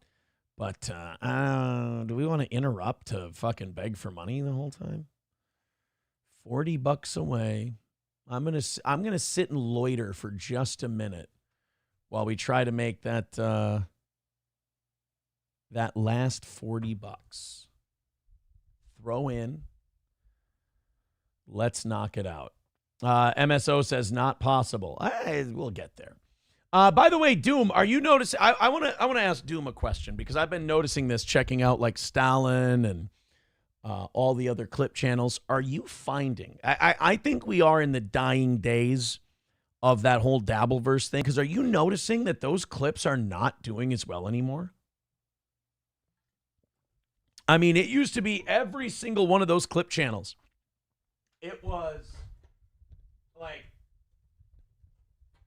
in the thousands, every single one of them, no matter what it was. Like My Lost Interest was in the thousands, no matter what he did. And I went and checked out My Lost Interest Dabbleverse stuff the other day, and there were like, unless it, and this isn't me bragging, but unless it's Steel Toe, it's not getting over 1,000. And I'm kind of honored that like our show does really good views, so maybe that's why I can notice it because I'm an egotist. But like the Dabbleverse stuff is in the hundreds. It doesn't do what it used to do. Maybe I'm wrong. That's why I'm asking Doom about it, because he's kind of more connected to all that. Leah with $2 says, I need overtime today to get me through the work morning. Well, overtime's a-coming. Justin with $1.99 says, if 20 people give you $2, would that count? Absolutely. In fact, Now we're at $37 away from today's goal. Doomclone says it's hard to say it's dying because I thought it was dead 2 years ago and it only got bigger, but we are in a lull, no doubt. Okay, so I'm not, because sometimes I'll have my thoughts and I'll be like, I'm not sure. Maybe I'm just, maybe I got a bias going here or something. But no, okay. So it's a lull period. Well, that's not going to get any better with you guys losing John now. You guys have lost John, so like that's a huge problem. Coyote NV with $4.99 says John claims he is quitting. Yeah, like there's a lot of shows that only talk about him. Like Shuli only talks about him. Shuli doesn't have anything else but John. Like Carl doesn't have anything. Like he had to try and switch to the steel toe grift to the point where he got involved with people who talk about how they're sympathetic for alternative CP. Like that's how desperate he got when the John money started to dry up. That he just starts like snaking people. So you can kind of smell the desperation. And now with this, with John gone, I don't know. Doomclone says the TSN might struggle, but TSN barely impacts the Dabbleverse anymore. I noticed that there's a lot of shows that don't get clipped. I wonder why that is. Because I noticed nobody clips Melton. Nobody clips Shuli. There's a couple of others that nobody ever clips. And I wonder if that's a bias against those people or if it's just they don't do anything that anyone feels the need to clip. Anyway, thank you guys very much. $34 away from tonight. Eaton Clam says Carl's downfall was when he started believing he had talent. Kyle Kirkland said he can smell the desperation on them. I don't know if you can smell it. I just know that their wallets are about to get a little tighter if John's going to stay gone. All right, $34 away. We don't want to loiter and beg during overtime. Let's just do the overtime. Let's go ahead and knock it out. Doomclone says shows like the Shuli Network and Who Are These Podcasts that have their own producer often don't get clipped. It's redundant then. Oh, okay. Yeah, but I don't ever see any of their stuff. I feel like those clip channels do a better job of promoting those places than they do of promoting themselves, because otherwise nobody sees the shit. It doesn't show up. Whereas the Clippers, they're always showing up. I always see the Clippers stuff. They've got, I noticed that Mersh has a couple of Clippers now. You got the underscore Mersh guy. And then you've got I think his name's Crystal Crocodile is out there now too. He's pretty good. Thank you, Toad Climbs Mountains, for the $2. Says, here's $2. That is a factual statement. 32 away from today. Thank you very, very much. $32 away from getting 2025 off to a good start. Doomclone says the Clippers are, in my opinion, ads first. Yeah, that's why I love the clip channels, is because they're promotional materials for the show. They deserve all the ad money they get. All right, guys, let's go into this. Oh, Kyle, you aren't talking about me. I know you aren't. I know you were talking about other shows. Don't try to cover now. I like doing that to people who take this shit too seriously, because now he's going to write back and go, no, fuck you, I wasn't talking about them. Skip that part. You'll be fine. Yes, shout out to the Clippers doing God's work, says Helgi. All right, $32. Knock that out. Enough loitering. But let's get 2025 off to a good start and call it another desperate win for the toe. All right, Mike David, Red Bar Radio. RedBarRadio.net. Join the Scars Club. Mike made a sculpture of Patrick Melton. You remember the famous Patrick Melton picture of him at Hackamania sitting on... oh, thank you, Hitler Diff. Hitler Diff said, you need to bring back the Beggy Monster. I love how I called myself the Beggy Monster and then other people jumped on it like they invented it. It's like, sorry, bitches. You can't jump on my back. You do that enough. You can't keep taking my shit. I take my shit. Eating clams with $10. Thank you very much. We're about $22 away from today's goal. Thank you, Hitler Diff, by the way, as well.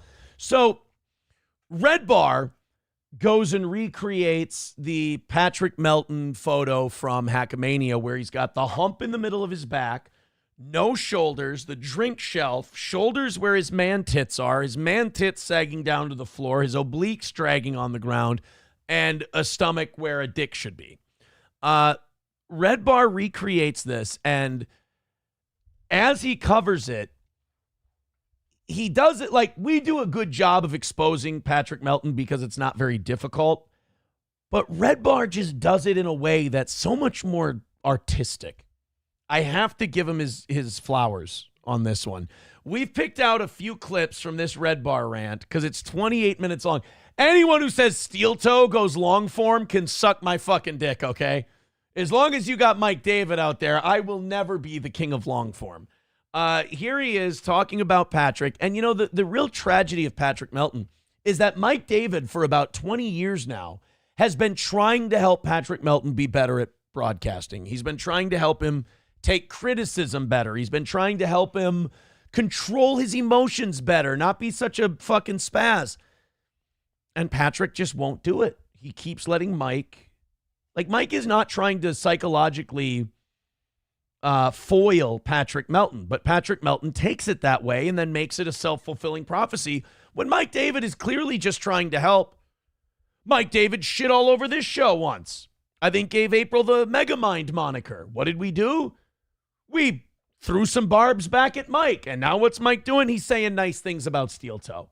What's he going to do in a month? Probably talk about what a piece of shit I am. And then we'll do that dance until the end of time. And it's fun. It kills the time. It passes the time. It's fine. So this is Mike David with his sculpture of Patrick Melton. Thank you, Citizen M, for $5 as well. I appreciate it. Let's check this out.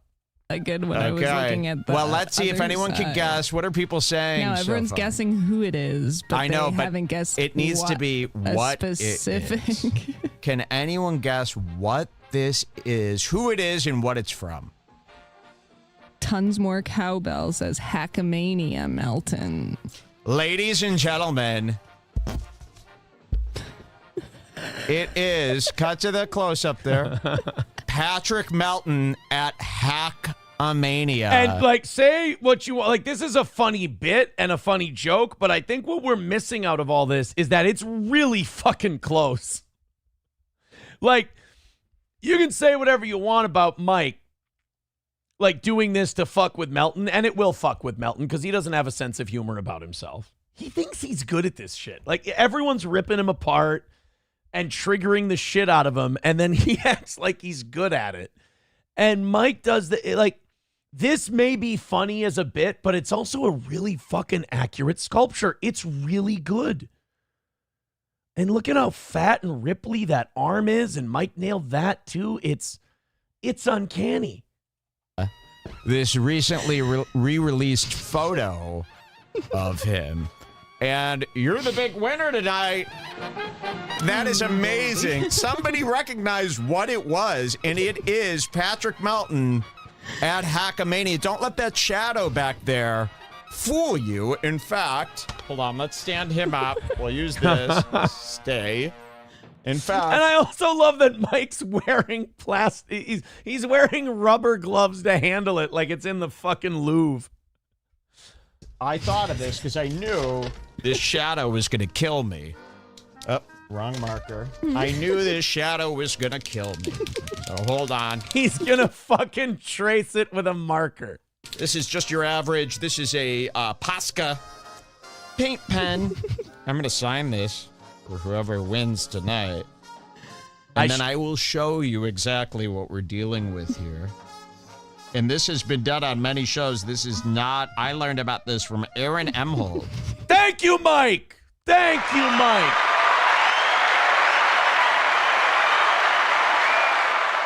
Now, I'm ripping off Red Bar here. Is this steel toe obeyment? Is this mutual obeyment? I'm giving Mike obeyment and Mike's giving Steel Toe obeyment. I think we might have one of the first mutual obeyments ever. Who is amazing. Thank you, Mike. You're amazing, I will too. show you. Oh, nothing made me happier than to see Aaron laughing at that Melton pick. So, and Jules, your Stoney's tank top is in the mail. It's on the way. I can't wait to see Jules get her Stoney's tank top and be so happy about it. Oh, here, this makes you better. You could easily see what's going on here. And this is a real photo, not doctored. It's been. Spines aren't supposed to work like that. Your spine that's supposed to break in half. I think Melton might be an amoeba. The world's largest existing amoeba, because a spine is supposed to snap in half. Bone doesn't go like that. Now, fat does. Fatty tissue will bend like that. Maybe he's... You know how some people, like, when foreign bodies are inside of them, like plastic surgery and stuff, sometimes, or like the plastic hips, they'll mold into the tissue and everything in the body and just kind of form into the... Maybe Patrick Melton is made of so much fatty tissue that it's actually enveloped his spine, and his spine has adopted the fatty tissue, absorbed it, and now he's got a bendable, flexible bone structure because it's all been replaced by fatty tissue. Maybe he's all fat cartilage. Going around the internet, and this is... Now, I feel like clearly the body shape is the instant thing that causes alarm in this photo. At first, you're like, holy there's fuck, something about it. I can't believe the body shape is like this. But an underrated part of this photo is his face. His face. Can we get any closer? We can't. Mike's upset. You have to see his face. If anyone has... Mike's mad that you can't see how awful... And his face does. It has that pedo phenotype. But his skin is unhealthy. Like, he's so obese and out of shape that his skin has become unhealthy. Like, whatever nutrients you need to get decent skin, he's not getting them because sugar and grease is bad for your skin. So it's eating away at him. Before we go to our next clip, we got a few thank yous to throw out there. Miss Tay with $10 says, flip a coin. Which is bigger, Melton's hump or his gunt? Ooh, that's tough. But thank you for the $10. And in my club, I will splash the pot whenever the fuck I please. Oh, okay. And by the way, Citizen M, Miss Tay, and Eaton Clams all chipping in. We are $12 away from 2025 starting off the right way.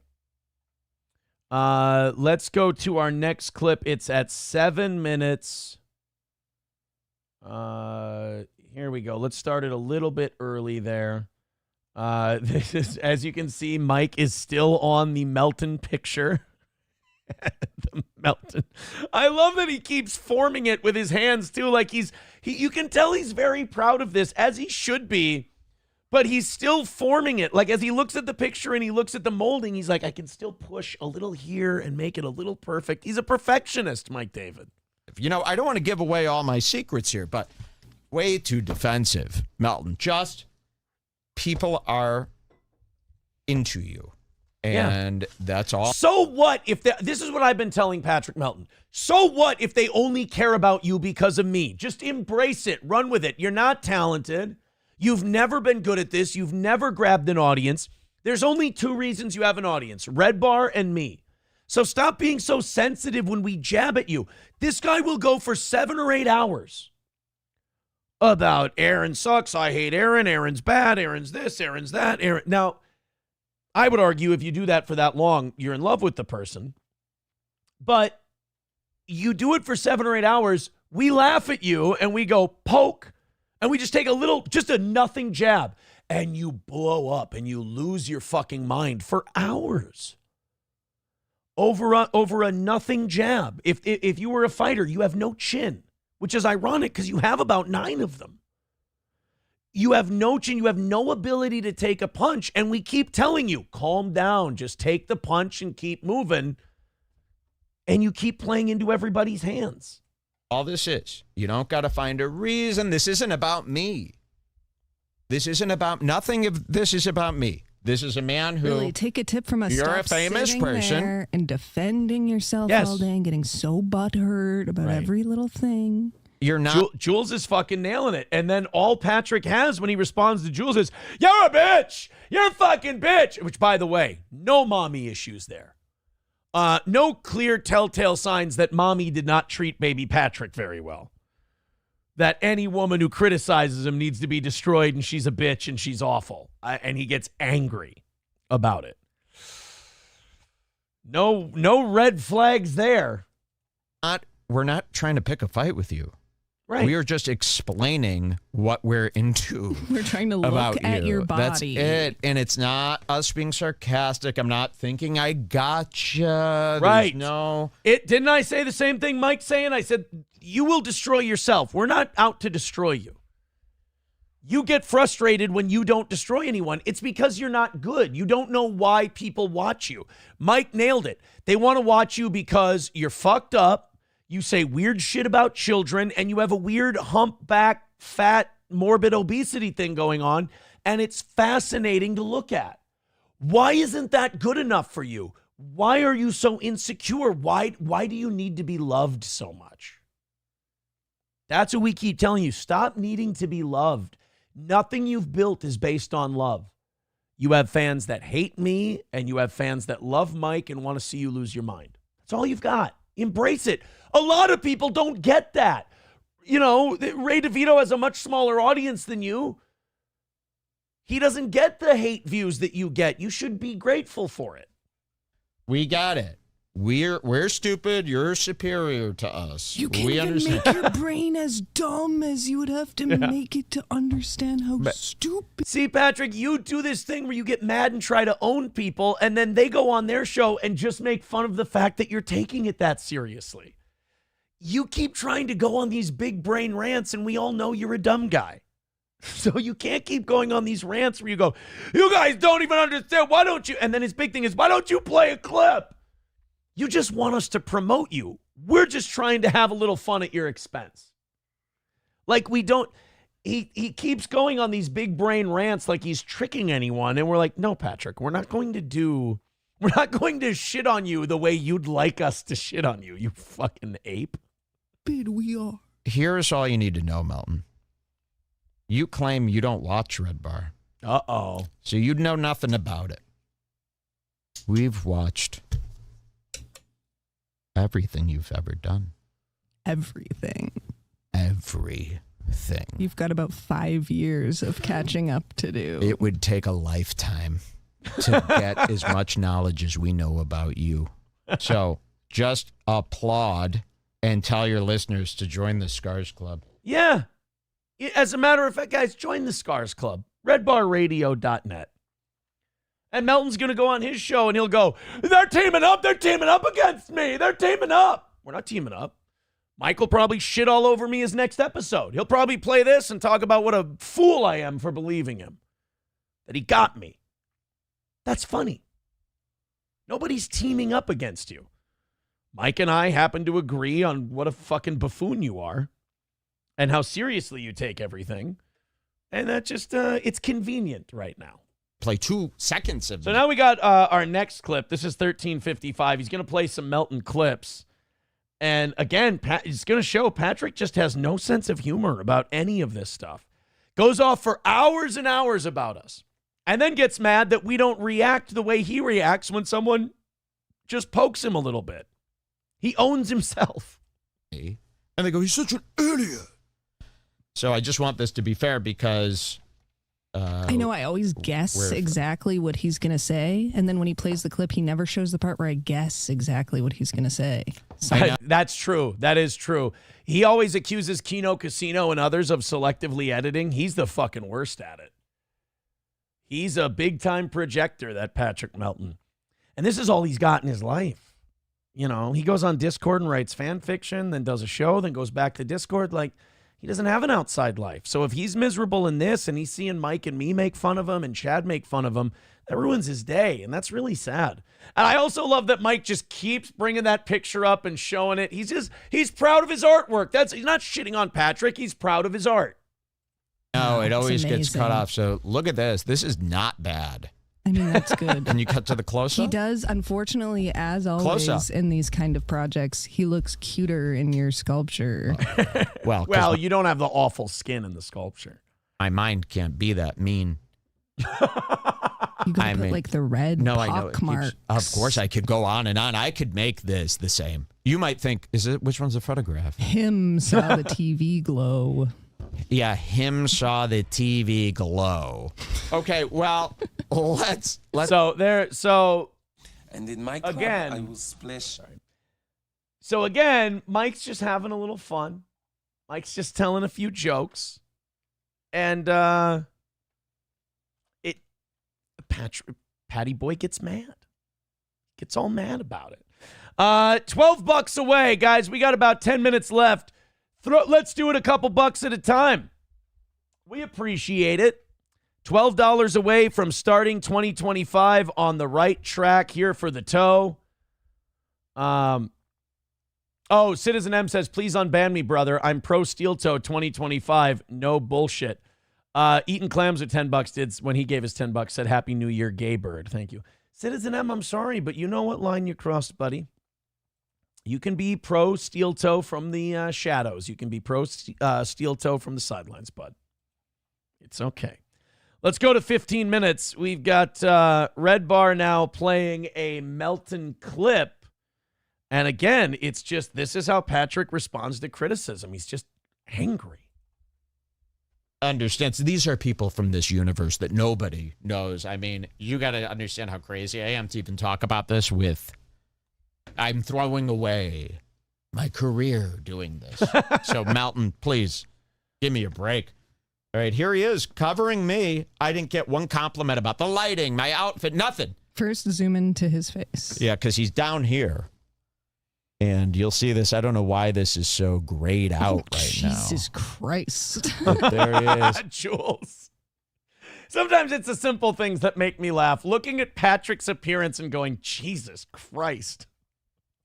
Hello, Captain Daddy. And he's sitting there. You know the famous... I'm so sorry. I'm going to shut up. Yeah, you got to get... But the famous Captain Daddy episode is titled Chunka Toe. Talk about some premonition. Insane. Look at that. That's insane. Yes. So here he is, and he's watching the Red Bar clip. And I think he was pretty fucking pissed. Or he hates us, which I didn't know. I thought he liked us. So here's what happened.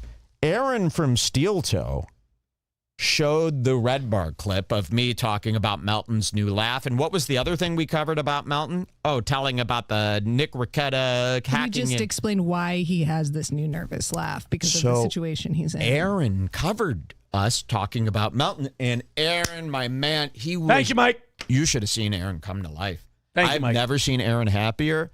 It was at that moment when I go, Aaron is actually fucking badass. And like, I know he's full of shit. I know he's like Red Bar complimenting you is just constantly you waiting for the other shoe to drop, but you like the first shoe. So until that other shoe drops, I'll enjoy the first one. Thank you, Mike. And what did he do that was wrong again? Oh, he had an awesome foursome and did drugs and ignored his stupid kids. Now, wait a minute. Now, see, that's what I mean with the other shoe. Mike, I'm not particular. I don't go advertising that or promoting that that's a good thing. Oh, what a nerd. So, I don't care what you say about Aaron anymore. He rocks. And he's been great. I think his show has been really funny. Thank you, Mike. I don't know what else to tell you. And I don't know, look around. I don't know, who are you going to believe? A guy like this or Melton? The guy raises a good point, guys. I can't argue with Mike. He's really knocking it out of the park. Before we get to the last clip I have, thank you very much to Helgi. He says, Heil Red Bar 07 Scars Club. Yes, indeed. 07 Scars Club. Join redbarradio.net. April's missing orgasm says about Red Bar, all facts. All facts. Deutsch Chad says Red Bar needs to gift that sculpture to you. You can't. He cut its head off and smushed it because he thought Melton did such a terrible fucking show with Husey and Dean that Red Bar cut the head off the statue and smushed it with his hands.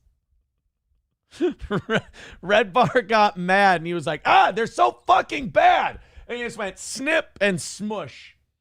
He did a snip and smush deal. $8. We're a whopping $8 away from knocking it out today. Go ahead and throw it in there.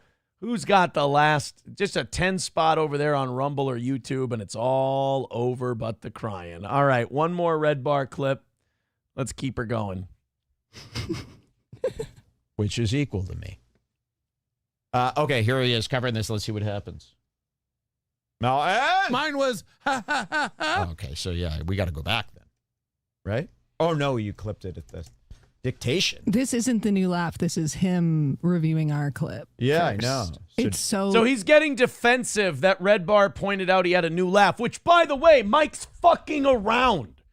He's like, oh, look at that new laugh he's got. He's being over the top. How is this guy has been butt fucked by Red Bar more than anyone else, and he doesn't understand what the dick is about? The Red Bar dick has been shoved in Melton's ass so many times. He should know the contour, the texture, the rigidity of it. He should know the whole thing, and yet he still falls for the same shit. Melton is the most gullible fucking person on the internet. Red Bar can still agitate him like that. Me and Red Bar are the only two, maybe Zumach, can get Melton just like that. Long, Okay, so I just searched the part where he should show And a that's clip. a small instance of it. Sometimes it's 3 times as long. How come you didn't clip that one? He gets mad. How come you didn't clip the one that's 3 times as long? And again, you're stupid bitch. Oh, so he got. So Jules rattles him. Jules gets to him. He doesn't like, again, that's the mommy issue. He doesn't like the woman criticizing him. How dare that stupid bitch, which Jules is a saint. Jules is not a stupid bitch. Jules is kind. And here he is just running her down. Just what a bad guy this guy is. I go, guys, here's a small instance of Melton's laugh. We've heard this thing 1,000 times, but this was just one we happened to see. I go, hey, write that time code down. We'll show him Melton's laugh. And his thing is that, wow, we don't have anymore. He never laughs like this. Or he's always, he's got 2 different stories. One of them is he's always laughed like that. It's not a new laugh. And another one is, if you have so many instances, Mike, and you're stupid bitch, why don't you show us? Well, you know, I go, oh, it's water under the bridge. Melton's pretty cool. And Joel said, I don't know. I think, you know, we had a lot of people come to us. They go, Mike, I don't know. I'm not buying this laugh. Melton said he never does this laugh. Can you prove it? And I said, oh, I don't know. And I would. So imagine getting so worked up over this. And also, the reason Melton always wants people to play clips, I believe, is he has a humiliation fetish. I think that's what it is. Play me being a retard. It's a really weird thing to yell. Play me being stupid more. So Mike did play him being stupid, and we've played him being stupid. And his excuse to that is, play more of me looking like a fucking idiot. It's like, no. We've sufficiently proven you're an idiot. We've proven our case, buddy. It was like, I don't know. That's not really how I don't really care. If he says that, that's fine, and I'm sorry for showing the laugh. And then 2 days later, we watched this Melton thing that he was on, and there's the laugh. And I go, oh, that's like even crazier then.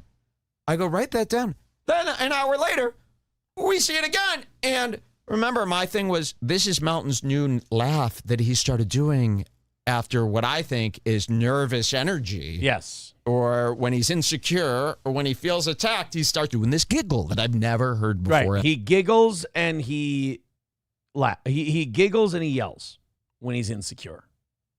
He giggles and he yells. Then there's a bunch more. I mean, if you want to go check that out, I'm not going to tell you who clipped it. What I'm going to say is go join Scars Club and go watch the whole episode.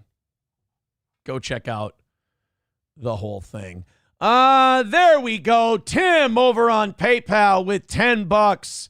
And Chuck I won't say the name now because I accidentally said the first name. Chuck says, wanted to make sure the year started off right. All right, you guys are $10 into Monday then because we got a couple of them. Thank you both. And in my club, I will splash the pot whenever the fuck I please. The goal has been knocked out at the end. Fake donos all the way. Pay him. Pay that man his money. Thank you guys very much. RedBarRadio.net. Scars Club. Join. Angelica's doll says he calls your girlfriend way worse than a stupid bitch, Aaron. Give off jealousy a bit, maybe. Oh, yeah. No, I don't think he's jealous. I don't think he's, like, attracted to women at all. I think when you're that morbidly obese, you're probably asexual, most likely. You don't get those urges because you're just so unhealthy.